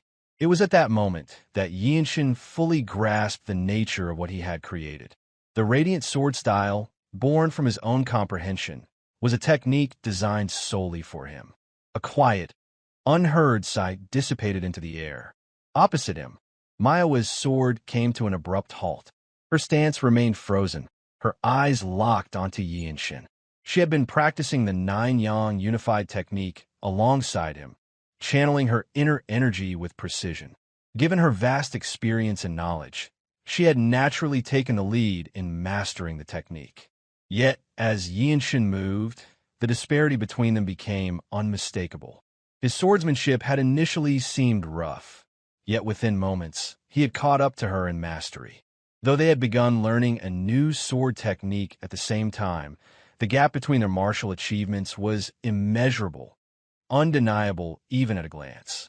Both the Nine Yang Unified technique and the Radiant Sword style were formidable martial disciplines, deserving of the highest praise. Her blade, which had always carried the dominance, hesitated against an overwhelming presence. A strange sensation settled within her chest, a feeling unfamiliar and unsettling. As Myohwa swallowed the silence that had crept upon her, something shifted. The speed of Yeonshin's blade changed. Between the rolling currents of the radiant sword style, her own sword movements gradually faltered. Before Myohwa even realized it, the swift and fluid strikes of a different sword technique began to merge into Yeonshin's form. Without warning, the new sword technique seamlessly wove itself into his movements. One who truly holding the highest degree of talent wasn't her, but someone else. A true dragon of domineering talent, wielding a wish-fulfilling jewel. The lightning genius, Yeonshin. It was not the pride of one standing at the peak, but rather the humbling weight of witnessing true martial talent. Those who had deeply cultivated their internal energy all carried a certain kind of presence, a radiance within their gaze that burned like a beast's eyes. And in this moment, before her, that very radiance flashed within Yeonshin's own. The mountain became filled with noise as the aftermath of a blocked attack was being dealt with. The leader of the Jeong sect had returned after striking one of the Tyrant Sword sect's branches. Upon hearing the news, Yeonshin was able to meet the ruler of Jeongnan Mountain after spending a day waiting. He was greeted by Great Elder Yeonshin, who had shown kindness toward Yeonshin during the annihilation of the Jeong family. Sitting in the leader's seat was the Jeongnan sect leader, a man of remarkable appearance. His ears, sharp like blades, and his long robe, the color of the blue sky, radiated the bearing of a hero from the current age. Yeonshin reflected on the strange connection of fate, how the child she had seen during the Jeong family incident was now restoring her husband's swordsmanship. The Jeongnan sect leader, Western Heaven's Sword Lord, Yeongchun, spoke, thanking Yeonshin for the favor. Yeongchun, the son of the Sword Saint and Yeonshin, was of mixed human and elven blood. His noble heritage was easily identified by his ears. He mentioned that Yeonshin had recovered the Radiant Winged sword style, an inheritance that belonged to him by blood, and had passed the oral chant to Myohwa. Furthermore, Yeonshin had been personally watched over by the Sword Immortal and had saved a disciple of the Jeongnan sect. For these merits, Yeongchun stated that the sect owed him a proper thank you. He then asked what Yeonshin desired from them. Yeonshin closed his eyes for a moment, clearly not expecting such a reward. Although he knew that he should not ask for something as trivial as precious medicine, he still sought something meaningful. Finally, he spoke, requesting permission to assist in the fight against the Tyrant Sword sect. The conversation then continued. Elsewhere, Myohwa stood with her sword poised downward in an elegant upper stance. The midday sunlight filtered gently through the air, harmonizing perfectly with the serene surroundings of Jeongnan Mountain. However, unlike the peaceful environment, her sword stance was not one of calm. The Nine-Yang unified technique she practiced demanded a single, decisive strike, and the tension in her movements reflected the intensity of that technique. The Jeongnan Sword Immortal, observing from a distance, trained his gaze on her. To her, Yeonshin's creation of a sword technique that flowed from repeated single strikes was unusual. Thus, Myohwa was struggling to perform the Nine-Yang unified technique as her heart was desired. She had learned the technique, but something within her distorted its intended flow. Taking a deep breath, Myohwa's heart sank. She could not fully perform the Nine-Yang unified technique, and despite repeating the oral chant she had learned from the young warriors of the Desolate fortress, the issue remained. The Jeongnan Sword Immortal, noticing her struggle, approached her and spoke. He observed that she was not concentrating fully. Myohwa apologized, admitting that her attempts had been a mess. The Sword Immortal then asked if Yeonshin was the cause of her distress. Myohwa shook her head, lowering it as she confessed that the problem lay within her own heart. She had already fully acknowledged Yeonshin's sword technique, and her inner turmoil did not arise from jealousy. Her mind wasn't that narrow. Rather, it stemmed from a sense of futility and recognition that her years of refining her martial talent might be pointless. Myohwa questioned whether the radiant wing sword style was indeed superior to the nine-yang unified technique, seeking confirmation that she had not misjudged the situation. The Jeong sword immortal quickly confirmed that Yeonshin's martial art was indeed superior. His rise through the levels of the sword was astonishing, as he had mastered the technique at a pace far beyond anyone's expectations. Not only was his creation of the martial art impressive, but his quick progress in mastering a style he had just learned overwhelmed the nine-yang unified technique that Myohwa had spent years perfecting. Stating a matter of fact, the Jeong sword immortal evaluated that Yeonshin had already achieved what she had been striving for. In a tone of somber reflection, he commented that Yeonshin was a great master transcending age. It was natural for him to master the martial art he had created for himself, as things one creates are always the best fit for them. The Jeong sword immortal shared a deeper wisdom, explaining that everything in the world follows this principle. Myohwa expressed that Yeonshin must possess an extraordinary talent, one that would never again be seen. She also admitted that she could not keep up with him. The Jeong sword immortal offered a more philosophical perspective, suggesting that living in the same era as such a great master could be considered a blessing, depending on one's outlook. He reminded Myohwa that she had inherited the nine-yang unified technique, which was no small grace. Myohwa faintly smiled, accepting the truth with a sense of resignation. Her cultivated strength as a disciple of Jeongnan Mountain helped her contain the anguish that troubled her. The Jeongnan sword immortal, who had raised Myohwa like a granddaughter, knew well that her pride as the Cloud Sword Dragon and her youthful passion struggled against the realization that Yeonshin had surpassed her in potential. He sighed deeply, and then, in a tone that suggested a deeper concern, he warned Myohwa to keep silent about what he was about to reveal. He explained that Yeonshin possessed a unique Baihui acupoint, which connected him to great nature. This allowed him to absorb the power of heaven and earth at an excessive rate, a power that could ultimately be dangerous. Even the most extraordinary masters would find it difficult to handle such energy. Myohwa, her curiosity piqued, asked for clarification. The Jeongnan sword immortal's response was grim. Yeonshin didn't have long to live. His words were heavy with a sense of impending tragedy, and Myohwa's eyes widened as the realization sank in. Despite this, Yeonshin continued to push forward with relentless determination, as if striving to leave his mark on the world. The Jeongnan sword immortal reflected on this, concluding that Yeonshin was fighting desperately, aware of the limited time left to him. Myohwa finally understood. Though Yeonshin was younger than her, he had burned through his time in this world at an extraordinary pace, far faster than she had.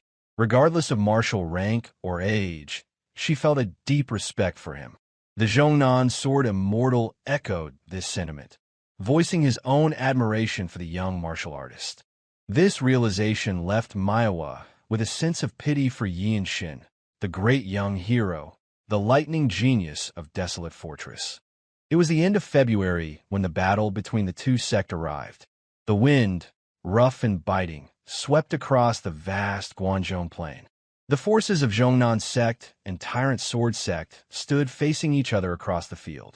After discussing with the Jeongnan Sect leader, Yeonshin was granted permission to join the battle. He stood among the Jeongnan Sect disciples, his gaze unwavering, looking straight ahead. The forces of the Tyrant Sword Sect, known as the 13 Heavens, stood in opposition. Their energy was sharp, as if it were a sword itself. They were infamous for seeking the most tyrannical power in the world. Yeonshin's gaze revealed no fear. His life was destined to be brief, but that fact was something he had already accepted. Now, all he could do was give everything he had in hopes of achieving something worthy of the fruit of the world tree. At the front of the opposition stood the Tyrant Sword Sect leader, the absolute being from Yeonshin's memories. The leader's face remained expressionless, but his energy poured outward as his domineering sword stood planted in the ground. Despite the distance of over 1,000 steps, the overwhelming presence of his power washed over the battlefield. Wonchong muttered, glaring ahead, recognizing Yeonshin's enemy. He knew Yeonshin's story well, and their growing friendship had deepened in ways that neither had fully realized. For the first time, Yeonshin saw in Wonchong an aspect worthy of being called a divine hero. Wonchong had not been required to join the mission, but he had chosen to do so, prompting silent gratitude from Yeonshin. At that moment, a figure from the Tyrant Sword Sect leaped forward alone. Landing confidently, Hyea, the third disciple of the Tyrant Sword Sect leader, issued his challenge to the battlefield. He called for a worthy opponent to face his sword. His challenge was a common one in martial conflicts, a vanguard battle. These battles served to assess the strength and potential of the sect by pitting their future champions against one another. Yeonshin had experienced something similar before, with Hyea of the Myohwa sect. Yeonshin stepped forward, stating that he would present his request to the Jeong sect leader. The Jeong sect leader turned, and their eyes met. Yeonshin, with utmost respect, requested permission to step forward. He spoke of having comprehended the legacy of the great senior Swordsmaster, the sect leader's father, and the great elder's husband, and as a guest of the Jeong sect, he sought the chance to face this opponent. Myohwa, who had been making strange expressions every time she saw Yeonshin recently, looked at him. Various emotions flickered across her face, thoughts of him trying to leave a lasting mark on the world echoing in her mind. The Jeong sect leader gave his permission, acknowledging Yeonshin's request. In turn, Yeonshin clasped his fist and expressed his gratitude. Myohwa's gaze remained fixed on Yeonshin as he moved away, walking towards the battlefield. Standing beside Wonchong, she did not take her eyes off his retreating figure. With a single leap, Yeonshin crossed the distance to the arena between the representatives, his movements graceful and swift. The Jeong sword immortal sighed, watching the youth with admiration. Even the great elder, Yeonshin, could not take her eyes off him as he moved toward his challenge.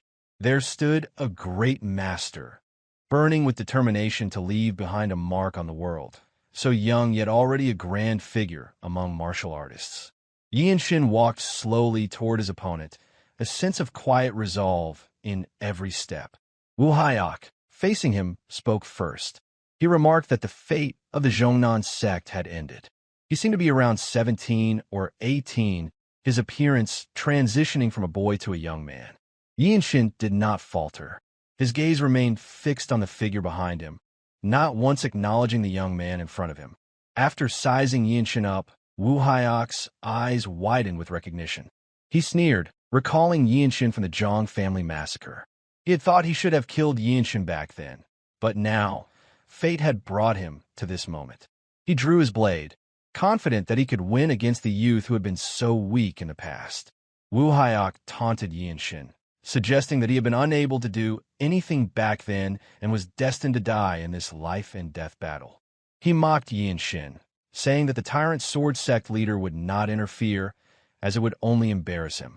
Arrogance flowed through Hyea's every word, a reflection of the confidence instilled in him by the Tyrant Sword Sect. Yeonshin, however, did not spare him a glance. His eyes remained fixed on the Tyrant Sword Sect leader, even though the leader was standing far behind Hyea. As Yeonshin began to draw his desolate blade, the gaze of the two men met. The Tyrant Sword Sect leader's face remained as indifferent as ever, but the connection between them was undeniable. In this battle, the only person can face the third disciple of the Tyrant Sword Sect leader was Myohwa. However, it was slightly inappropriate for her to step forward. She was a bit older than Hyea, and their accumulated reputations were vastly different. Throughout the standoff, Yeonshin's gaze remained fixed on the Tyrant Sword Sect leader. Hyea, noticing that his opponent, who appeared no older than 17, wasn't sparing him even a glance, became enraged. Hyea yelled as he leaped, demanding to know where Yeonshin thought he was looking. His attitude, one of complete disregard for his opponent, was typical of martial artists from evil sects. Their swords collided, and an explosion of energy sent a strong gust of wind through the air. The swords crossed, but remained locked, unmoving. Like an immovable wall, Yeonshin stood his ground, not yielding a single step as he absorbed the sword strike. Wu Hyok expressed surprise at Yeonshin's strength, remarking that it wasn't bad. Yeonshin did not respond. Having thoroughly learned sword techniques himself, he could sense the flow of energy created by his opponent's sword, realizing that it was nothing special. A memory from Yeonshin's past surfaced, when Chong Myung had tested him upon his entry into the Radiant Demon Squad. Yeonshin opened his mouth slowly, remembering a lesson. He recalled how someone from a noble Elven clan once mentioned that a person's potential could be judged by the wind of their sword. Yeonshin smiled smugly as he reflected on the meaning behind those words, realizing now what was meant by them. When Yeonshin smiled, sending goosebumps through Wu Hyan's arm, Yeonshin then performed his radiant wing sword style. The Desolate sword in his hand radiated sunlight, and a faint light burst forth, pushing away the crossed swords. This pushed Wu Hyok back, unable to withstand the force. Yeonshin didn't stop. With wind swirling around him, he glided past his opponent with an almost effortless step. Myohwa watched in surprise, her eyes wide, unable to hide her astonishment at how swiftly Yeonshin moved. Even the leader of the Jeongnan sect, standing nearby, widened his eyes in disbelief, with the Grand Elder Yeonshin by his side, equally astonished.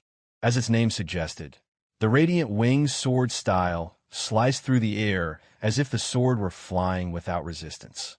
At the end of the sword strike, it flashed radiantly, diagonally across Wu Hyok's neck. Yeonshin nonchalantly sheathed his sword, and with a thud, Wu Hyok's body fell to the ground. For a brief moment, silence enveloped the plain.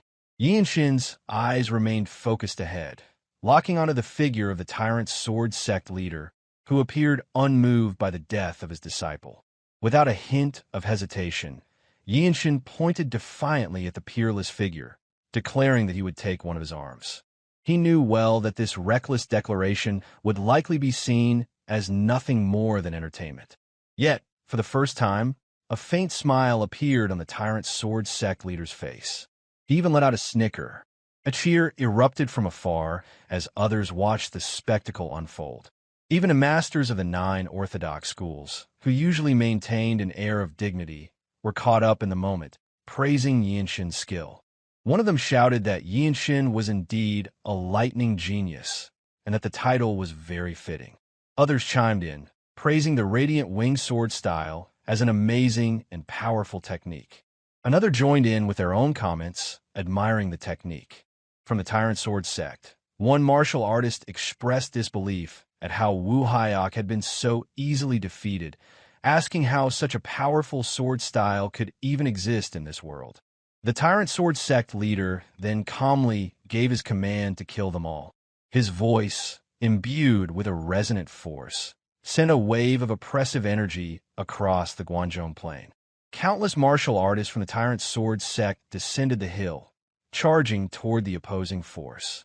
Despite their initial shock, their morale remained strong. The Jeongnan sect's martial artists, gathering their spirit, met the charge, drawing their swords in response. Amid the chaos, Wen Chang's voice rose, calling for Yeonshin to return. The urgency in his voice suggested how dire the situation had become. Yet, Yeonshin stood his ground. The Tyrant Sword sect's charge continued, the sound of their collective power vibrating through the air. Yeonshin could sense the war igniting between the two forces, sparked by his radiant winged sword style. At the forefront of the Tyrant Sword sect charge was a master whose immense momentum shook the ground, radiating a tyrannical energy wave. Yeonshin unsheathed his Desolate sword once more. He could immediately sense that the man charging toward him was an elder-level master, someone who had trained martial arts for decades, possessing top talent within the Tyrant Sword sect. He knew that this was a martial artist Yeonshin could not handle yet. The elder stepped forward, his voice cold as he declared that he would kill Yeonshin. From his demeanor, Yeonshin assumed the old man was Wu Hyok's grandfather. Had he been properly trained, it would not have taken more than 2 exchanges. Yeonshin spoke, provoking the elder. The old man leaped high into the air, his sword raised to strike Yeonshin down. As he descended, His voice filled the air, accusing Yeonshin of daring to challenge him. Yeonshin remained calm, turning his body sideways to create space. This is a battlefield now, he thought. Any method is permitted. Behind him, the Jeong Sword Immortal passed by with remarkable speed, brushing past Yeonshin's clothes. His inner energy surged through his body and into his hand. With a powerful counter from the Jeong Sword Immortal, the Tyrant Sword Sect Elder was forced back, his body pushed by the overwhelming energy wave. The burst of power rippled outward in all directions, announcing the start of the Sect War. At last, the great battle between the Tyrant Sword Sect and the Jeong Sect had begun. The Sword Immortal turned slightly as he spoke, expressing gratitude for Yeonshin's role in taking the initiative in the battle.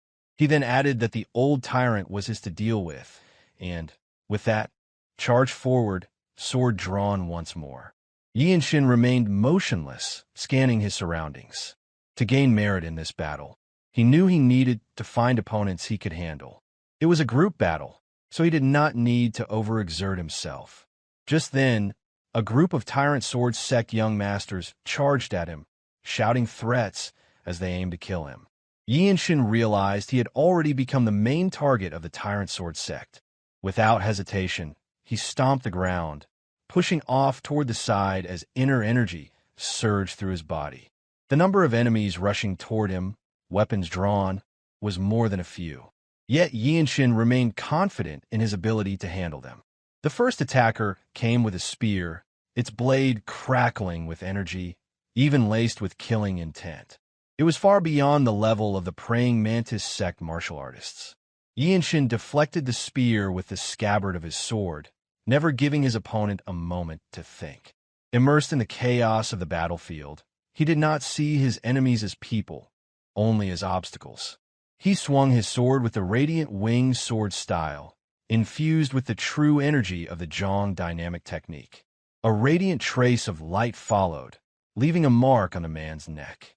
Without pausing, Yeonshin charged forward, a gust of dust swirling around him as his sword flashed, cutting down another foe. With two already defeated, Yeonshin pressed on, his senses heightened as he surveyed the battlefield. The techniques he had learned from battling the praying Mantis sect proved invaluable in a group fight. Two more swift strokes of his sword severed two more young martial masters, bringing his tally to 4. But now, he found himself surrounded. The disciples of the Tyrant Sword Sect had coordinated their attacks, finally facing him as a united front. Yeonshin's upper meridian burned with intense heat as he calculated the movements of his opponents. His mind was sharp, and his inner energy surged as he prepared to act. Two combined sword strikes came at him. He dodged the first with agility and blocked the second, calculating the best trajectory for his response.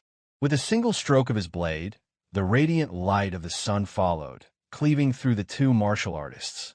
With 6 fallen, Yeonshin's transformation into the Radiant Demon Squad's lightning genius was nearly complete, as he gathered new martial arts techniques with every strike. As his gaze swept ahead, Yeonshin realized he was now under attack from behind. But before the assailant could strike, a sword slashed through the air, severing the attacker's neck. It was Wonchong covering his back. The two exchanged a brief, knowing look. In the next moment, Yeonshin's eyes lit up. He pushed the Jeong dynamic technique to its utmost limit and danced with his sword. Two martial artists, one in white and the other in blue, moved in perfect harmony, cutting down one Tyrant Sword Sect martial artist after another. The Desolate swords in their hands, ever growing with their martial arts mastery, never ceased drawing blood. The first battle had been won by the Jeong sect. Many believed that seizing the initiative had been a decisive factor in their success. Yeonshin had since become somewhat of a celebrity upon Jeongnan Mountain. Martial artists of the Jeongnan sect treated him with courtesy and goodwill, recognizing his valor. As he strolled with Elder Yeonshin, she conveyed her gratitude to the young warrior. However, Yeonshin, unfamiliar with flowery praise, dismissed it as flattery. Elder Yeo mentioned the growing interest in him among the sect's members, noting that many were eager to speak with him. At one point, a disciple offered him fruit wine that had been hidden away from both master and senior uncles, inviting him to share a drink. On another occasion, a different disciple commented on the apparent backlog of martial duels, suggesting a missed opportunity to challenge him sooner. Yet another proudly declared that the junior sisters from the Poetry Rhythm Pavilion had shown interest in Yeonshin, but insisted that their sparring match would come first. Having grown up in isolation, Yeonshin found it difficult to respond to such warmth and attention. As he continued his walk with Elder Yeoh, she brought up the topic of the Jeong family's destruction. She offered to reveal the truth to him immediately if he wished, mentioning that his second brother already knew the full story. There had been reasons behind Yoongsan's decision not to disclose it and Elder Yeoh's own hesitation. She suggested it would be better to wait until after the upcoming battle. Yeonshin considered her concern unnecessary, believing the truth would not shock him. Nonetheless, he agreed to wait, choosing to follow Elder Yeoh's advice. 3 days later, the Tyrant Sword Sect appeared once more upon the Gwangjong plain, their swords sharpened and their murderous intent palpable. Even among those known for villainy, the air around them carried a grim silence that said more than words. The Jeongnan Sword Immortal assessed the situation with a grave tone. The enemy had mobilized the entirety of their Elder Council. Understanding their strength all too well, Myohwa voiced her belief that a victory here would bring an end to the conflict. The Sword Immortal tasked her with protecting the disciples, to which she responded with quiet composure, and her face alight with determination. Approaching Yeonshin, Myohwa conveyed her wish for his martial success. Their eyes met, a silent acknowledgement of the battle ahead. Yeonshin offered a calm reply, turning his gaze with the hope that the Cloud Sword Dragon would remain unharmed. It was then that the Sword Immortal issued a stern reminder regarding the 8 fierce Rakshasa sword, the grandfather of Wu Hyok, whom Yeonshin had slain. Yeonshin inquired whether this man was the same elder from the Tyrant's sect they had previously encountered. The Sword Immortal confirmed this and explained further. Before he could defeat him fully, the leader of the Elder Council had intervened. Though the Elder's stance had collapsed quickly, he had remained focused on Yeonshin even while receiving fatal blows. Both Yeonshin and Myohwa listened closely as the warning continued. The Rakshasa sword held seniority even above the Tyrant's sect's leader. Yet in battle, he moved as if an extension of his command, often regarded as his right hand. Resolute, Yeonshin fixed his eyes forward. Determination to earn further merit burned within him as he expressed gratitude for the warning. With a firm expression, the leader of the Jeongnan sect raised his sword. At his signal, the second great battle began. Unlike the first, there was no vanguard battle. The Tyrant Sword Sect charged forward with swift, unrelenting force, their movements marked by deadly momentum. In perfect harmony, the disciples of the Jeongnan sect advanced to meet them, swords drawn and spirits united. Among the fray, a figure from the Poetry Rhythm Pavilion took command, instructing her fellow members to gather and form a sword formation to support one side of the battlefield. As the two forces, Jeongnan sect and the Tyrant Sword sect, collided, the vast plain grew dense with murderous intent. The fierce waves of hostility clashed against the refined and profound energy of one of the 9 great schools. Within this maelstrom, Yeonshin found himself instinctively raising the radiant wing sword style. The scent of blood had become all too familiar to him. Amid the sweeping tides of martial energy from all directions, he could only wonder how many opponents had already fallen by his blade. A sudden pulse of concentrated killing intent surged toward him, snapping him to full awareness. The Jeongnan Sword Immortal's warning had proven accurate. An elder of the Tyrant Sword Sect, known as the 8 Fierce Rakshasa Sword, emerged through the chaos. Even clad in torn clothing, the elder radiated immense momentum, the aura of one who had endured countless battles. His fierce gaze fixed solely on Yeonshin. The elder advanced with solemn determination, declaring his intention to offer Yeonshin's head to a nameless grave, swearing there would be no escape this time. The surrounding battles drifted away, leaving Yeonshin isolated to face the elder. Yet not a flicker of fear touched his expression. He stood firm with his eyes steady, gazing ahead. He questioned whether all evil sect behaved this way. Yeonshin understood instinctively. Nothing disrupted an opponent's focus in a melee more effectively than provocation. He continued, accusing the elder of shamelessness, chasing after him while his subordinates fell under the blades of Jeong experts. Despite the words, the elder's focus only sharpened.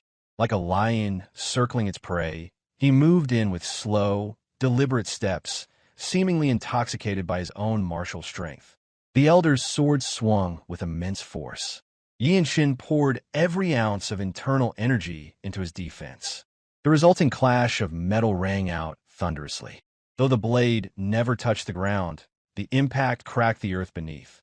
Unrelenting, the elder unleashed a barrage of stance techniques followed by a powerful palm strike, each executed with the mastery of a seasoned elder of a major sect. Yeonshin countered with a rotating force from the Eternal Blossom Fist.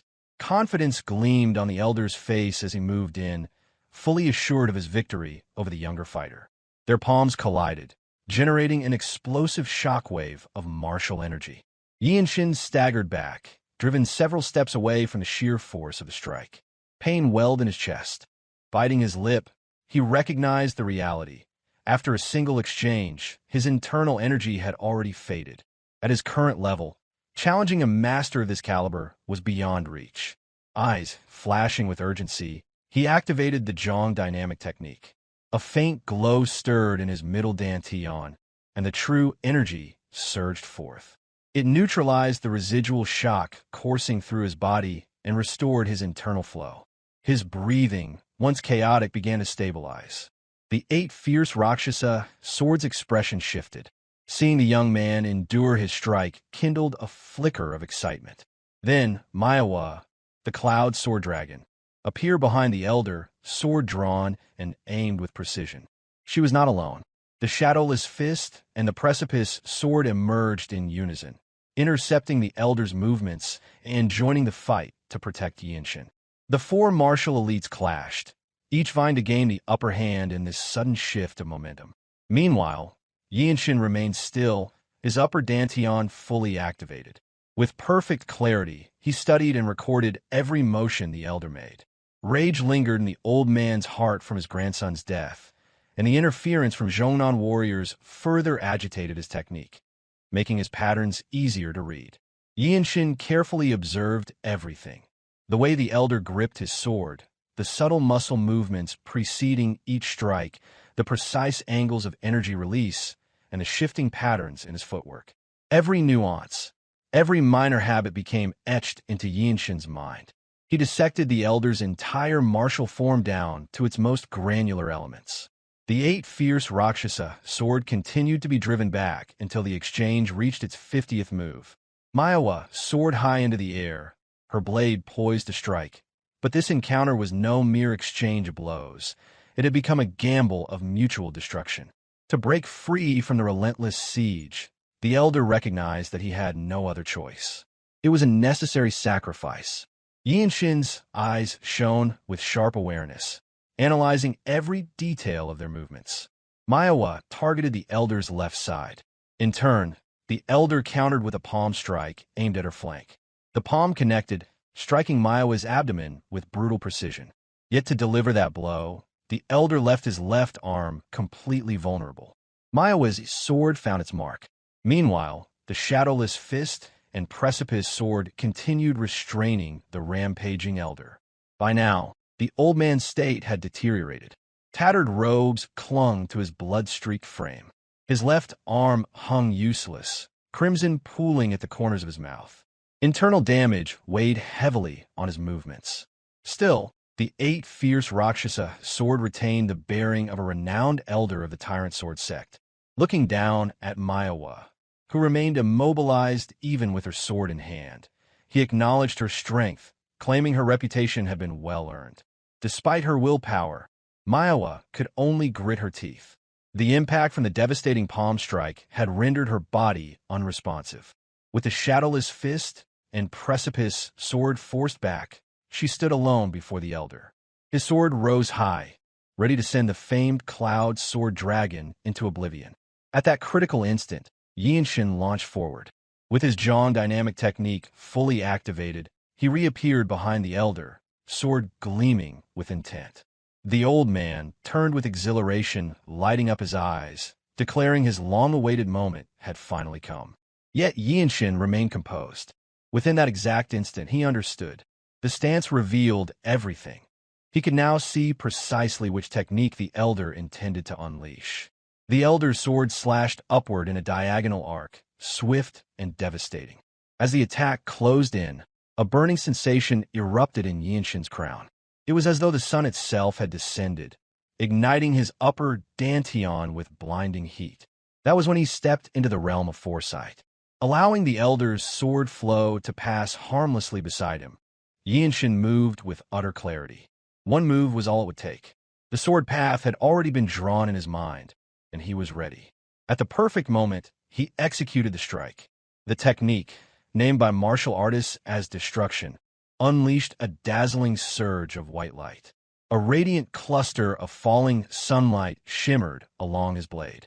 The fluid white trajectory sliced past the Rakshasa's sword and through the Elder's stunned form. For a heartbeat, the Elder could only look upon Yeonshin, watching as he calmly stepped forward.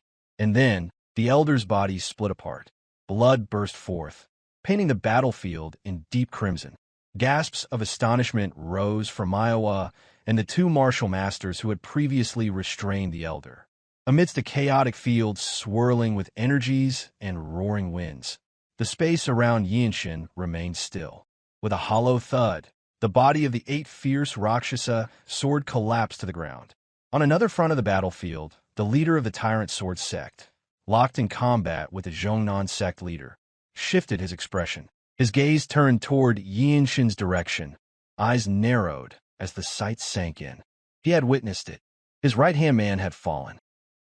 The 8 fierce Rakshasa sword, the right-hand man of the Tyrant Sword Sect leader, his head laid frozen with wide eyes as his mouth gaped open. Yeonshin remained indifferent to the incredible feat he had just accomplished, though the Tyrant Sword Sect leader's gaze lingered for a moment longer. In the chaos of the battlefield, where energy and wind swirled around, only the area where Yeonshin stood remained eerily calm. Meanwhile, Wonchong rushed to Yeonshin's side, concerned that his companion might have been hurt. With a casual wave of his hand, Yeonshin called out to the Tyrant Sword Sect leader defiantly, reminding him of his earlier proclamation that he would take it. Pointing his sword as if to challenge the harbinger of destruction, the leader of one of the 13 skies, Yeonshin boldly declared that he had claimed his arm. The Tyrant Sword Sect leader, who had just moments ago pushed back the Jeong Sect leader, now found himself looking at a boy barely of age. Yeonshin's defiant stare was directed at the very man who had once massacred his entire family. The image of a young swordsman slaying the head of a Tyrant Sword Sect elder was one that every martial master present could have scarcely imagined. Extremely adept at using social skills and provocation, Wonchong immediately devised a plan. With his hero's headband tied, tall stature, and handsome features, he took a deep breath, squared his shoulders, and shouted loudly, announcing that the guest of the Jeong Sect, Desolate Fortress's lightning genius Yeonshin, had beheaded the Tyrant Sword Sect elder. His voice carried true energy, echoing through the battlefield with remarkable clarity. The sound of clashing metal halted as all eyes turned toward Wonchong, the white-robed warrior from Desolate Fortress. One disciple from the Jeong Sect wondering aloud if the 8 fierce Rakshasa sword had truly fallen, and if that was the old master they spoke of. Tyrant Sword Sect disciples looked on in disbelief, their eyes wide with shock. Even the Jeong Sword Immortal, momentarily halting his combat with the Council Elder, paused to assess the battlefield. No martial master now present in the Gwangjong Plain could believe that the 8 fierce Rakshasa sword had perished at the hands of a young boy dressed in a seemingly oversized blue robe. After dealing with several Tyrant Sword Sect martial artists, Elder Yeoh also stopped to express her amazement that Yeonshin had indeed accomplished such a feat. Cheers erupted from the gathered crowd, and a senior disciple of the Jeong Sect called out in celebration for the death of the 8 fierce Rakshasa sword. The young masters of the Jeong Sect, stirred by the news, erupted into their own cheers, their faces filled with reverence and joy. Some even shouted with unbridled enthusiasm, their voices ringing out across the battlefield. Thus, the ranks of the Tyrant Sword sect began to waver. In unison, the disciples of the Jeong sect surged forward, their momentum growing stronger as they drove back their confused and disoriented enemies. The arrival of Desolate Fortress's lightning genius, a youth whose actions had shifted the tide of battle, gave the Jeong sect forces a renewed strength, like a powerful waterfall cascading forward.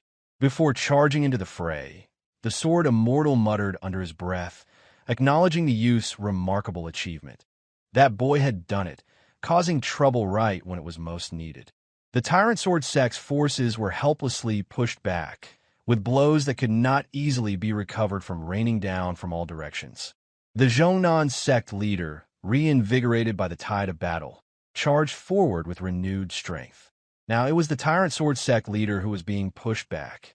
Just as the battle seemed to turn in favor of the Jeong sect, the council elder of the Tyrant Sword sect joined the fray, stepping in to hold off the Jeong sect leader. While engaging with the leader's sword, the council elder turned back to give his leader a stern suggestion. He urged him to fall back and regroup later, warning that the Jeong sect's momentum was no trivial matter. The leader's mind raced as he considered his options. As a peerless master, he knew how to quickly weigh the risks, pondering whether to push forward or retreat. The council elder, watching the unfolding situation, shouted for the leader to make his decision without delay. The leader of the Tyrant Sword sect gritted his teeth as the realization struck him. He could have defeated the leader of the Jeong sect, but his remaining forces would not hold up. While the council elder received the sword of the Jeong sect leader, the Tyrant Sword sect leader cast his gaze downward, seeing the young warrior defeat his sect's members. Yeonshin met the leader's gaze. Despite the vengeance burning fiercely within him, he knew he could not defeat the sect leader at that moment. The leader was a peerless master, so overwhelming that Yeonshin could barely lift his eyes to meet him. The mere weight of the leader's gaze shook Yeonshin to his very soul. The momentum of his forces had faltered, and the leader of the Tyrant Sword sect had made the decision to retreat. Time was an enemy to Yeonshin, yet it was also a friend. In the passing years, it would grant him the strength he needed. He muttered to himself that he had 4 years left in this world, and that would be enough to challenge the leader of the Tyrant Sword sect. Ultimately, the Tyrant Sword sect was defeated. It was a great victory for the Jeong sect, one that came with little loss. The atmosphere was one of rare comfort and warmth, as the Jeong sect had suffered few casualties. Within the main pavilion, Yeonshin received the flowing cloud tablet. It was said that presenting the tablet to any affiliated school under Jeong would ensure he was treated with the highest respect. The Western Heaven Sword Lord added that if Yeonshin ever needed a sword from the sect, he should ask without hesitation. Even if it was for a political matter involving the Desolate Fortress, the sect would lend their strength only for once. Yeonshin placed the tablet inside his robe, accepting it with gratitude. He did not decline the offer, understanding that there would be times when he would need it for missions or to challenge for the position of Divine Sword Commander. The next topic of discussion was the destruction of the Jeong family manor. Finally, the secret behind the Jeong family's annihilation was revealed through Elder Yeo's explanation that everything had begun with the World Tree. Curious, Yeonshin inquired about the connection between the divine object and his family. Elder Yeo explained that the World Tree supported the world, its principles shaping all things. The land of the Jeong family was fertile, and the roots of the sacred tree extended beneath their streets. Yeonshin stood silent, processing the reason behind the massacre of his family. Elder Yeo continued, explaining that the Lord of the Desolate Fortress was a master of powerful martial arts, some of which were believed to be sustained by consuming the fruit of the World Tree. Yeonshin then asked the reason that caused the Jeong family's annihilation. Elder Yeo responded by explaining that the Tyrant Sword sect and the Blood Flame cult were bitter enemies of the Desolate Fortress. It seemed to them that destroying a small martial family to sever one of the World Tree's roots was a sufficient reason for the destruction. Since the Jeong sect was nearby, they had received a request from the Lord of the Desolate Fortress to protect the Jeong family, though they ultimately failed. Finally, Elder Yeo added that Shinya County had been turned to wasteland by their hands. She expressed regret for Yeonshin, Yongsan, and Hyea. For a moment, Yeonshin seemed lost in thought, prompting Elder Yeo to wish, as though she wanted to embrace him. However, she refrained. Yeonshin decided to let the matter rest for the time being. He believed it would not be too late to seek answers from the Lord of the Desolate Fortress once he became the Divine Sword Commander.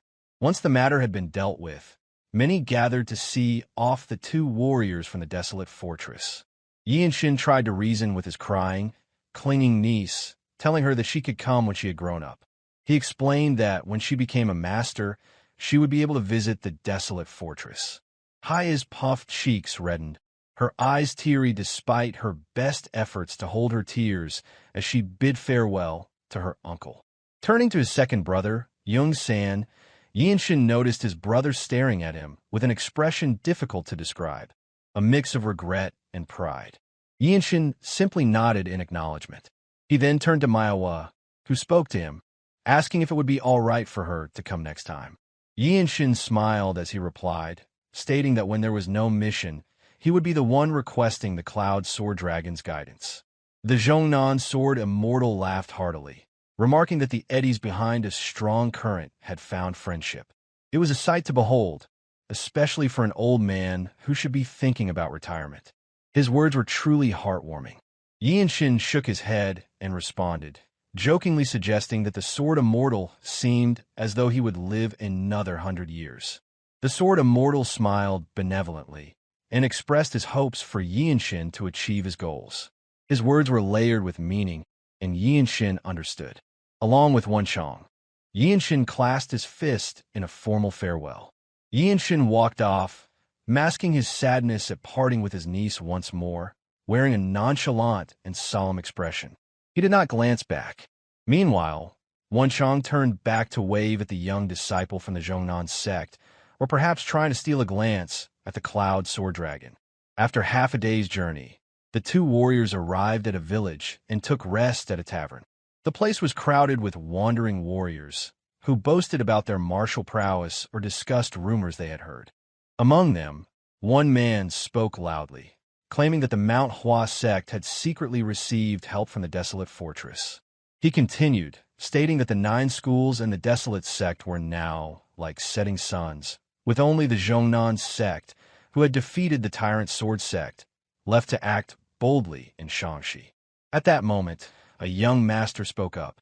He explained that, as someone new to the Murim, the speaker needed to understand that one could only live long in the Murim by keeping their mouth shut. This young master, who seemed to come from a martial family, had the appearance of someone who could throw his weight around but spoke with dignified authority. 2 martial women, swords at their sides, seemed to be his companions, nodding faintly with smiles. The wandering warrior at the opposite table, who had been speaking loudly, abruptly stood up and retorted. He demanded to know who the young master was calling a newcomer, and asked if he was wrong in his statement, adding that the Murim could not even catch one thieving demon. The young master simply let out a sigh, deciding not to engage further. Another man at his opposite joined the conversation, running his mouth about the Azure Eyes Sword Demon. He claimed that one of the eyes of the Azure Eyes Sword Demon, which the Radiant Demon Squad boasted about, had flown off. The first man laughed, adding that the Azure Eyes Sword Demon had once been a top blue robe master from the Desolate Fortress. He now claimed that it was all just empty fame, and he asked if anyone disagreed with his assessment. He scanned the room, as if seeking agreement. It was at that moment that an incredible speed was demonstrated. A chopstick, propelled by an unseen force, split the air and embedded itself silently in the table in front of the man. The young warrior stopped sipping his drink, and his 2 companions turned to look in the direction of the attack. The energy behind the strike was so powerful that the tip of the chopstick trembled. All eyes turned to the source of the attack, where a youth in a blue robe sat calmly. Chilling intent flickered in Yeonshin's eyes as he asked, with a controlled voice, for the man to tell him more about the story of the Azure Eyes Sword Demon. The tavern, which had been filled with the noise of sword-carrying patrons, fell silent in an instant. Yeonshin, who had subtly extended his hand, moved the shoulder hem of Yeonshin's robe. The embroidered character Desolate, stitched in black thread on the blue fabric, became visible. The wandering warrior who had been talking out of turn stumbled over his words upon recognizing the inscription. His stammering revealed that the two young men were from the Desolate fortress. The table that Yeonshin had struck earlier shattered with the force of his energy lay in pieces. The other tavern-goers quickly retreated, either remaining frozen in their spots or staying in their tables. The wandering young master looked Yeonshin up and down. His demeanor, previously casual as he chatted with the two women beside him, shifted to one of slight confusion, though interest clearly flickered in his eyes as he observed the newcomer. Yeonshin walked further into the tavern, heading toward the wandering warrior who had dared speak so recklessly. A smug grin tugged at Yeonshin's lips as he followed close behind. The tavern's occupants parted, not daring to block the way of warriors from the Desolate fortress. The wandering warrior, now stammering under his breath, could only stand motionless. With Yeonshin's display of strength, none within the tavern could challenge him. Finally, with his gaze turned away, the wandering warrior admitted his fault without daring to meet Yeonshin's eyes. He explained that he had never meant to insult the Desolate fortress. After an exhausting journey from Jeongnan Mountain, Yeonshin was visibly tired as he stopped to rest in the tavern only to meet an unexpected news. With a swift motion, Yeonshin's left hand moved over the hilt of his Desolate sword as he spoke coldly. He had no interest in the wandering warrior's excuses. His hand remained on the hilt of his sword as he looked the warrior dead in the eyes. His gaze, infused with the energy of the Jeong dynamic technique, radiated intensity as he demanded to know what had happened to the Azure Eye's sword demon's eye. The wandering warrior, now acutely aware of the immense pressure bearing down on him, immediately surrendered. With his trembling voice, he confessed that it was Thieving Ghost, and that the Bloodflame sect was believed to be behind him. He explained that a few blood swordsmasters and an apostle of the Bloodflame sect had clashed with the Radiant Demon Squad. During the fight, while protecting a commoner family, the Azure Eye's sword demon had met an unfortunate injury. Yeonshin stood still, processing the words as thoughts of his senior, the blue-robed Chung Myung, filled his mind. Known as the Azure Eye's sword demon, Chung Myung had been a kind senior figure within the Radiant Demon Squad. Yet, Yeonshin's gaze remained unwavering, fixed on the wandering warrior. The man, feeling the intense weight of Yeonshin's stare, began to tremble, his fear mounting with each passing moment. Under the crushing pressure, the wandering warrior fell to his knees, offering a hurried apology for his earlier mockery of the Desolate fortress warriors. Yeonshin looked down at him, his demeanor now more composed. He had matured as a martial artist, and it showed in the calm control he exuded. Bowing deeply, the wandering warrior pleaded for his life, his voice laced with desperation as if he faced a death sentence. Without further words, Yeonshin accepted the man's apology and instructed him to pay for the table that had been broken in the commotion. Surprised, the wandering warrior expressed his gratitude for Yeonshin's mercy. Meanwhile, the wandering young master, observing the situation, smiled knowingly, as though the matter had unfolded precisely as he had anticipated. The murmurs among the tavern's patrons began anew.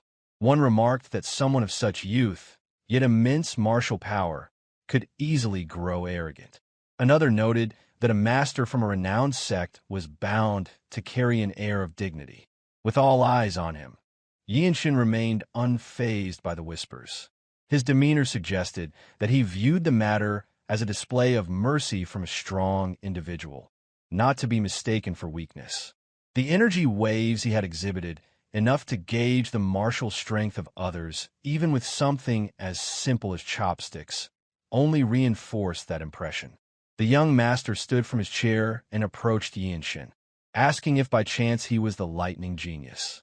After a brief nod of confirmation, the young master continued, expressing his belief that, following White Chilin Namgung Wasin, Yeonshin would become the next shining light of the desolate fortress. He added that it was a pleasure to meet him and introduced himself as Jeong from the Jeong family of Shangxi. They exchanged greetings, with Yeonshin nonchalantly stating his own introduction as a member of the Radiant Demon Squad of the Desolate Fortress, Jeong Yeonshin. Continuing with his flowery praise, Jeong remarked that Yeonshin was a rising star from the Desolate Fortress. He mentioned having heard of a master in Shangxi whose martial prowess far exceeded his age, and he believed it to be Yeonshin. The two women smiled, clearly entertained, as Jeong continued to shower Yeonshin with compliments, as if it were the most natural thing in the world. Feeling somewhat awkward, Yeonshin accepted the praise without responding, while Wonchong, with a grin, praised the young master's sharp ears. With this, Jeong inquired whether they were heading to Lantian County, and, if so, whether he could accompany them. Yeonshin turned to the young master with a sharp gaze at the question. Sensing the change in the atmosphere, Jeong quickly added that while he knew it might seem presumptuous, he wished to form connections with the masters of the desolate fortress. With a piercing look, Yeonshin questioned him in return, asking if he knew their destination and whether he was aware of the details of the situation. Unfazed and still smiling, Jeong explained that after the battle between Jeongnan and the Tyrant Sword Sect, the Radiant Demon Squad and Myohwa Sect had become hot topics in Xian's martial world. He said that everyone was watching, even those from smaller families like his own, so it was impossible not to know about such significant events in the martial world. Yeonshin's gaze remained fixed on Jeong as he carefully considered the young master's intentions. With his upper meridian open, it sometimes helped him gauge the truth behind words. Throughout their exchange, there was something unsettling about Jeong's smile, but Yeonshin chose not to voice his thoughts and simply nodded in response. Yeonshin suggested they depart after finishing their meal. The atmosphere in the room lightened, and Jeong expressed his gratitude for Yeonshin's acceptance. With Xian being one of the foremost cities in the Central Plains, meant that Lantian County, situated at the eastern edge of the metropolis, required quite a long journey from the inn near Zhongnan Mountain. As they traveled, Wonchong animatedly recounted how the battle between Zhongnan and the Tyrant Sword Sect had unfolded. He proudly recalled shouting that the Desolate Sect's lightning genius Jeong Yeonshin had beheaded the Tyrant Sword Sect elder. With a smug expression, Wonchong continued, claiming that his roar that day had been as powerful as Shaolin's lion's roar, causing all the martial artists from Zhongnan Sect and Tyrant Sword Sect to turn their heads in unison. The two women laughed heartily at the story, and Wonchong boasted about how impressive it had been. Meanwhile, Yeonshin walked ahead in silence, offering no comment. Amused, Jeong remarked that a desolate fortress martial artist would never lie, expressing his belief in Wonchang's words. The two warriors from the desolate fortress, naturally easygoing, quickly let go of formalities and spoke comfortably with their new companion. One of the women walking behind asked whether Yeonshin had truly beheaded the 8 fierce Rakshasa sword. Yeonshin shook his head and replied that it hadn't been as impressive as they thought. Without looking at them, Yeonshin elaborated that it was simply a case of taking advantage of the situation.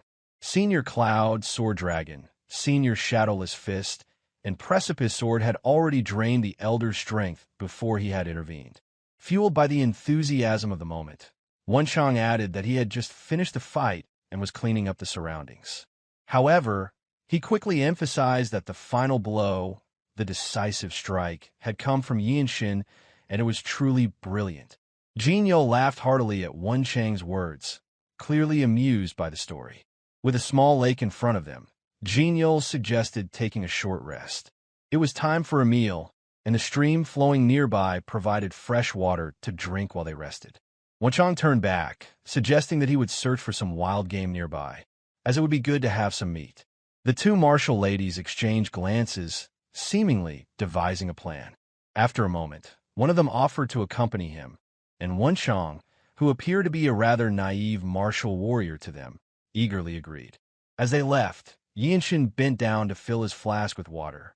Sitting on his left, Jeong glanced at Yeonshin and casually asked if he used his left hand as well. Unbothered by the question, Yeonshin responded that he used his right hand for sword techniques, although he had learned some fist techniques on a basic level. Jinyo muttered to himself, stating that Yeonshin's left side must be a weakness. His tone remained neutral, as if discussing something ordinary, but his hand slipped to a dagger hidden within his robe. In a flash, Jinyo thrust the dagger toward Yeonshin with incredible speed, without even using inner energy. His attack was remarkably stealthy, resembling a swift sword strike, but with a dagger instead. Jeong dynamic technique surged within Yeonshin's body. The internal energy coursing through his medians moved faster than the incoming strike. Just as Yeonshin reached for the handle of his sword, a flash of steel cut through Jinyo's neck with lightning speed. Wonchong had silently ambushed Jinyo with even more stealth, his movements seamless. The camaraderie shared in their brief journey evaporated in that moment, as the martial artist's eyes burned with merciless rigor. Looking at Jinyo's lifeless body, which now floated in the river, Wonchong casually remarked that he had known this would happen. The water from the river had caused Jinyo's hair to gradually turn a dirty red. Wonchong observed, suggesting that it appeared to be an assassin from the Bloodflame sect. Yeonshin agreed, then asked what had happened to Jinyo's companions, the ones who had claimed to be martial arts hall daughters. Wonchong grumbled that they must have met the same fate as Jinyo, now crossing the river of three paths. As a martial warrior himself, Wonchong had ambushed the two women while Yeonshin was momentarily getting water.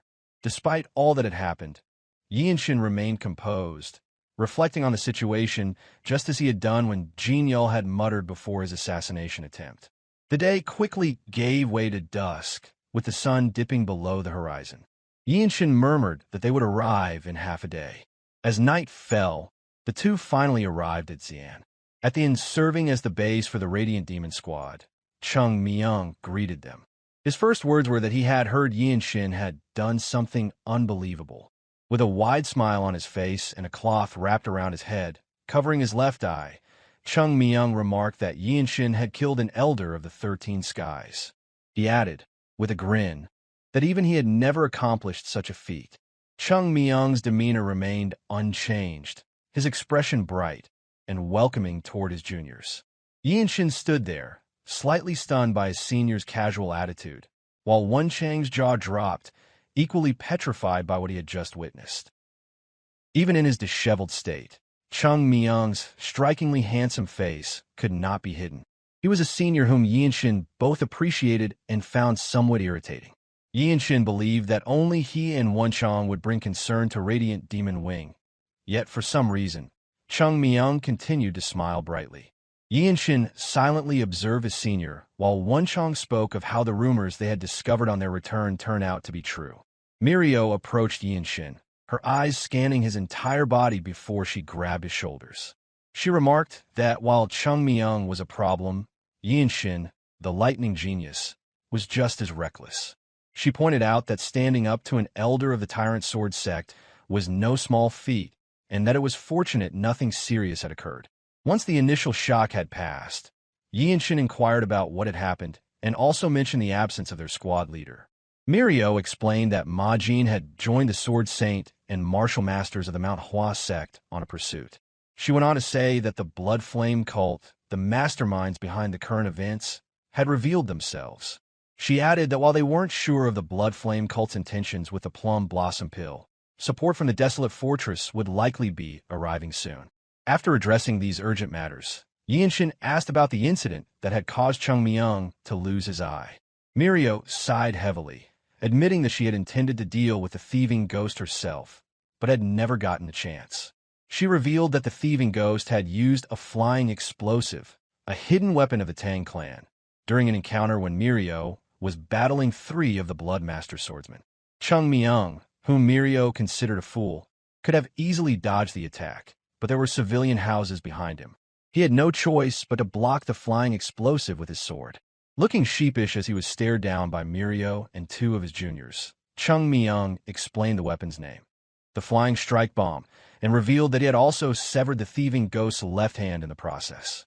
It was then that the explosive weapon had flown through the paper wall of the inn. The four inside the room immediately recognized the weapon's deadly potential and the danger they were in. The explosive was bound to detonate and pierce them since they were standing, not sitting. A blinding flash and deafening explosion lit up the night as it ripped through the room. Chung Myung was the first to land outside. Thankfully, all of them were martial masters from Desolate Fortress, and they emerged from the room unharmed. Moving the fastest, Chung Myung helped Wonchong out of the room, ensuring he was safe before letting him down. He remarked that whatever their squad leader was doing to flush out the Thieving Ghost wasn't working. Always quick to react like a beast, Mirio had her hand on her sword's hilt while Yeonshin crouched beside her. Yeonshin narrowed his eyes as he looked toward the direction the attack had come from. He had noticed earlier that the powerful energy waves that had pierced Theon weren't just from a single source. Then, from behind the attacking enemies, a middle-aged man with a small build and missing his left arm entered Yeonshin's sight. He immediately deduced that this man must be the Thieving Ghost. Without hesitation, Yeonshin rose to his feet and strode toward the man. He saw this as an opportunity to refine his martial arts. As he walked off, Yeonshin asked the other Radiant Demon members to handle the remaining threats, declaring that he would take care of the middle-aged man himself. This revelation caught Chung Myung off guard, as the Thieving Ghost was the one responsible for taking one of his eyes. On the other hand, Yeonshin didn't wait for any response from his seniors. He simply continued his steps, closing the distance until he stood a few paces away from the Thieving Ghost, while his hand resting on the handle of his Desolate sword. The middle-aged man greeted Yeonshin with a smile. He muttered that, given Yeonshin's blue outer robe and white inner clothing, he must be the rookie known as the Lightning Genius. Yeonshin did not respond, merely unsheathing his sword in preparation. He sensed the killing intent emanating from the Thieving Ghost, as though slaying the masters of Desolate Fortress was the man's sole purpose. The middle-aged man provoked him further, suggesting that being called by such a grand title had likely made Yeonshin arrogant enough to face him alone. The Thieving Ghost then mocked Yeonshin, asking if he did not realize that it was he who had taken the azure-eyed sword demon's eye. Despite the growing number of people recognizing him, Yeonshin remained unfazed.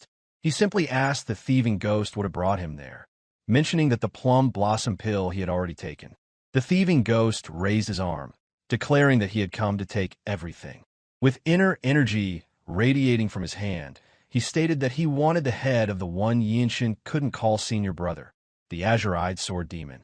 Since there was no martial hierarchy in Desolate Fortress, the Thieving Ghost made this declaration this way. Maintaining his composure, Yeonshin asked why the Thieving Ghost would risk incurring the wrath of Myohwa's Sword Saint and the Radiant Demon squad leader for such an act. The Thieving Ghost raised his left shoulder, his arm still wrapped in a bandage, fresh blood seeping through. As a martial artist who had perfected the art of stealing, the Thieving Ghost's arm was just as important as his martial skills. He remarked that Yeonshin clearly did not understand the true significance of a martial artist's hand. Yeonshin's gaze remained sharp as the Thieving Ghost took a step forward. The Thieving Ghost spoke again, his tone dismissive. He acknowledged that he had indulged Yeonshin because he had shown some promise, but now he considered him no different from all the other fools.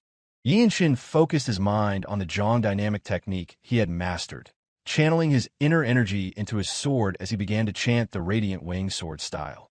His true energy flowed from his hand into the blade, as if the sun itself was bleeding into the air. Without hesitation, Yeonshin struck upward with the Desolate sword. A faint stream of light followed the trajectory of the sword. The Thieving Ghost body technique was as elusive as his title suggested. The sword strike missed, marking the first time Yeonshin's technique had failed since its creation. The Thieving Ghost's movement was fluid and swift as he turned and rushed in. In an instant, he appeared beside Yeonshin, his hand stretching out like a snake, accompanied by a wave of energy that seemed intent on seizing Yeonshin's sword-holding hand. It was the Thieving Ghost's signature move, the grappling hold. However, Yeonshin had already captured the technique in his mind. The entire focus of the technique was to subdue the opponent's arm and leave them defenseless. Even as he analyzed his enemy's martial technique, Yeonshin formed a perfect defense. A whirlwind of wind surrounded his body as he moved, the spiral force of his movements destroying any chance of being caught from behind. The Eternal Blossom Fist, harmonized with Chung Myung's teachings, added to the defensive power. The Thieving Ghost's eyes narrowed as he stepped back, but Yeonshin simply floated backward as if he were a leaf drifting in the wind when their true energy clashed. As Yeonshin landed gracefully on the ground, the Thieving Ghost muttered in surprise, observing that the movement technique resembled that of the Elf clan. However, he quickly corrected himself, stating that it wasn't quite the same. He noted that it was a martial art that hand people couldn't follow, resembling their form, but ultimately, it was a new martial art. Yeonshin jabbed back, remarking that the Thieving Ghost spoke too much.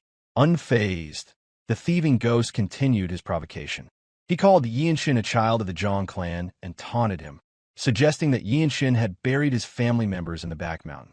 Yeonshin listened silently as Thieving Ghost continued to ask if he had ever wondered what had become of that land.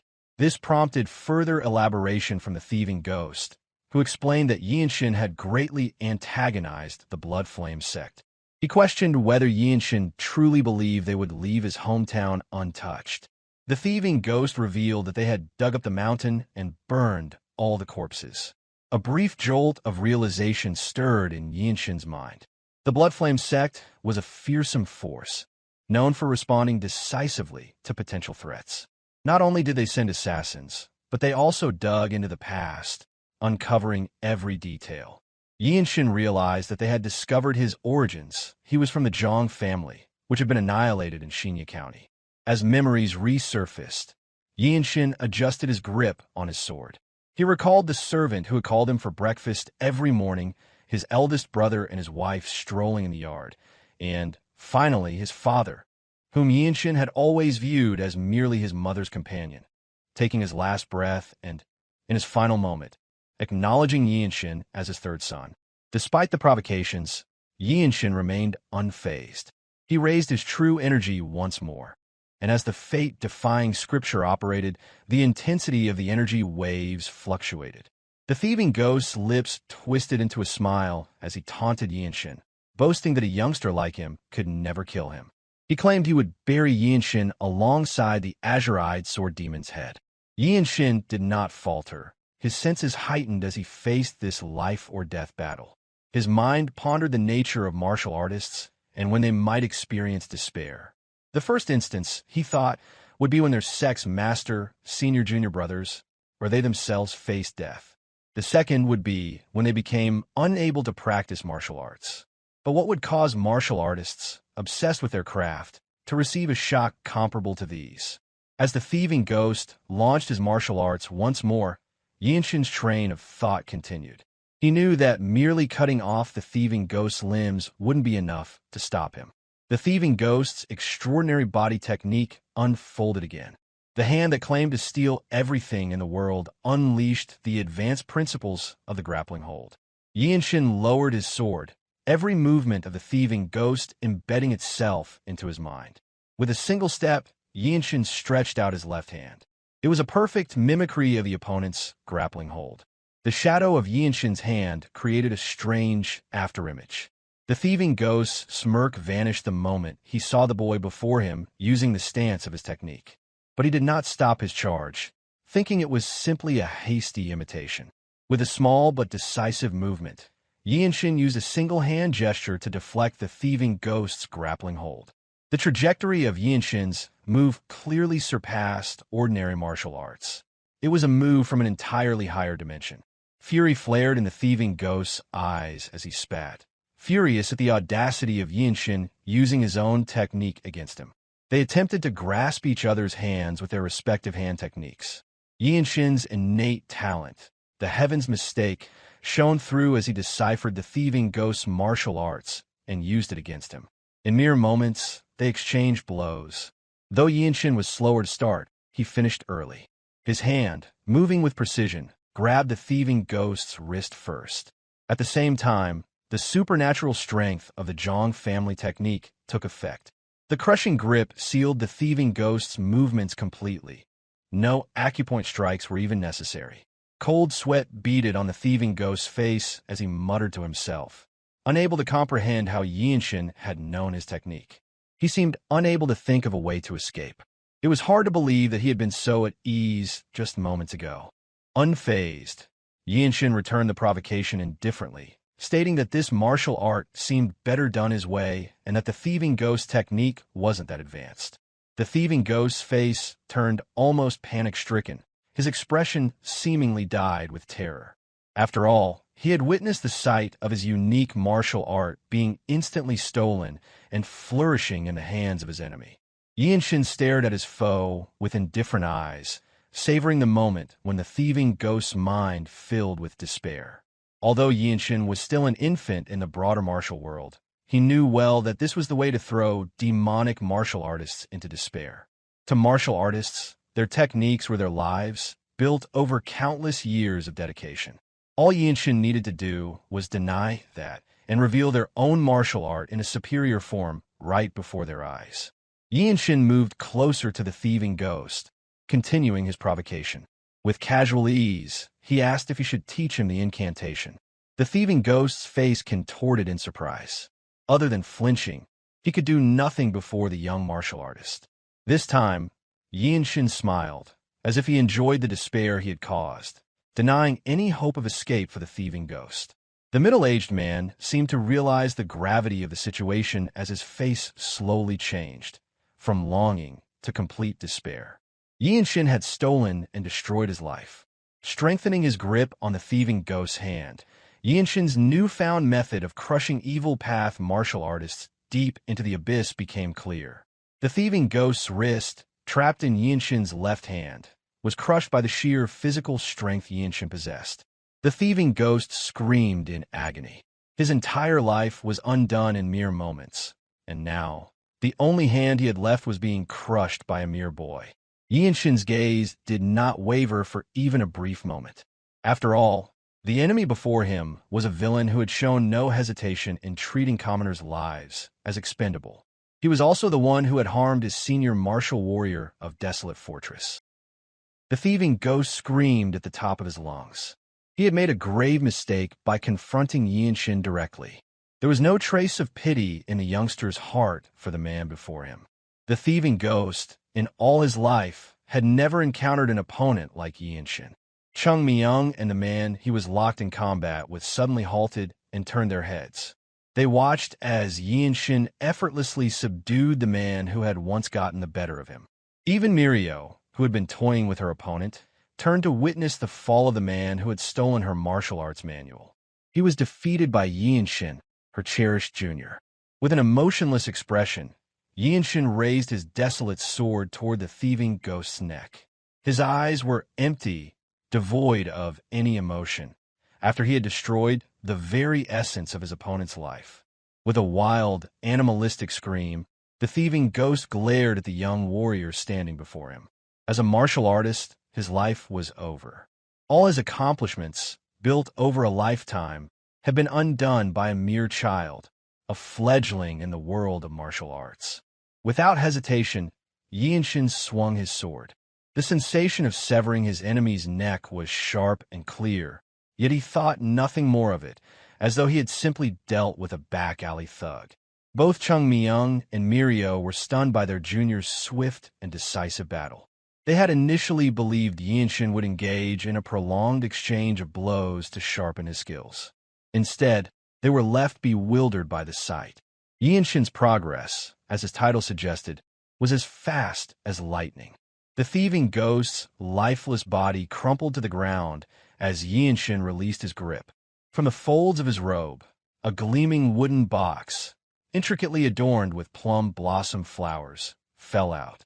Once everything settled and Majin returned, Yeonshin brought the Thieving Ghost's head and the wooden box to record his merit. Majin had not expected an attack on their temporary base, especially not from the Thieving Ghost, who had brought martial artists from the Blood Flame sect along with him. However, everything had been swiftly dealt with following Yeonshin's arrival from the Jeongnan sect's support mission. No one in the room could deny that Yeonshin's talent was like a mistake of the heavens, something that should not exist in the mortal realm. Yet here he was, already making waves in the martial world at such a young age. The scar on Majin's face twitched as he observed the scene.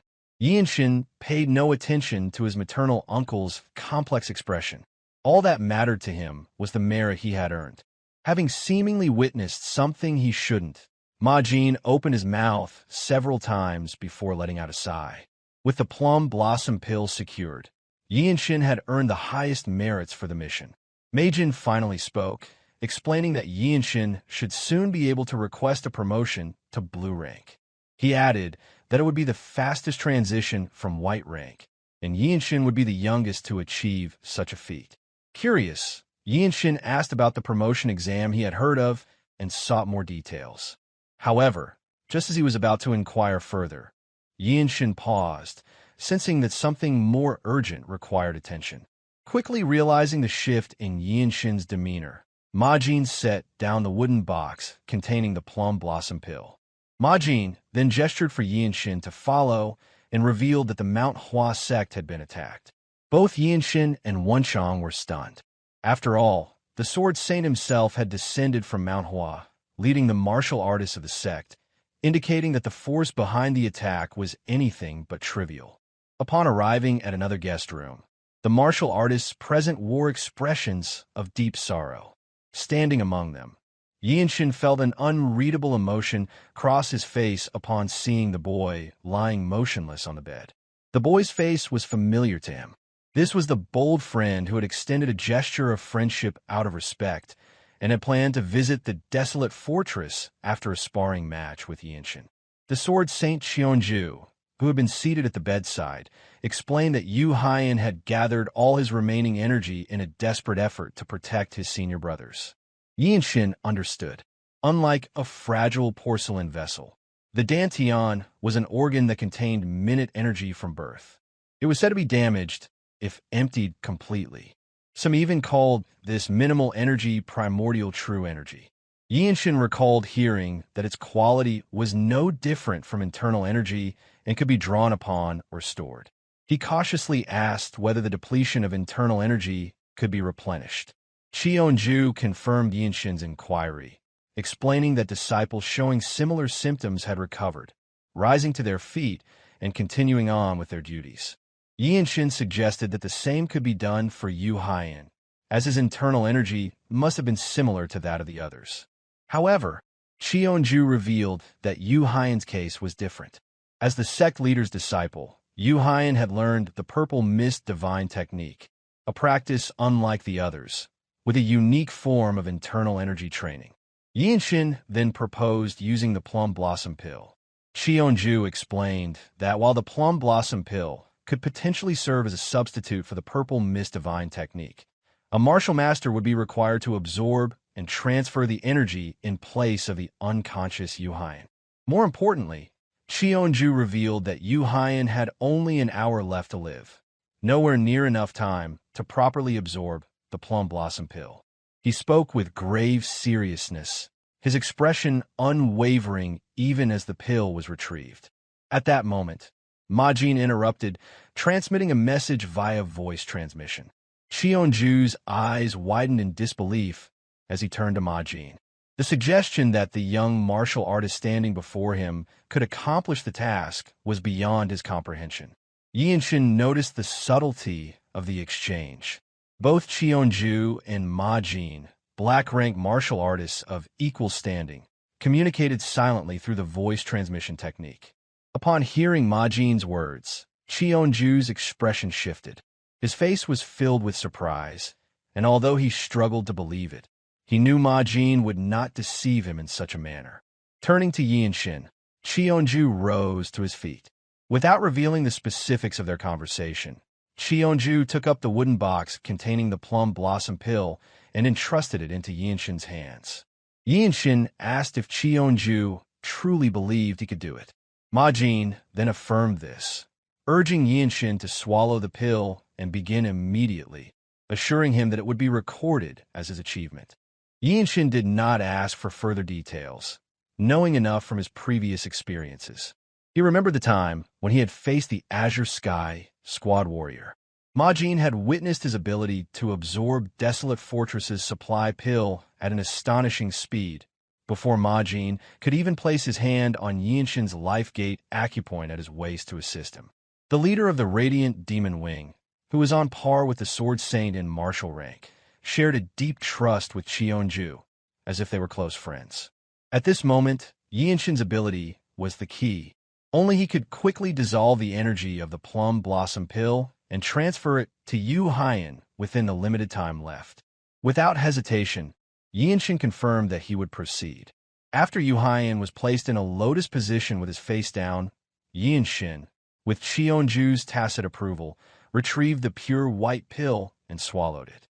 As the fragrant scent of the Plum Blossom Pill filled the air, Yeonshin felt the miraculous medicine dissolve the moment it entered his body.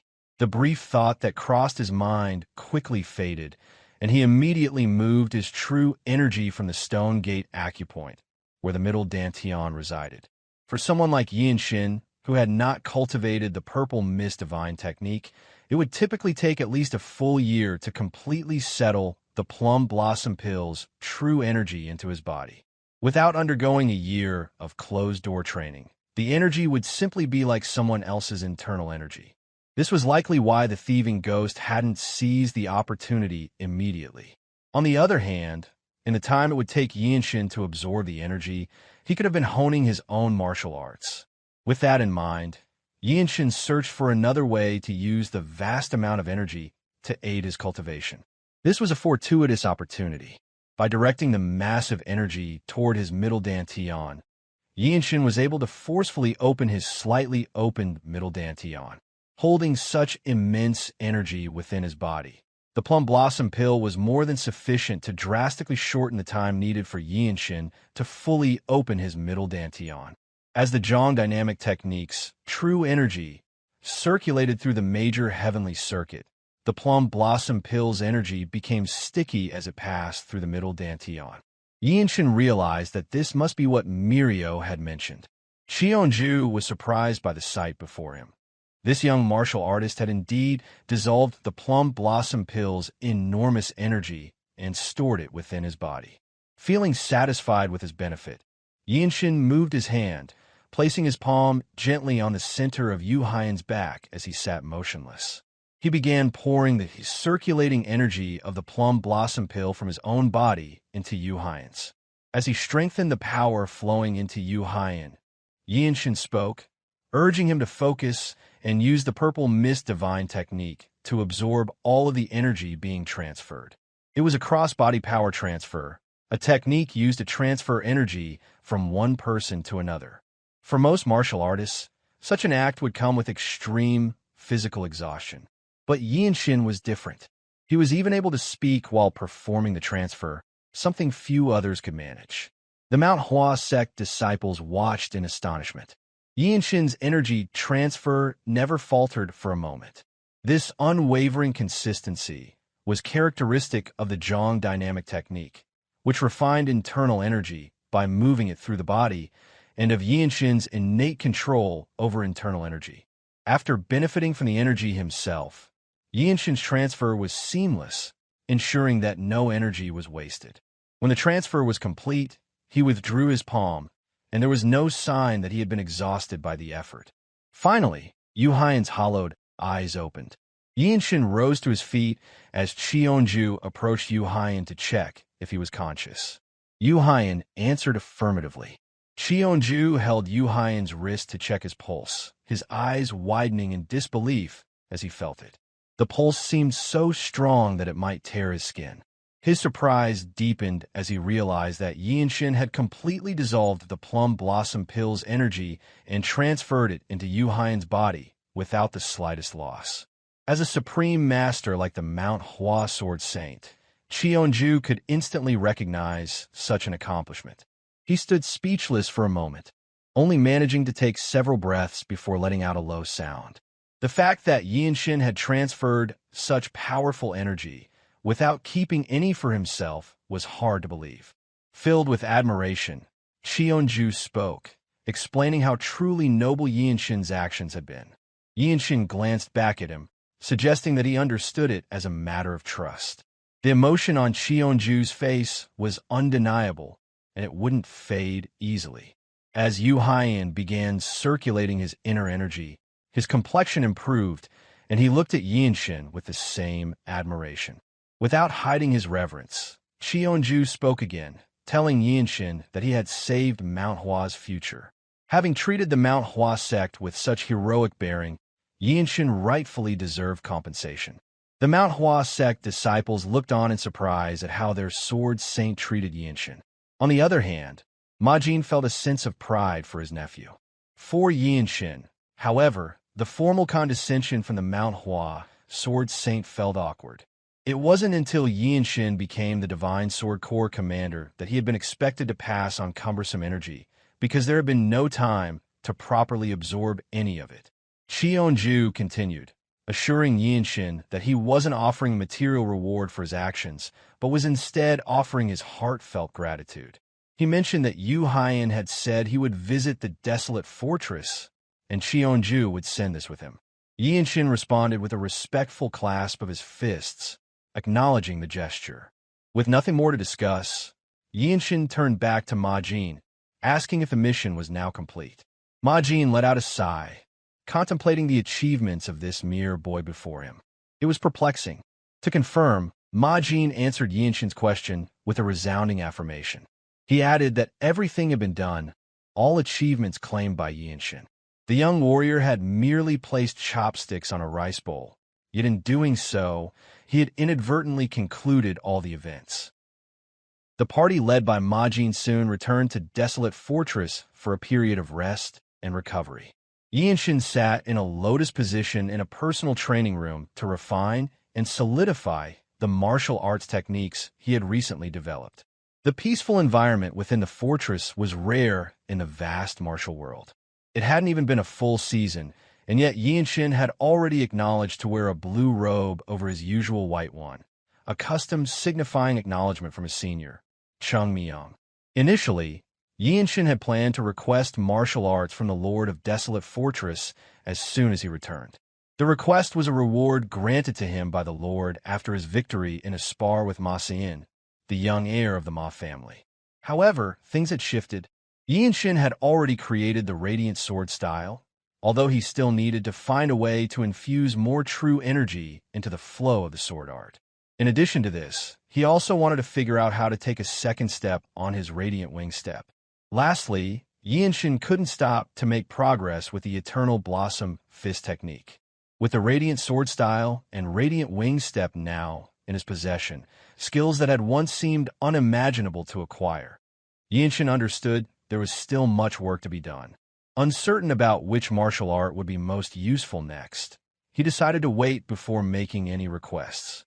As time passed, Yeonshin became increasingly frustrated. Despite spending considerable time in the martial arts archives, he found no new inspirations to improve his skills. Majin's words resurfaced in his mind.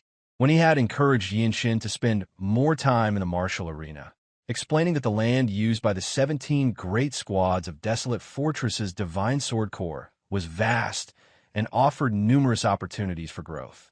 The techniques of the Radiant Demon Squad and the Azure Sky Squad, such as the Radiant Demon Technique and Azure Sky Sword, were distinctly different.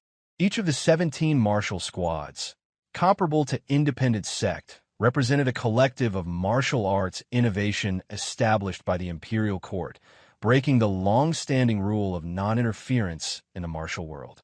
Majin had elaborated that Desolate Fortress served as a place for members to gather and improve together, much like rivers flowing into the ocean. It was a reminder to Yeonshin and the newly appointed White Rank warriors not to become narrow-minded, but instead to meet and spar with fellow martial artists in order to refine their skills. With this advice in mind, Yeonshin decided to pick up his sword and leave. He departed from his quarters in the Radiant Demon Squad's lodging and walked through the hall toward the martial arena, where masters from the 17 squads were known to gather. On his way, Yeonshin overheard the buzz of conversation among the seniors. Some spoke among themselves, commenting on his remarkable achievements and referring to him as the lightning genius. Others directly asked if the rumors were true, that Yeonshin had beheaded the 8 fierce Rakshas's sword. It was widely known that the elder's strength far surpassed that of a typical blue-ranked martial artist, further fueling the rumors. The response to Yeonshin's remarkable achievements was nothing short of tremendous. However, for Yeonshin, severing the head of the tyrant sword sect felt easier than handling the constant attention and discussion he became the subject of within Desolate Fortress. On top of that, it was widely known that Yeonshin had lent his aid to martial masters from both Jeongnan and Myohwa. As a result, they began to see the potential for taking him on a mission to Shaanxi, knowing he had already forged connections with 2 of the 9 great schools. However, Yeonshin was not particularly fond of the pride and admiration that came with this newfound fame. Time was precious to him, and he had no interest in basking in glory. With a focused determination, he made his way toward the stairs that led to the training ground. Upon reaching the top of the stairs, Yeonshin paused and took in the scene before him. The training ground stretched out before him in its vastness, an awe-inspiring sight. Even the small viewing platforms were carefully arranged, offering a clear view of the entire area. Scattered across the field were unfamiliar martial artists, each engrossed in their own practice, and their eyes were fixed on the center of the ground. As Yeonshin followed their gaze, he saw numerous martial techniques on display, some of which he was witnessing for the first time. 2 white-ranked warriors engaged in a fierce sparring match, exchanging blows using their fist martial arts, while their fellow white-ranked warriors observed. A little further away, blue-ranked martial masters worked on their sword techniques, testing their skills against one another. These martial artists, all from different squads, had gathered here to meet and hone their craft freely in the massive training ground. It was during this moment that Yeonshin's attention was drawn by someone calling out to him. A middle-aged scholar, a frequent visitor of the sparring hall, had noticed Yeonshin and, seeing him for the first time, approached him to inquire about his identity.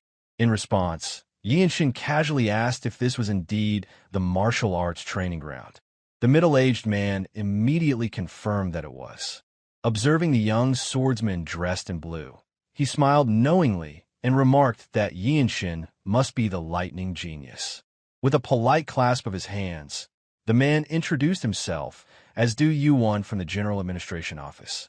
Yeonshin returned the gesture with respect before turning his attention back to the sparring sessions. At that moment, the Ma family's bloodline within him wasn't widely known, and Yeonshin's cool, detached demeanor was not a sign of arrogance. It was simply the result of his relentless pursuit of time and progress, ever aware that the clock was always ticking. However, D1 moved closer and spoke again. His expression was filled with goodwill, and he mentioned that he had heard much about the Radiant Demon Squad's lightning genius. News of Desolate Fortress reached the General Administration Office, where the officers tracked all notable achievements. He added that Yeonshin's accomplishments were truly remarkable. Du Yuan then leaned in and revealed a secret to Yeonshin.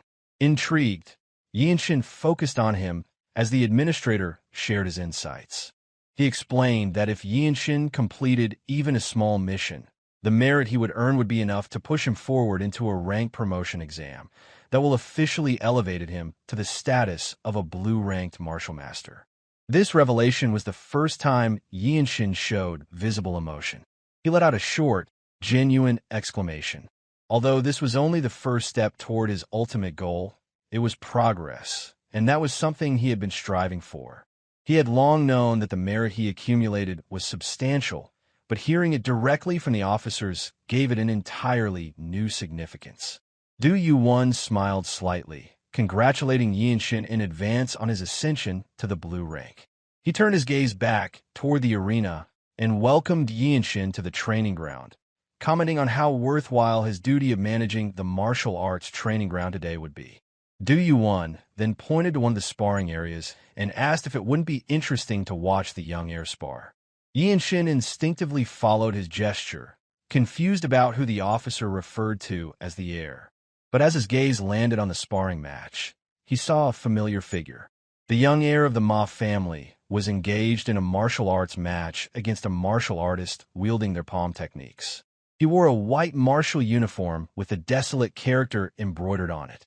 Yeonshin recognized him as his distant relative, the heir of the Ma family, adopted by Yeonshin's grandfather, Myohwa. The young heir had been chosen as the Ma family's successor and, aside from his talents, possessed a handsome appearance. As Yeonshin observed the spar, Du-Won spoke again, saying there was much praise for the Desolate Ma family. The young heir had been winning consecutive victories against other white-ranked warriors here at the martial arts training ground. Du-Won continued, noting that it was even more impressive given that it had been less than a month since the young heir passed the Desolate exam. Thanks to him, the area around the main fortress had become quite bustling. Just as Du-Won finished speaking, Ma Se-in pulled both hands back, gathering his true energy and releasing it in a powerful palm strike toward his opponent. The sparring session ended with that forceful blow. Ma Se-in looked up and noticed Yeonshin watching the match. His expression shifted as soon as their eyes met, and his complex emotions were plainly visible. He walked over to Yeonshin and asked if he would be interested in crossing swords. There was more than just anger and shame in his voice. Yeonshin could sense something else, something deeper, in his words. Yeonshin stared at his maternal grandfather's adopted grandson for a moment before asking his name. Slightly embarrassed, Ma Se-in introduced himself, explaining that they had never formally introduced themselves during their previous duel in front of the Desolate Fortress Lord and the purple-ranked Desolate Master. This duel had been one in which Ma Se-in, in an eruption of defiance, challenged Yeonshin, only to be crushed in defeat. Ma Se-in continued, saying he had learned a great deal from that defeat and asked for another chance. Yeonshin considered his words carefully. Though Ma Se-in had easily defeated several white-ranked martial artists one after another, he remained respectful toward Yeonshin. This change in his attitude seemed genuine, as though he had a shift in mindset. Yeonshin remembered the duel vividly, especially when he created the Eternal Blossom Fist during the match. He wondered whether Ma Se-in could help refine the Radiant Sword style. Yet, he ultimately realized that he could not fill the framework of the Radiant Sword style with inferior inspiration. It was a divine martial art, after all, inspired by the Swordmaster's sword path. At that moment, a light breeze stirred, causing Yeonshin's clothes to flutter slightly. Without them realizing it, Chung Myung had approached. He walked toward them and looked at Ma Se-in.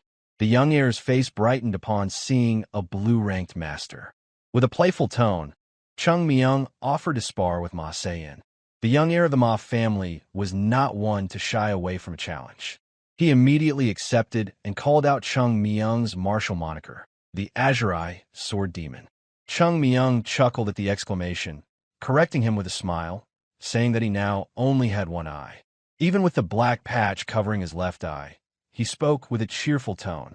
With a respectful request, Chung Myung asked his junior if Yeonshin would mind if he went first. In response, Yeonshin asked whether his senior often visited the martial arts training ground. Chung Myung confirmed it, though he mentioned that he felt somewhat forced to. He explained that if he didn't keep up, he would fall behind, as Desolate Fortress was a place filled with monstrous martial masters. Yeonshin assumed that the loss of his seniors might have played a part in that. Chung Myung confirmed this assumption, explaining that he needed to recalibrate his senses since his vision was now halved.